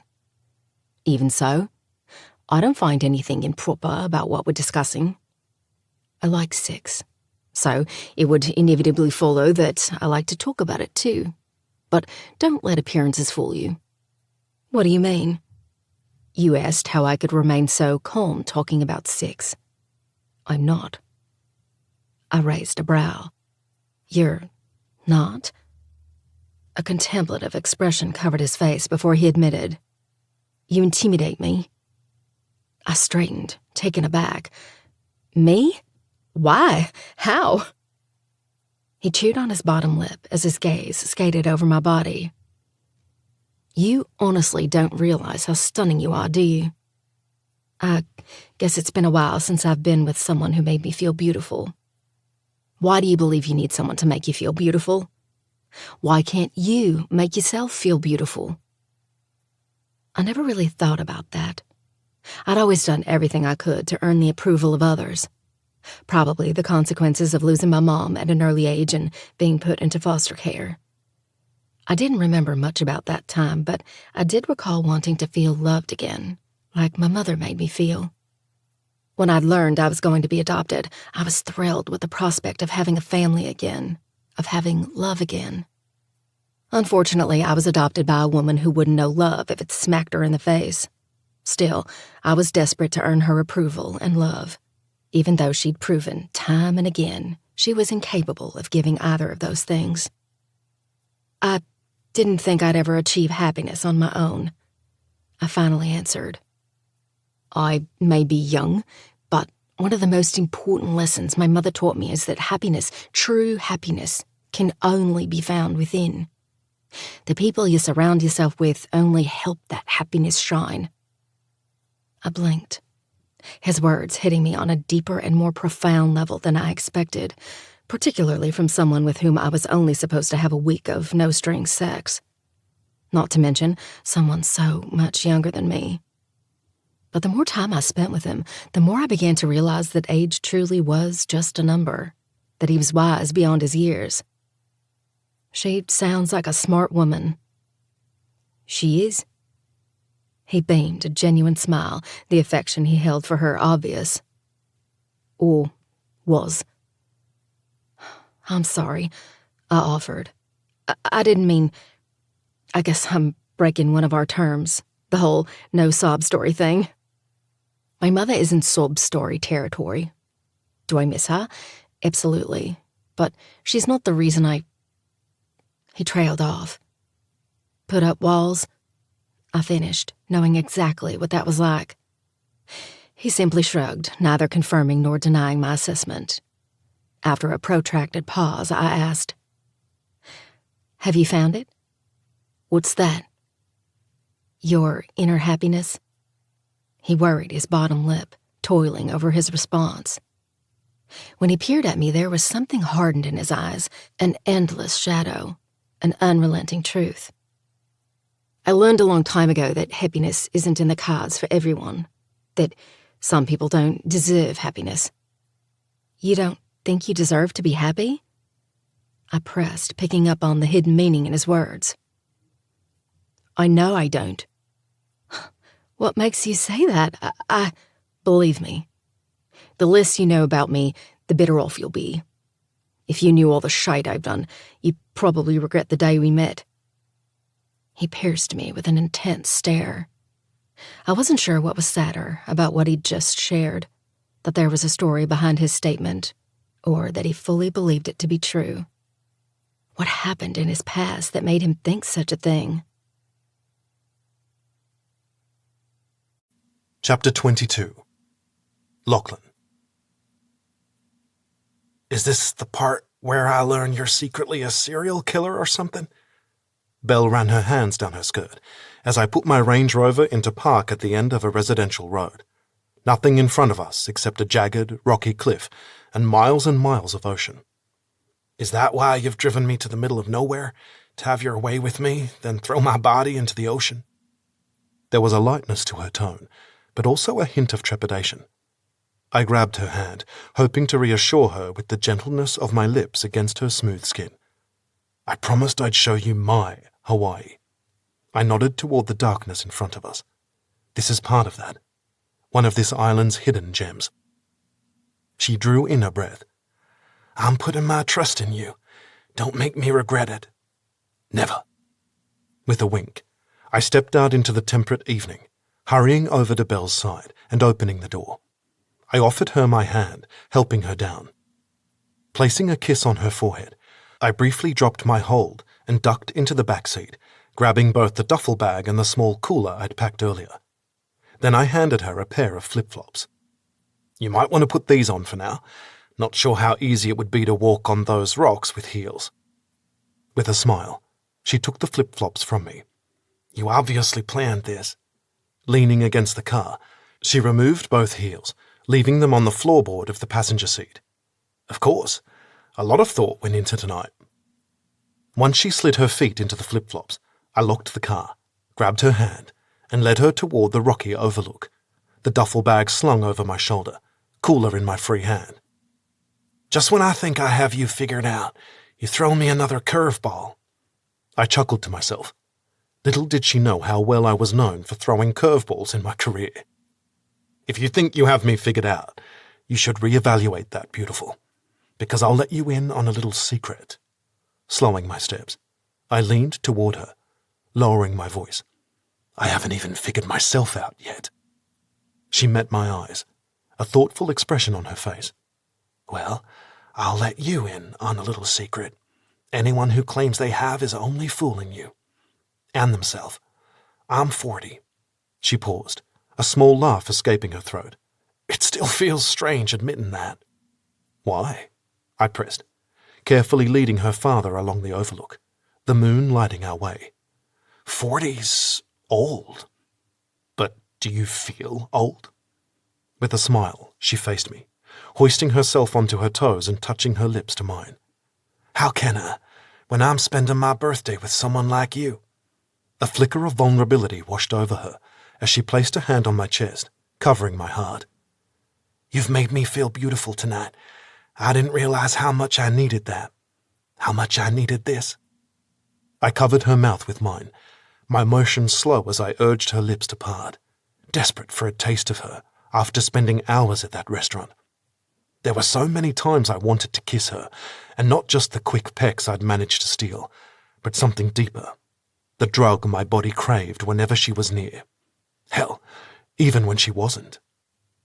My hand splayed on her lower back. I held her secure against me, savoring in the taste of her.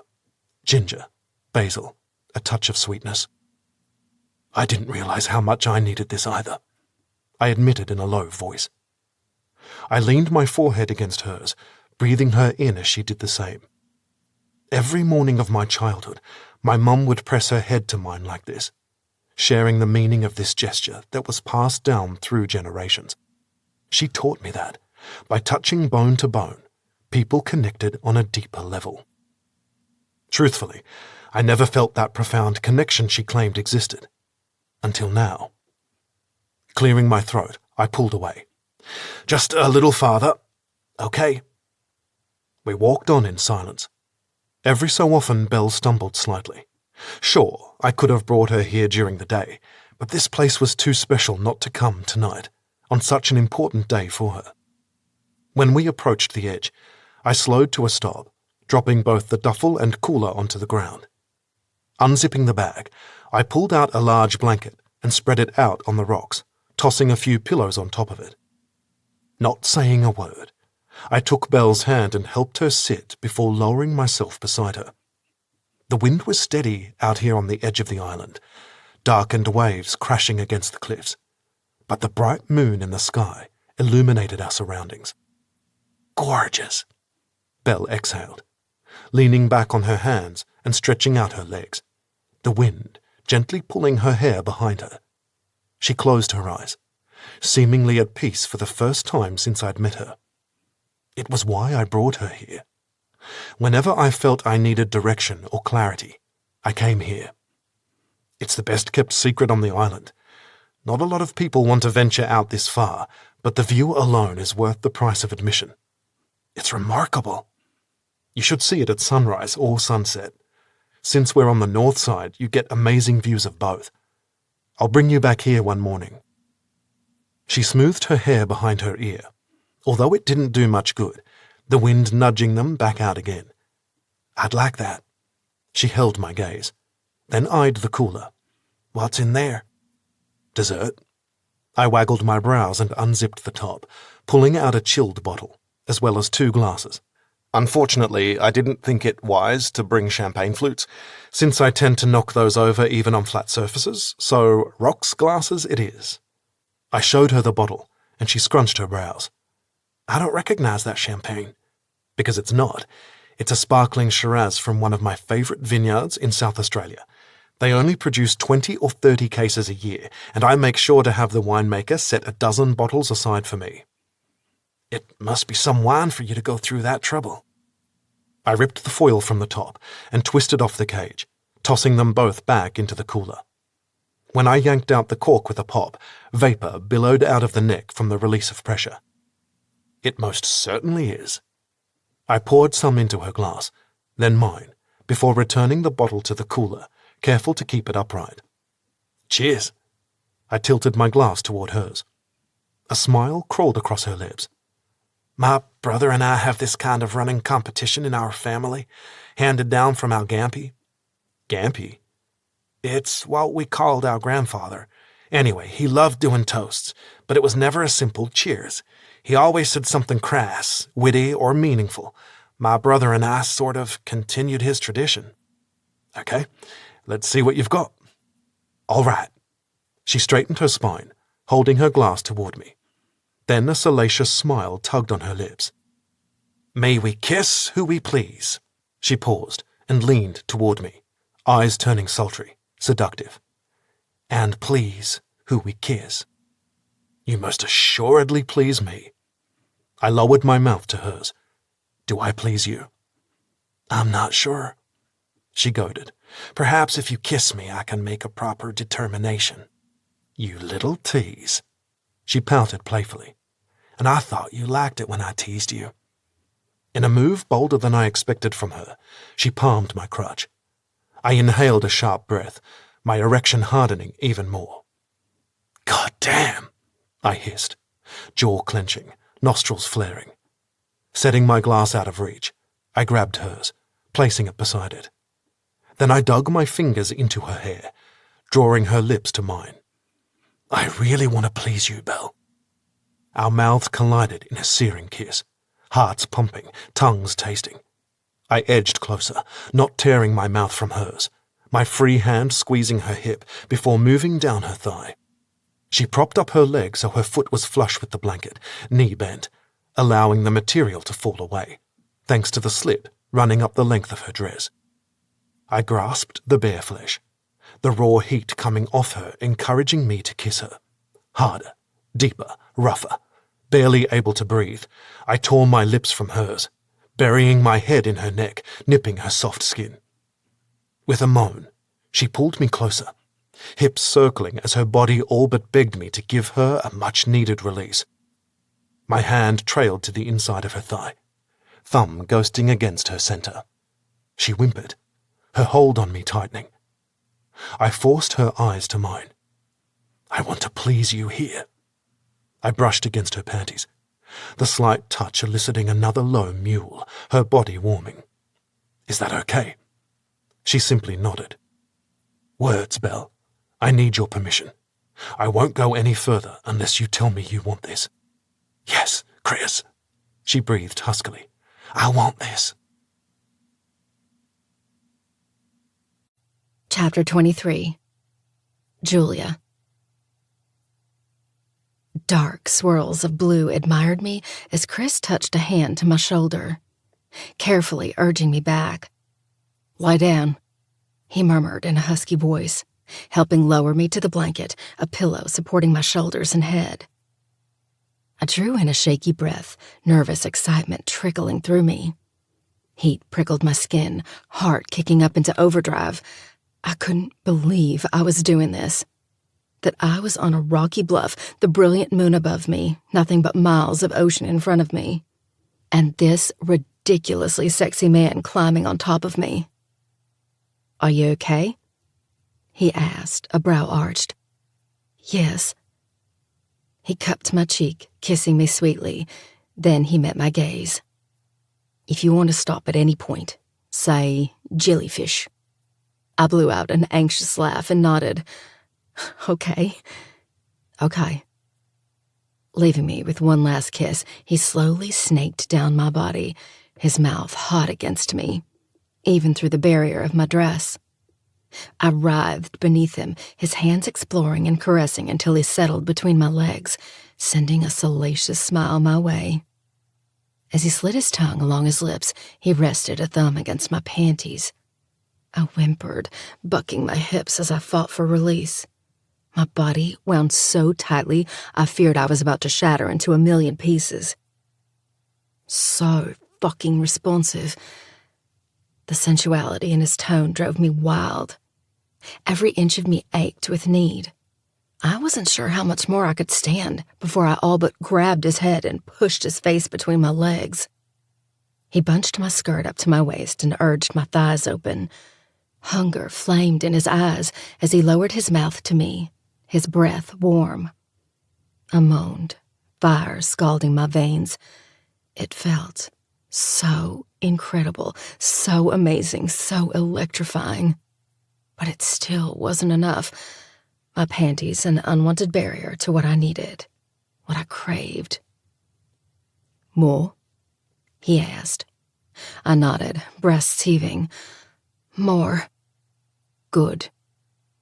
When he lifted the edge of my panties, I held my breath, each long second excruciating as I waited to finally feel him, flesh to flesh.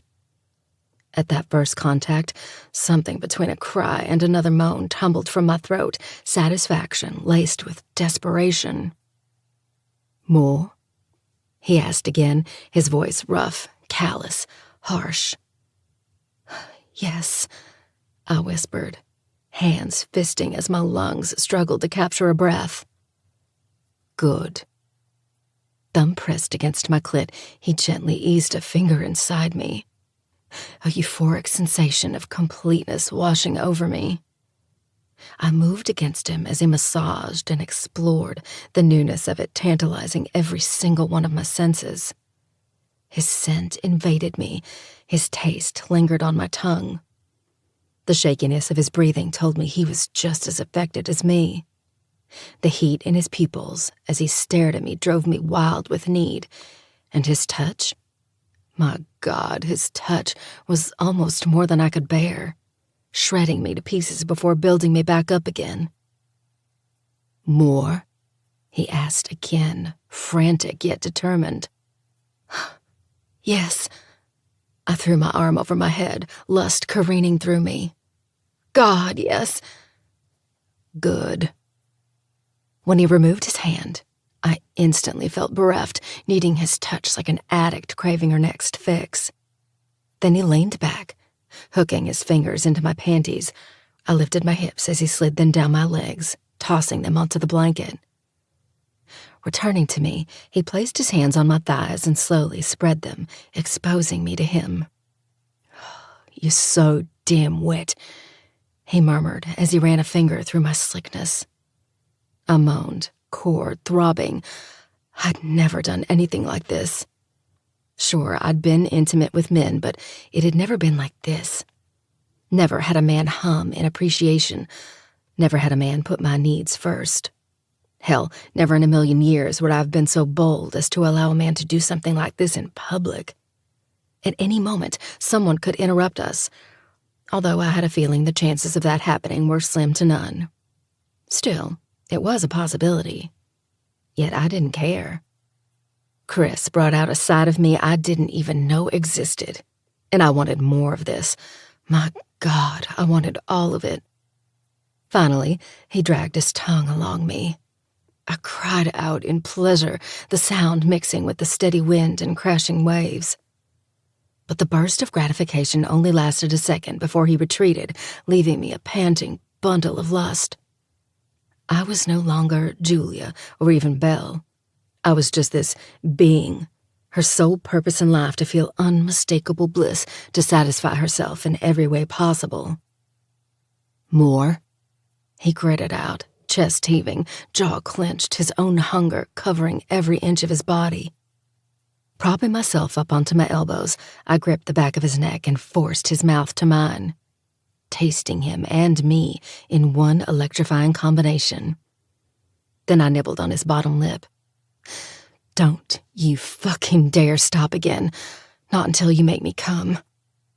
I had no control over the words, some other force taking over. I'd never been with someone who I could tell my wants, my desires, what I craved. Knowing that was precisely what Chris needed emboldened and invigorated me, allowing me to share what I wanted with no shame and no fear of repercussion. For the first time in my life, I felt in total control, and I loved every pleasure-filled second. With a firm grasp on my nape, Chris forced my lips back to his blistering kiss stealing my breath until he pulled away, leaving me gasping. Then a scandalous smirk crawled across his lips. "As you wish." He snaked down my torso, tasting and exploring as he went. Despite being self-conscious of my imperfections mere hours ago, I wanted nothing more than to rid my body of this dress. Feel his mouth on my bare skin, savoring his warmth as he worshipped me the way only he could. When he returned to me and blew a small breath against my heat, I whimpered, squirming in agonizing anticipation. Finally, he pressed his tongue to me, swirling, tasting, enticing. I moved with him, the spark he lit the first time his skin brushed with mine, igniting into an inferno, flames licking at my flesh, smoldering inside me. "You taste so damn good, baby," he crooned as he lapped at my clit, urging a finger inside. "I could stay here for fucking hours, feast on you all day and night." I reached down and ran a hand through his hair. "You keep doing that, and I doubt you'll hear any complaints from me." "Good." He added another finger, filling and stretching me even more. I closed my eyes, a slave to his touch, his warmth, his everything. It was all too much, his practiced ministrations propelling my body higher and higher with each lick, each thrust, each nip. "You close?" Chris murmured against me. "Yes." I clutched the blanket below me, needing something to keep me grounded when I felt like I was spinning out of control, like I was soaring, like I was flying. "What's making you feel good?" "Everything." I shook my head, unable to form a coherent thought.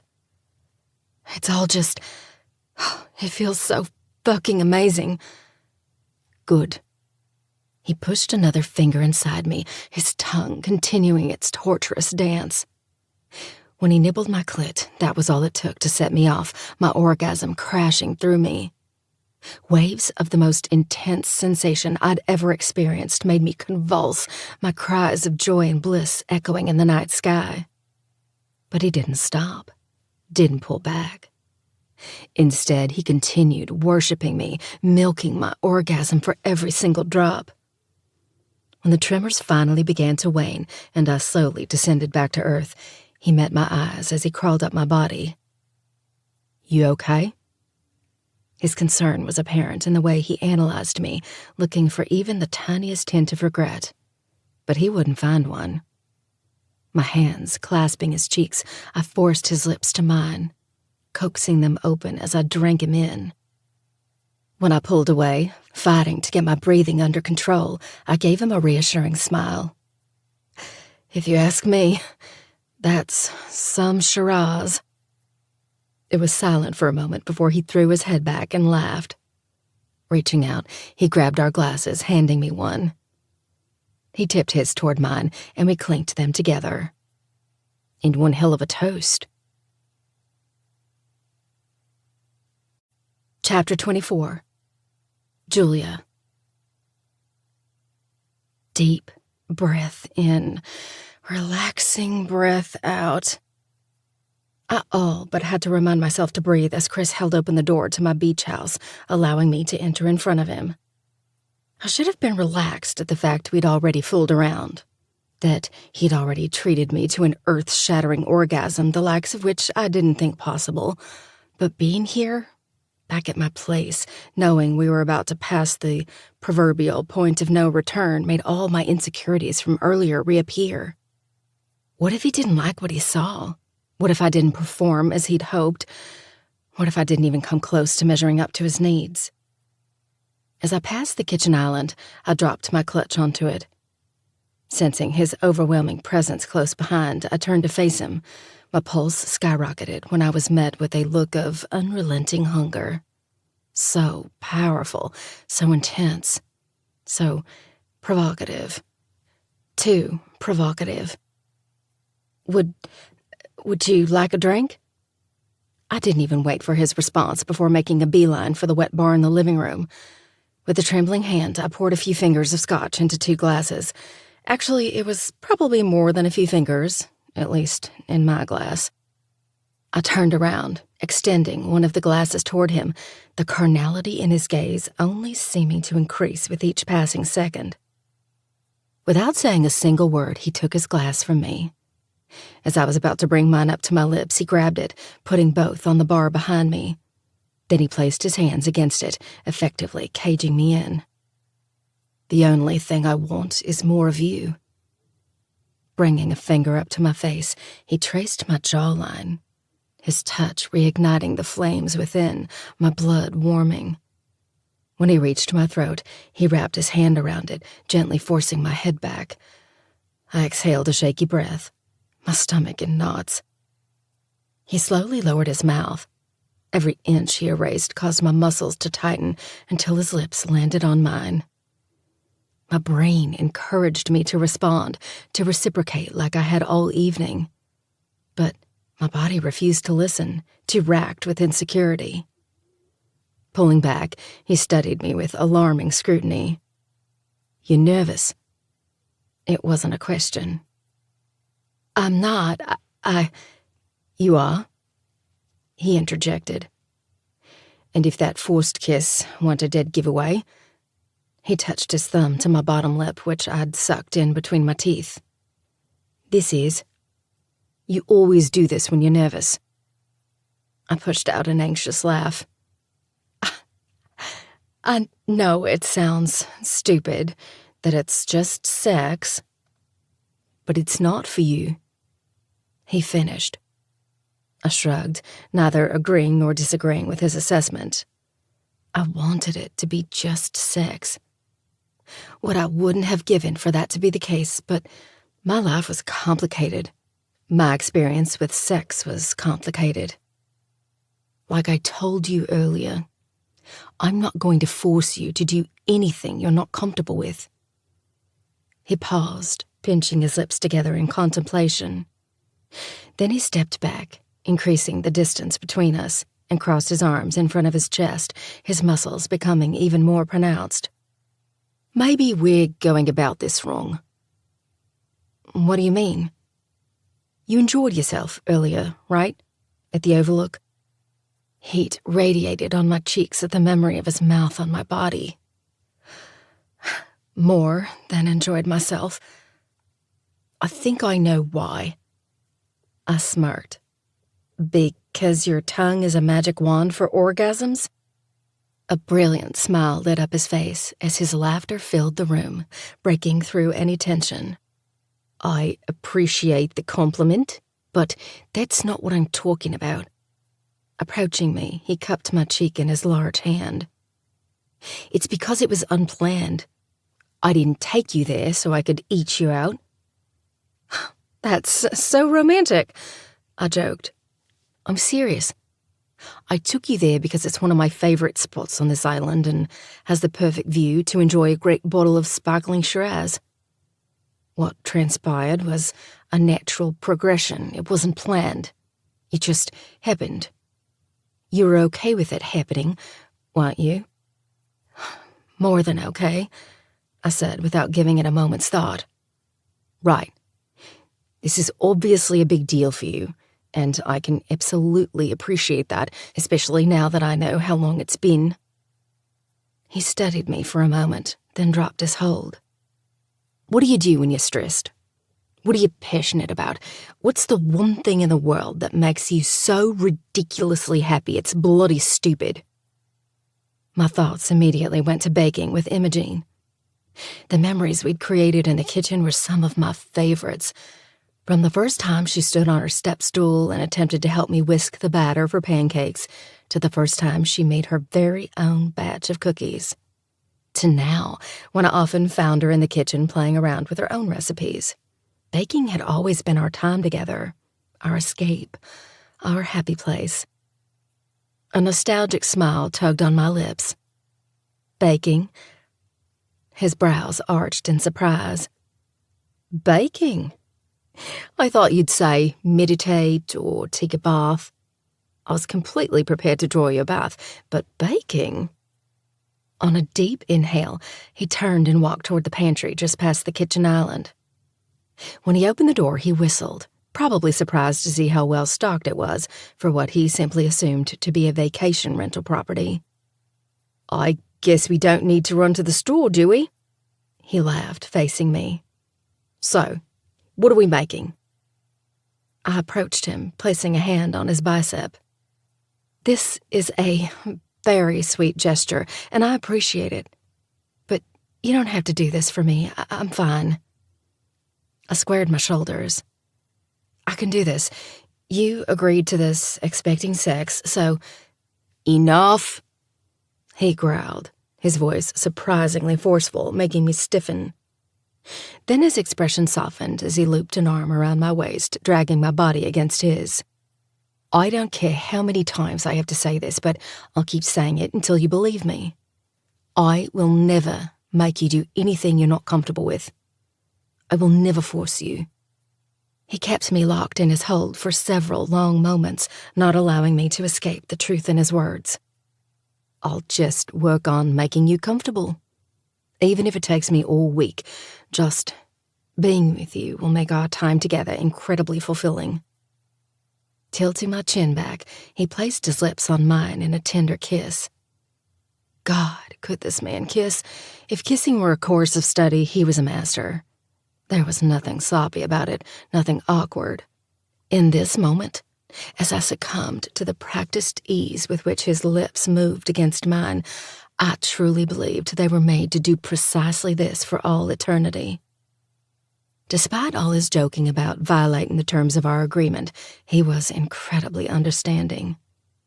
I shouldn't have been surprised. Chris had constantly disproven every single one of my preconceived notions about him. After everything I'd been through, it was refreshing to know there were still good people in the world, that there were still knights in shining armor, that there was still hope. He pulled back, a suggestive gleam in his eyes. Come on, Belle. he murmured. Let's get dirty in the kitchen. Chapter 25. Lachlan. "I'm going to fuck up this cake," I declared, my motions incredibly unpracticed and disjointed compared to how smooth and confident Belle appeared when she demonstrated precisely what to do. "You know that, right?" "You're doing great," she assured me with a heartwarming smile. "Just keep folding in the bananas. You want to be gentle. You want to make love to the batter, not pound the shit out of it." I burst out laughing, trying to keep a steady hand as I mixed, folded, in the bananas. This is a first for me. What, baking a cake? No, well, yes, I've never been much of a baker, but I meant using sex to tell me how to treat the batter. What can I say? I figured it best to put it into terms you could relate to.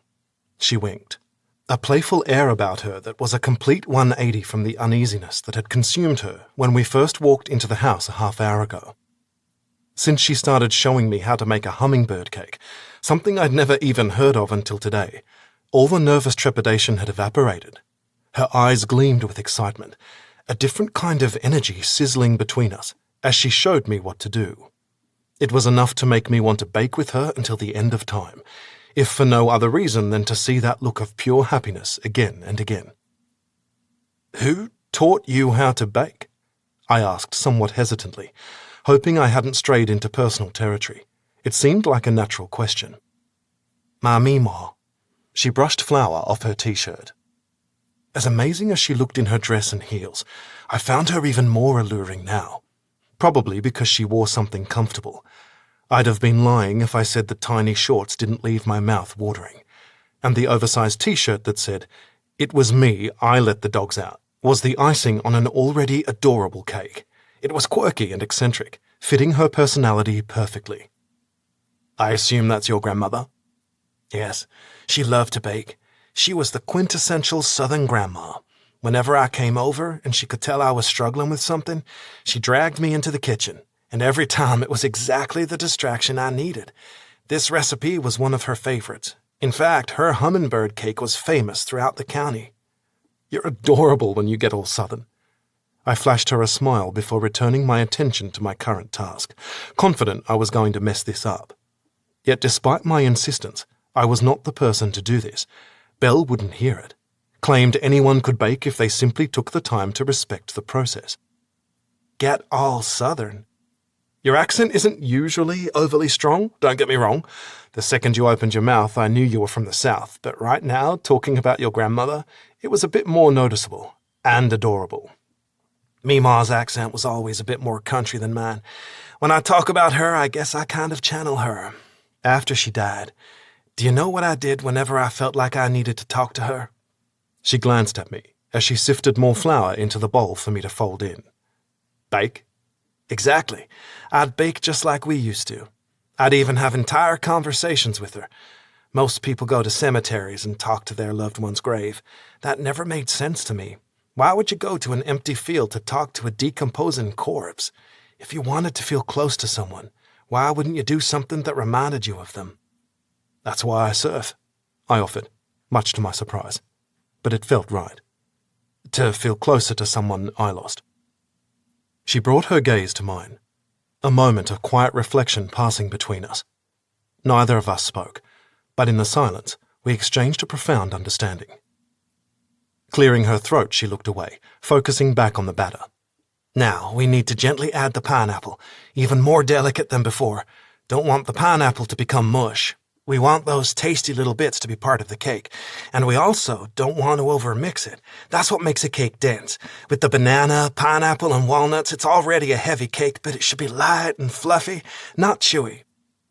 With every word she spoke, she grew more and more passionate. I wanted to ask what she did for a living.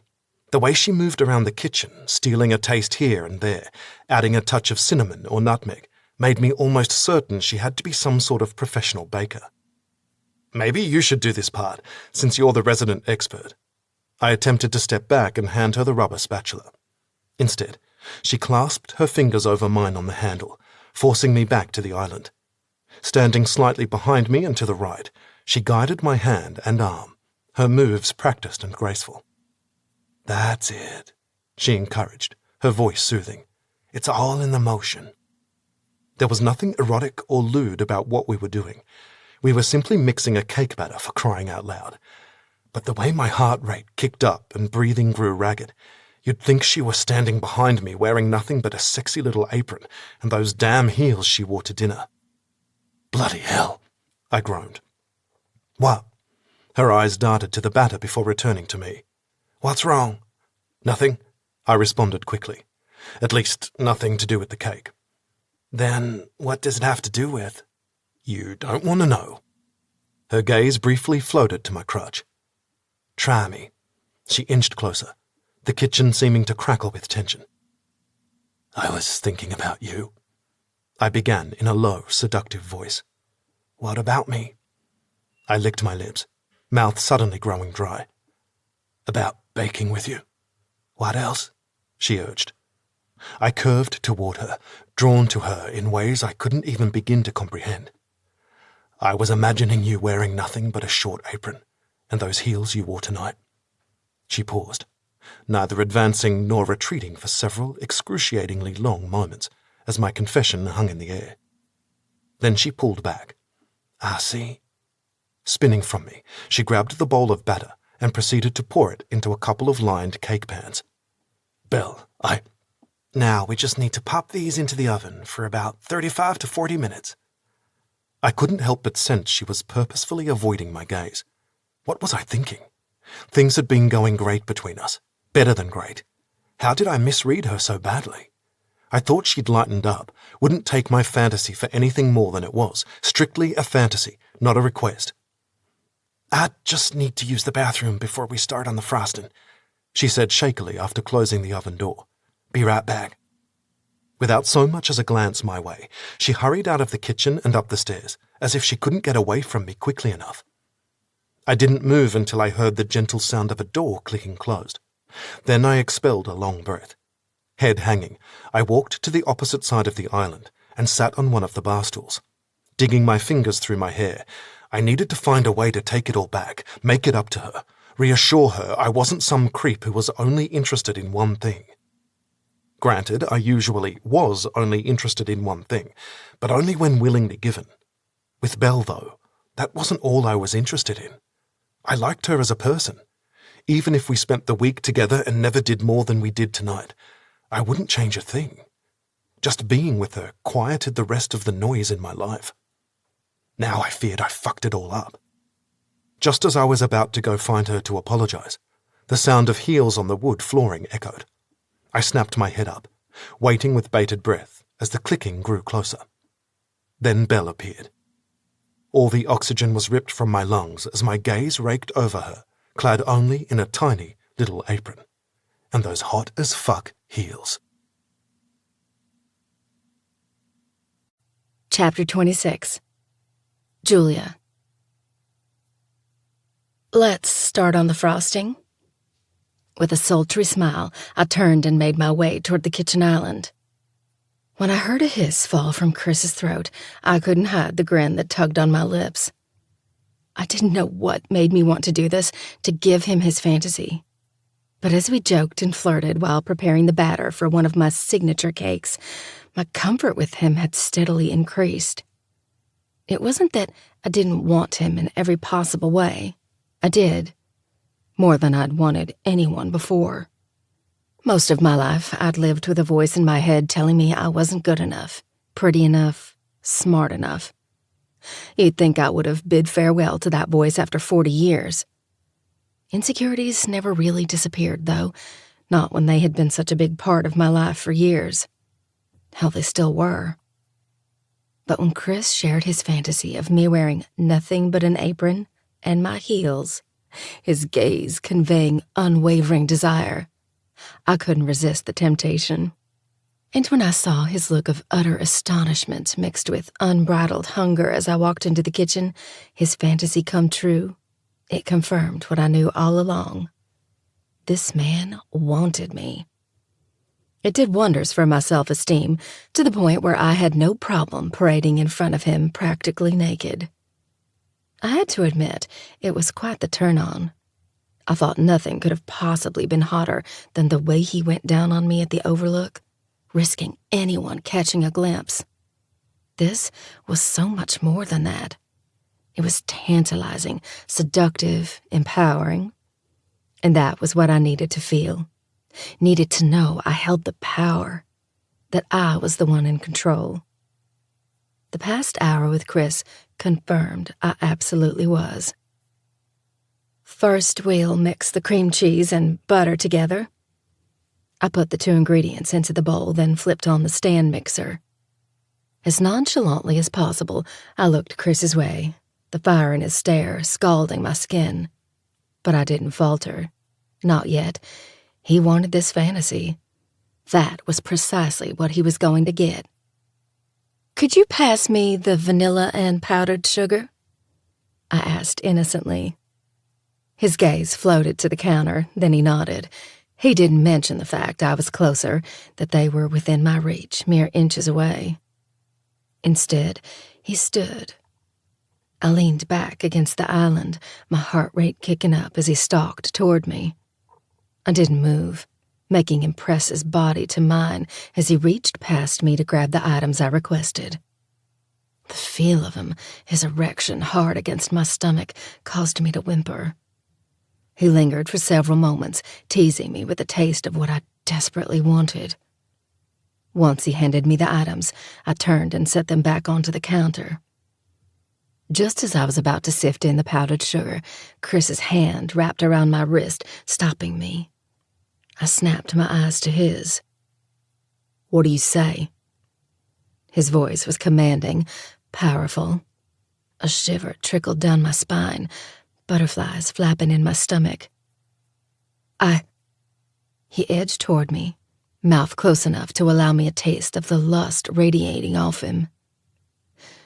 "I did something nice for you? What do you say?" I swallowed hard. The electricity sizzling between us so potent, I was convinced it could power all of Oahu for years. "Thank you," I finally managed to whisper through the dizzy spell consuming me. "Good girl," he crooned, lips still hovering over mine. I braced myself for his kiss, but it never came. Instead, he retreated, leaving me a panting mess of desire. I paused, drawing in a breath to calm my racing heart enough to finish my current task. Then I glanced behind me to see him leaning against the counter by the dual ovens. "Aren't you going to help? And miss out on the show?" He crossed his arms in front of his chest. "Not a chance in bloody hell, beautiful. Now, keep making that frosting." With a seductive smile, I faced forward again, refocusing my attention on mixing the frosting to the correct consistency. It was difficult to concentrate, considering I physically felt his smoldering gaze, admiring every inch of my bare backside. Even if the frosting didn't come out right, at least according to my standards, I doubted Chris would complain. Once the frosting turned a bright white shade and had taken on a fluffier texture, I shut off the mixer and lifted the top, removing the bowl.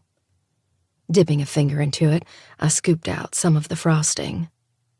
I met Chris's stare from a few feet away. It could have been miles, the small space separating us too much. With slow movements, I licked the frosting off my finger.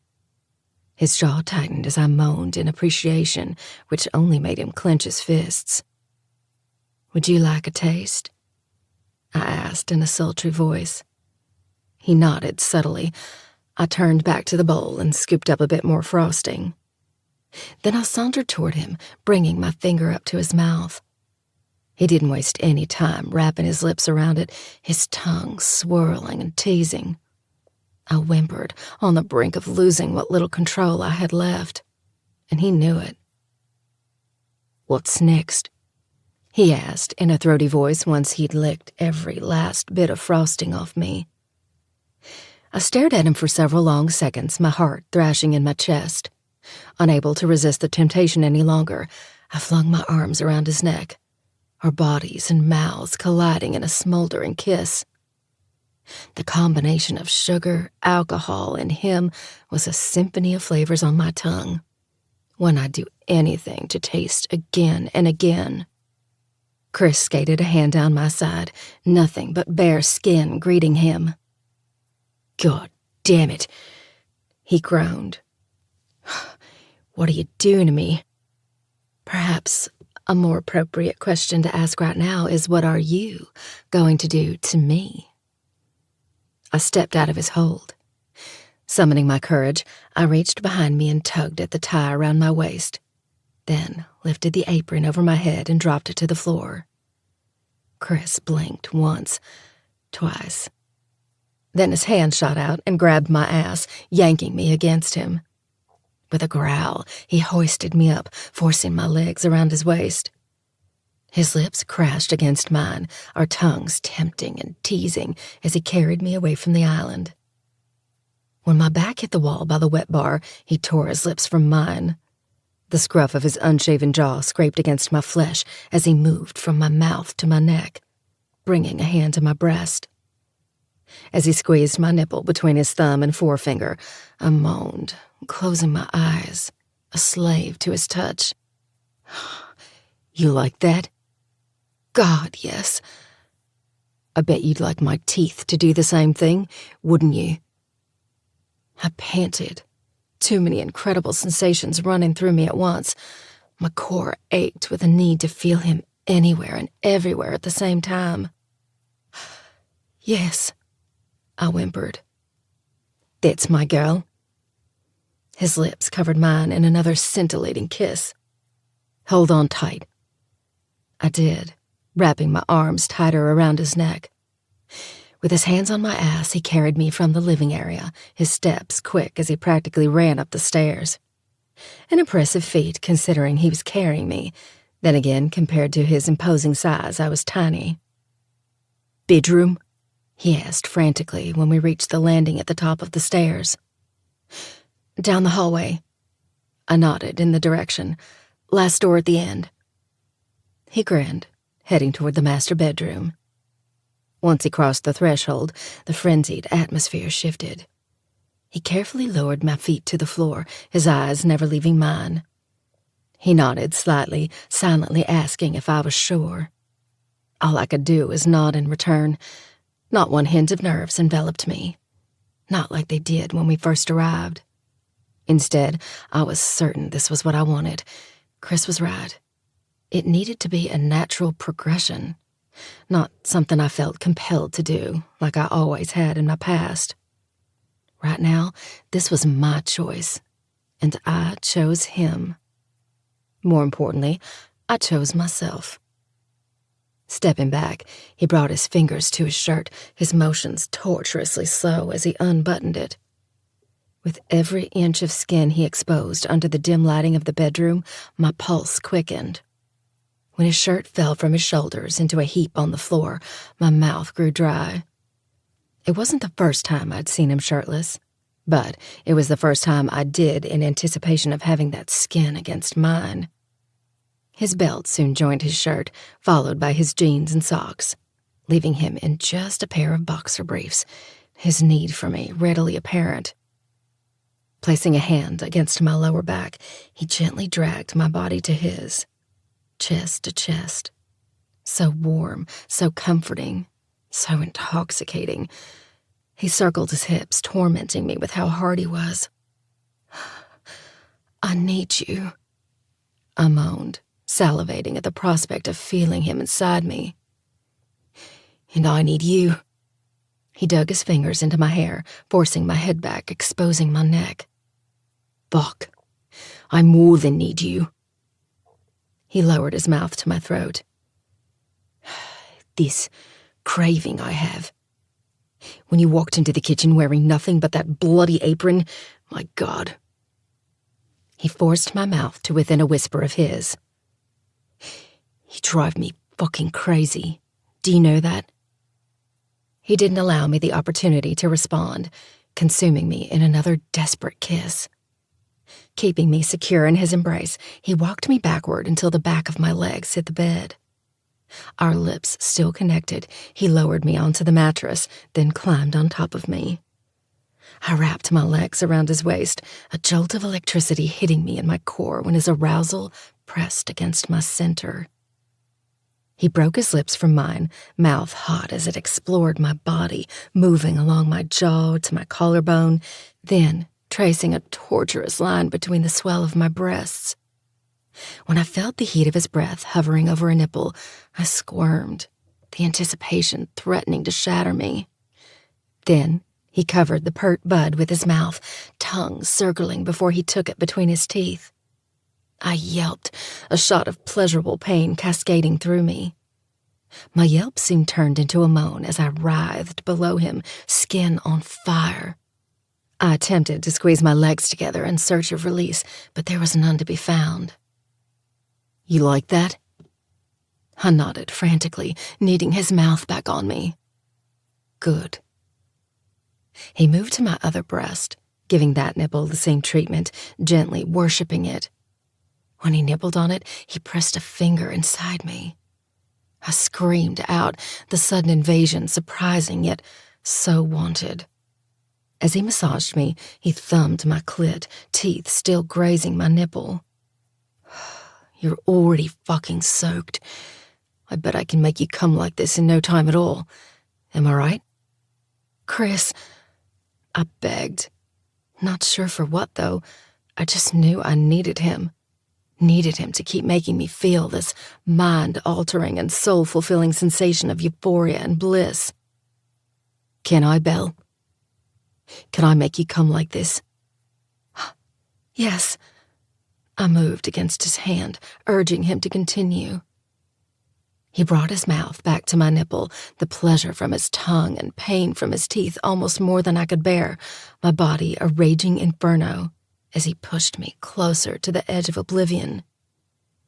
His rhythm becoming more frenzied, he inserted another finger, then another, bucking me with his fingers as he feasted on my breasts. I'd gotten used to his pattern, was able to brace myself for when he'd suck, when he'd nibble, when he'd tug. But when he clamped down on my nipple in a harsher bite, I screamed out, my orgasm crashing through me unexpectedly. "That's it," he growled, his motions becoming more chaotic as he did everything in his power to prolong my bliss. A blinding light flashed in my eyes as the world spun around me at such a dizzying speed.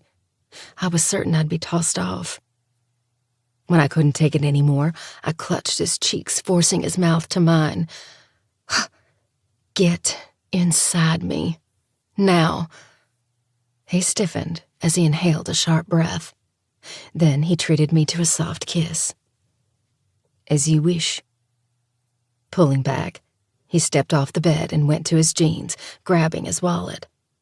When he tossed the condom on the mattress, my pulse kicked up, excitement filling me as the reality that we were really doing this set in. His stare locked with mine. He hooked his hands into his briefs and pushed them down his legs.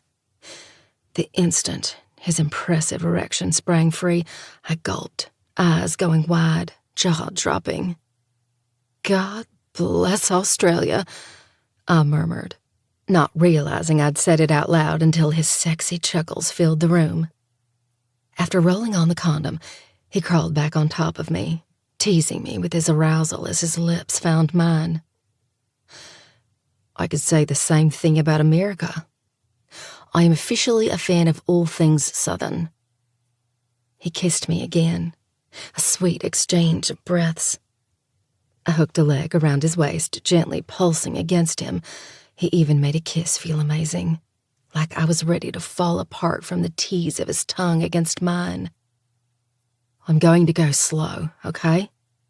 He peered deep into my eyes, gaze awash with sincerity and understanding.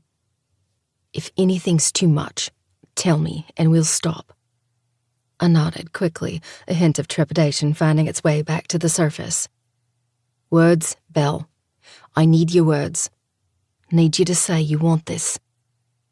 Wrapping an arm around his neck, I circled my hips against him, a spark of need shooting through me when I felt his erection against my core. "I want this. I want you." "Good." He pulled back slightly and brought himself up to me. His gaze focused on mine, the normally vibrant blue hue darkened to a midnight sky. Then he slowly eased inside, filling me in a way I never thought possible. When he was fully seated, he paused, relishing in the sensation for several moments. "My God, you feel amazing," he said on a long exhale, a visible shiver rolling through his body. Then he retreated and pushed into me again, making me moan. In my old life, sex was never about pleasure, at least not mine. It was something I felt obligated to do. But with Chris, it was different. I didn't think sex could ever be so pleasurable, so incredible, so addicting. Resting on his elbows, he took my face in his hands, keeping my eyes on his as he moved inside me. It wasn't the sinful, lust-filled, depraved fucking we'd originally agreed on. But with every minute we spent together, the less our original deal mattered. This was infinitely better. The way he slowly, sensually rotated his hips took me to places I never knew existed, my body climbing higher and higher with each thrust. "You're close?" I shook my head. I don't know if I can. I've never..." He pressed his lips to mine. "Don't fight it, love. Don't overthink it. Just live in the moment." "Oh, God!" An unexpected moan fell from my throat as he hit that spot inside of me, desire burning. "Wait for me," he grunted, gradually picking up speed. "I'm almost there. Just... fuck." He bit his bottom lip. "I want to bury myself in you and never come out." I hooked my legs around his waist. When the heels of my shoes dug into his back, he released a wild growl and increased his rhythm even more. Each desperate thrust hit me deeper than the previous one until I couldn't keep it in anymore and fell over the edge, my body convulsing and shaking. "Fuck, Bill." Straightening, he forced my legs to either side of him, clutching my thigh. He lifted it and plunged into me with a punishing rhythm, my orgasm never seeming to end as he drove in harder, deeper, rougher. Finally, a strangled groan tore from his lungs, his body jerking through his release until his muscles seemed to give out, and he collapsed on top of me. His lips collided with mine, our breaths coming fast as we struggled to come down from the high of experiencing each other. But I didn't want to come down. For the first time in ages, I felt happy. Felt like I was enough, like I no longer had to live in the past. Maybe Naomi was right. Maybe I should have done this years ago. "It's official," Chris panted after several moments, slowly easing out of me and standing. "What's that?"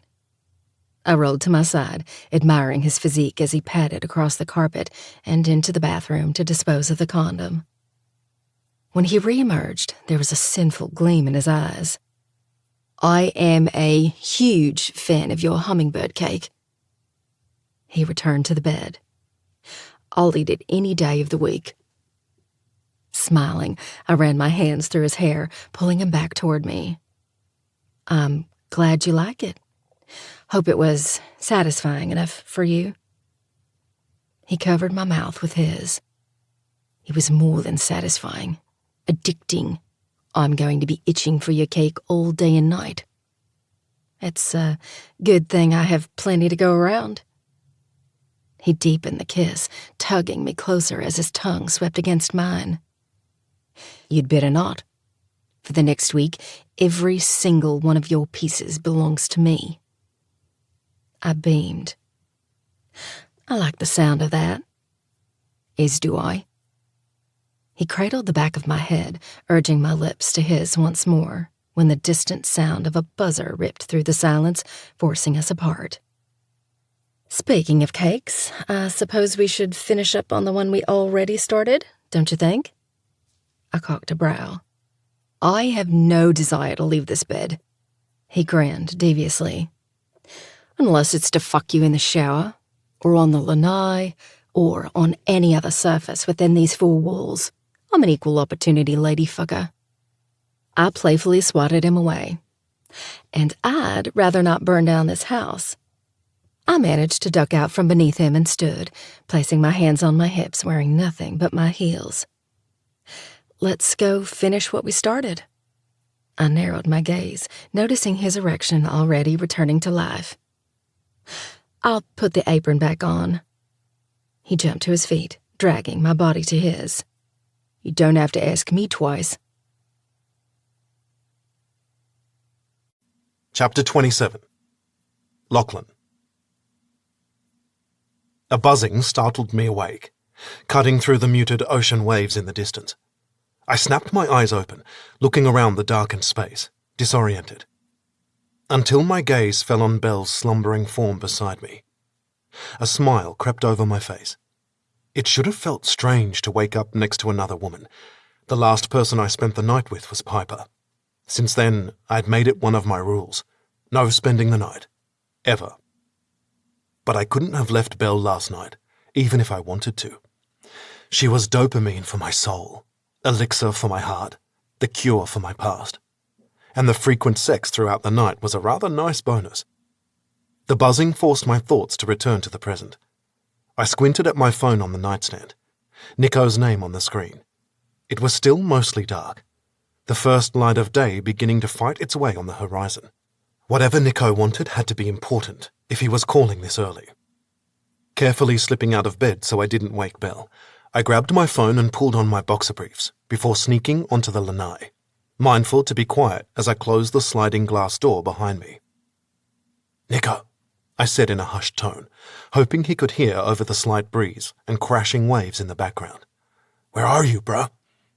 I stopped by your house to talk to you before you went out to catch some waves. I cleared my throat. I'm not home." "Not home?" No. I didn't elaborate. It wasn't worth it. Not when Belle would be nothing but a distant memory in mere days. "Why did you stop by? Is everything okay? Did you already figure out who this Lucretia is?" He exhaled a deep breath. "Not yet. There was no one in any of your guest logs by that name.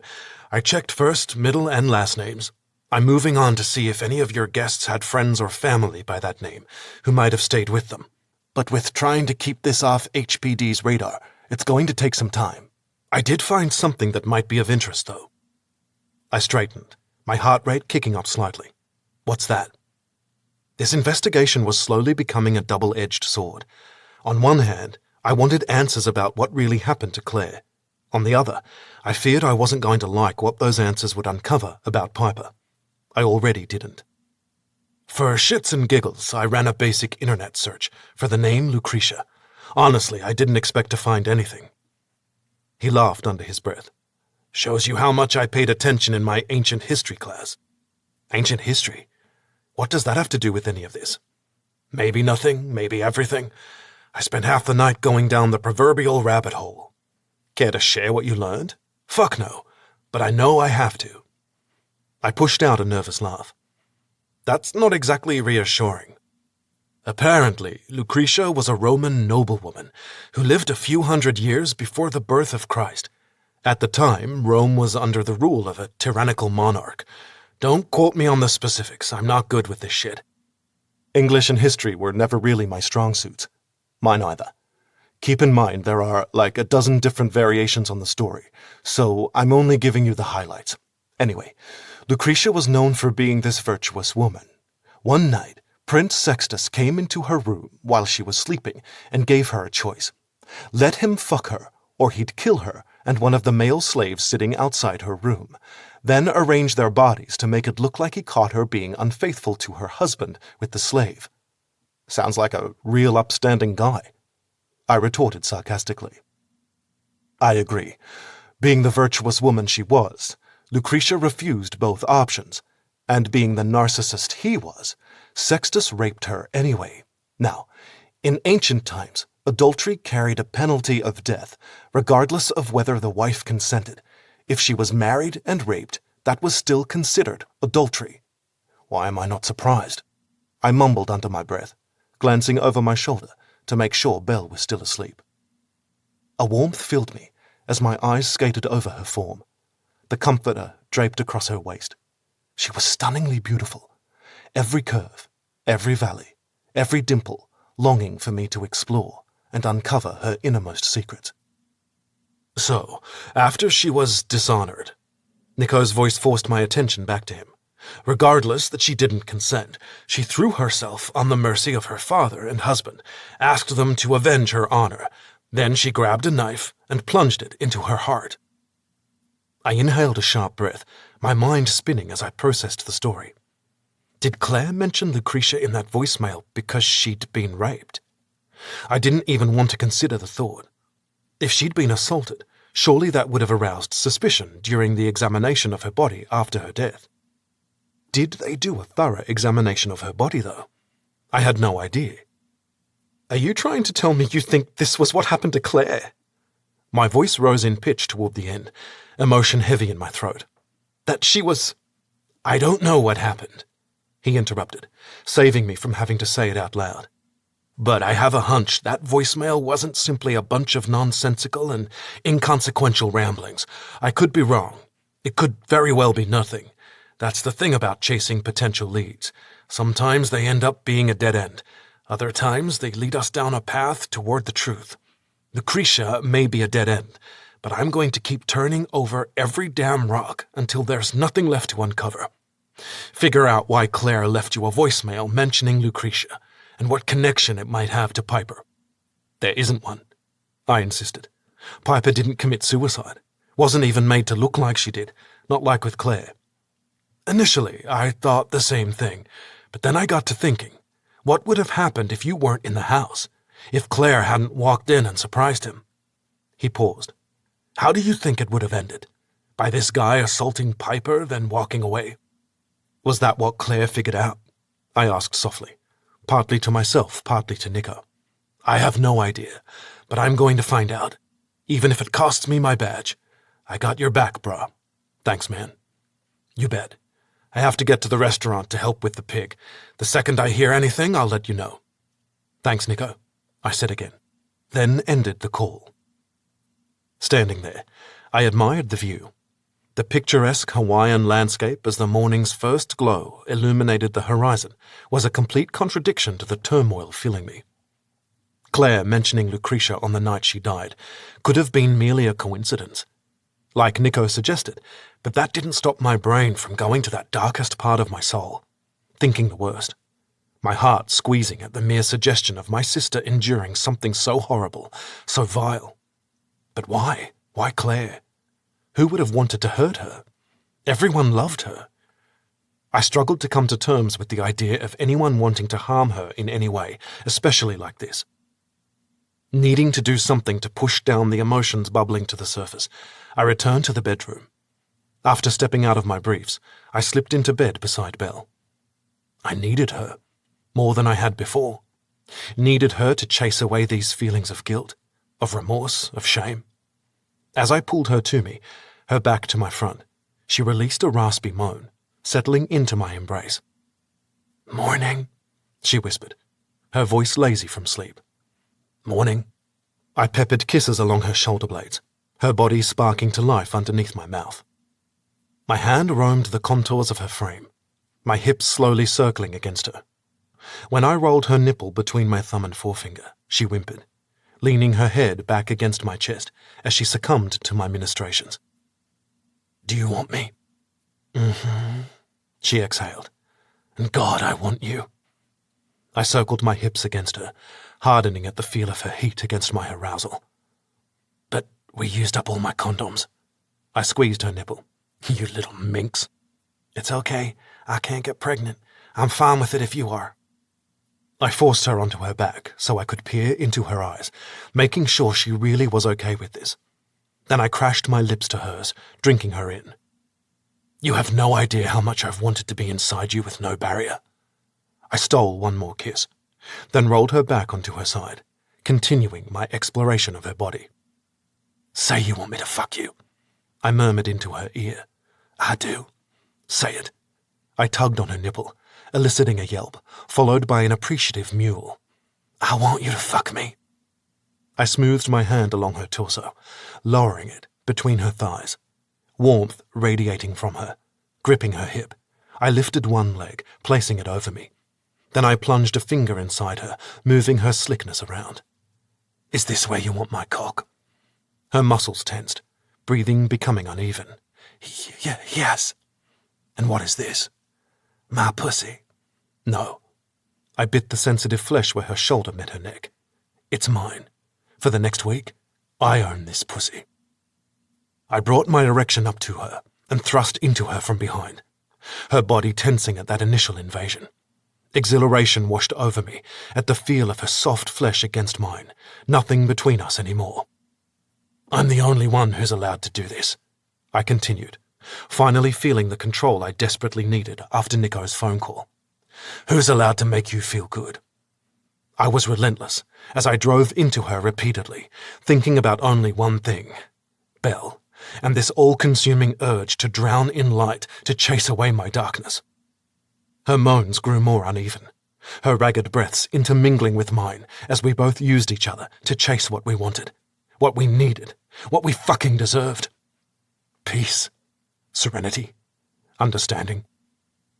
I moved my hand to her clit and toyed with her, rubbing gently, yet with the intensity I knew she liked, needed, craved. In just 24 hours, I knew this woman's body, knew what made her hum, made her purr, made her blind with lust. My free hand went to her neck. I wrapped my fingers around it tightly, forcing her head back. Then I took her earlobe between my teeth, sensing she was on the precipice of coming undone. "I'm the only one who's allowed to make you come, Belle. Only me." My words acting like a trigger. She detonated, her body quivering as she screamed out in pleasure. My motions became even more frenzied, my body a slave to my libido, racing after the high that only being with this woman could give me, until I succumbed to the feeling and released all my pent-up frustration, anger, and guilt inside her. Neither one of us moved for several protracted moments, as the early morning light filtered into the room. Then Belle's voice cut through. "I'm out of shape," she pushed out through her heavy breathing. The tension breaking, I chuckled, pulling her close, unable to keep my hands off her. Her skin was so soft, so smooth, so perfect. "If you ask me, your endurance is quite good. Not compared to yours. That was, what, number 5? Sounds about right. I'm going to need to hire a personal trainer for the week to keep up with you." "Perhaps." Easing out of her, I touched my hand to her shoulder, urging her onto her back. I hovered over her. "I could also take on that role, if you'd like. In addition to being your tour guide and sex guide, it only makes sense I also be your personal trainer. You should know, though, I'm a very hands-on trainer." She laughed a full-bellied laugh. I marveled at how easy it was to joke around with her, even seconds after such an intense and erotic sexual experience. She was the type of woman I always imagined myself with. Someone with incredible sensuality, but also an amazing sense of humor. That was before, though. Before the night that changed everything. Before the night I lost everything. Before the night I swore to never put myself in a position where I'd suffer that overwhelming anguish again. "From what I've seen so far," Belle began, pulling me out of my thoughts, "I can say with certainty, I won't mind your hands-on technique in the least." "Then it's settled. I'll be your personal trainer too. We should probably get started now." I circled my hips against her. "So soon? You're quite the opportunist, aren't you? Just looking out for your needs, beautiful." Leaning back slightly, I positioned myself at her entrance, teasing her. "Now, I'd like to make sure those needs are met. Need to keep up my 5-star rating."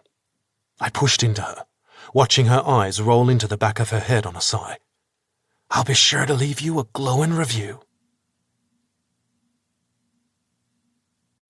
Chapter 28. Julia. I stared into the lighted mirror as Naomi checked the job the network's hair and makeup woman had done. She smoothed a few of my flyaways into the bob-style curls. Couple that with the bright red lips, I felt like a pin-up version of Betty Crocker. As Naomi reminded me when I'd voiced my distaste over the hair and makeup, I had an image to uphold, and this was it. I missed the days when the only look I needed to worry about was the satisfaction on my customers' faces as they took their first bite out of my latest creation. They didn't care if my hair was a mess, my face didn't have a single touch of makeup, and flour covered my t-shirt and leggings. But that was before I made the mistake of thinking success equaled happiness. Chris's words from last night found their way to the forefront of my mind. How true happiness could only be found within myself.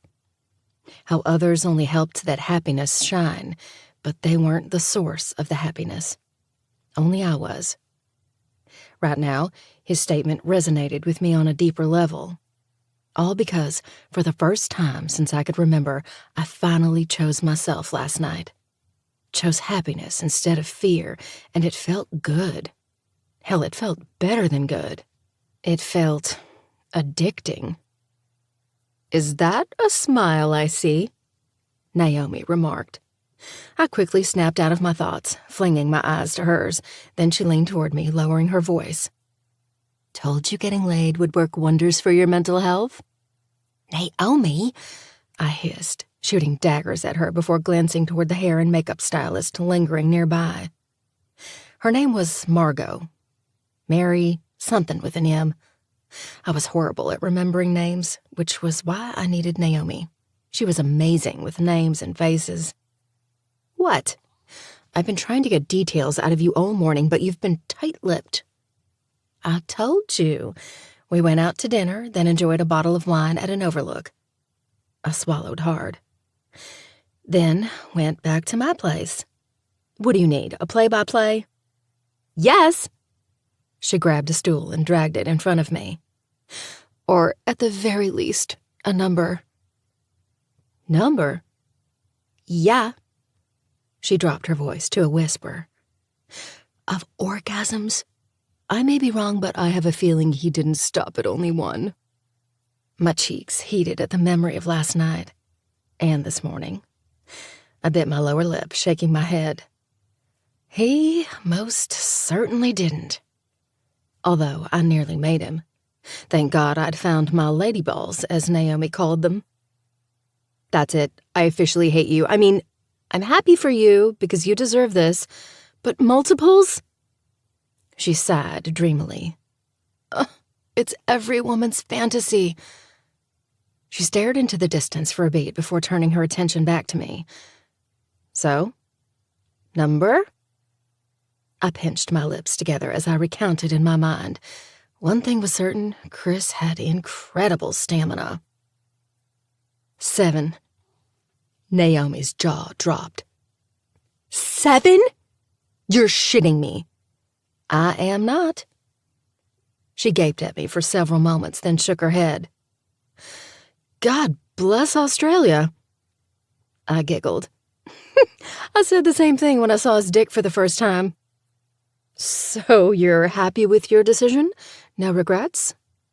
I beamed. "None." "Good." She squeezed my hand. "When are you seeing him again?"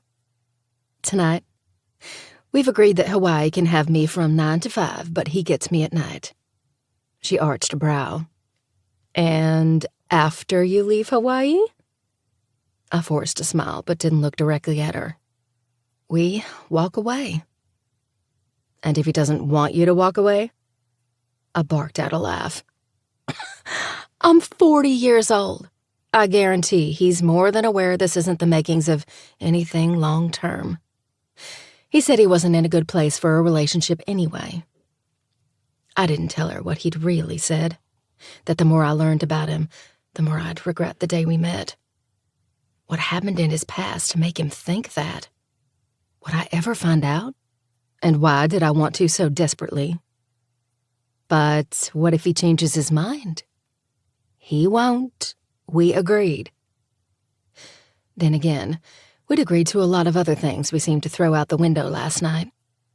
"So, what? You're going to enjoy a week of amazing sex, then just walk away?" I narrowed my gaze on her.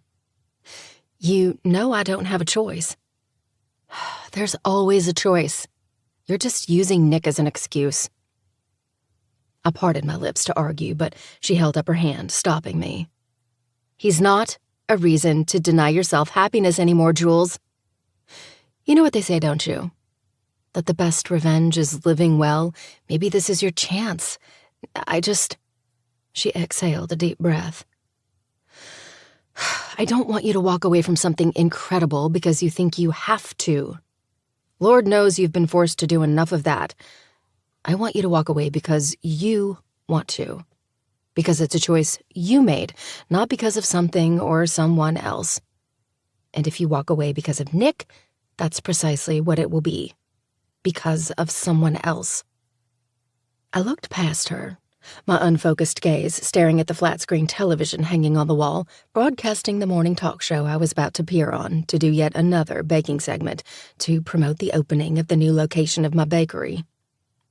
I hadn't thought about it that way, but am I ready for something real? And at what cost? Have you been following that? The stylist asked as she cleaned her brushes. Sorry, what's that? She nodded at the screen I'd been staring at, even though I wasn't really watching. About Lachlan Hale's sister? I shook my head, squinting. Who? The pitcher for Atlanta? She responded, sounding shocked, as if the name were as recognizable as George Washington.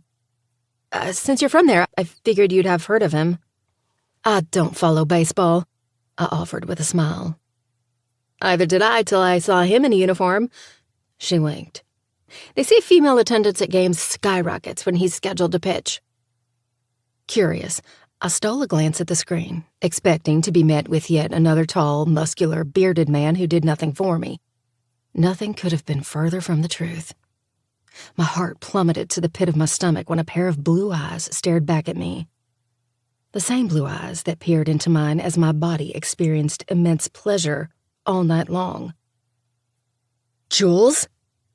Naomi breathed, clutching my hand as we both gaped at the familiar man on the screen. They've been covering this non-stop. Margot, Mary continued, completely oblivious to the utter shock rendering me mute, erasing my thoughts, stealing my breath. Lachlan is a bit of a local legend here on the island. I should have told her I didn't care, that I had absolutely zero interest in some young, attractive baseball player, but I couldn't find the words. I did want to know more about him, about the man I knew as Chris. About the truth behind the person who'd made me smile and laugh for the first time in years. About the past we'd agreed to leave outside of our bubble. He went to high school here, she continued. Was supposed to play for UCLA before the Hawks organization snatched him up. He started in the minors, yet quickly advanced to the majors. I'm shocked you've never heard of him. I was just in Atlanta on a film shoot. His face is all over billboards, bus stops, he's everywhere. We're not, Naomi began when I simply remained mute. We're not really into sports. Anyway, Margot, Mary rattled on, lowering her voice as if about to share a juicy piece of gossip. A few days ago, his sister was found unresponsive in the bathtub, her wrists slit. He was the only family she had left, so he was called to identify the body. Apparently, even though she'd been diagnosed with depression, he refused to believe she'd kill herself. Punched a detective, sent him to the hospital with a broken nose and jaw. I think there's more to the story. There had to be a reason he flew off the handle and assaulted a police officer, right? My breaths came quicker, heart squeezing. Right. He did say his sister had died. I'd simply assumed it was some tragic occurrence. Cancer or a car accident, but suicide, I couldn't imagine. A flash on the screen caught my attention. My eyes involuntarily went to it.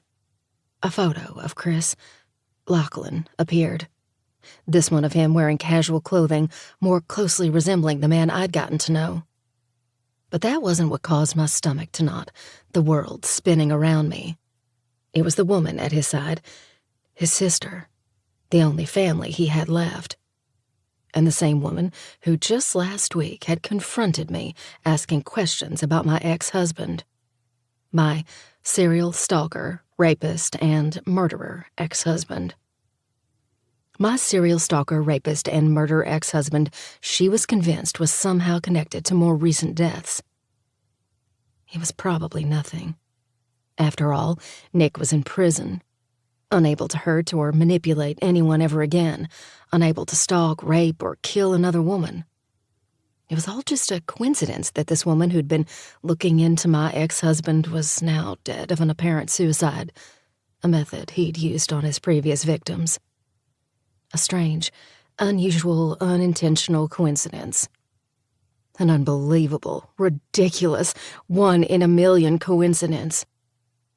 Being married to a narcissistic sociopath had forced me to be observant, to pick up on his moods before it was too late, to learn every single detail about what made him tick for no other reason than my own survival. As I stared at Lachlan's sister, her eyes the same vivid blue as his, one thing I'd learned about Nick screamed at me. When it came to him, there was no such thing as a coincidence. To be continued. Thank you for listening to Temptation, written by T.K. Lee, narrated by Michelle Sparks and Rupert Channing, both members of SAG-AFTRA. Produced by One Night Stand Studios. Post by Simplify Productions. Text copyright 2022 by T.K. Lee. Production copyright 2022 by T.K. Lee. All rights reserved.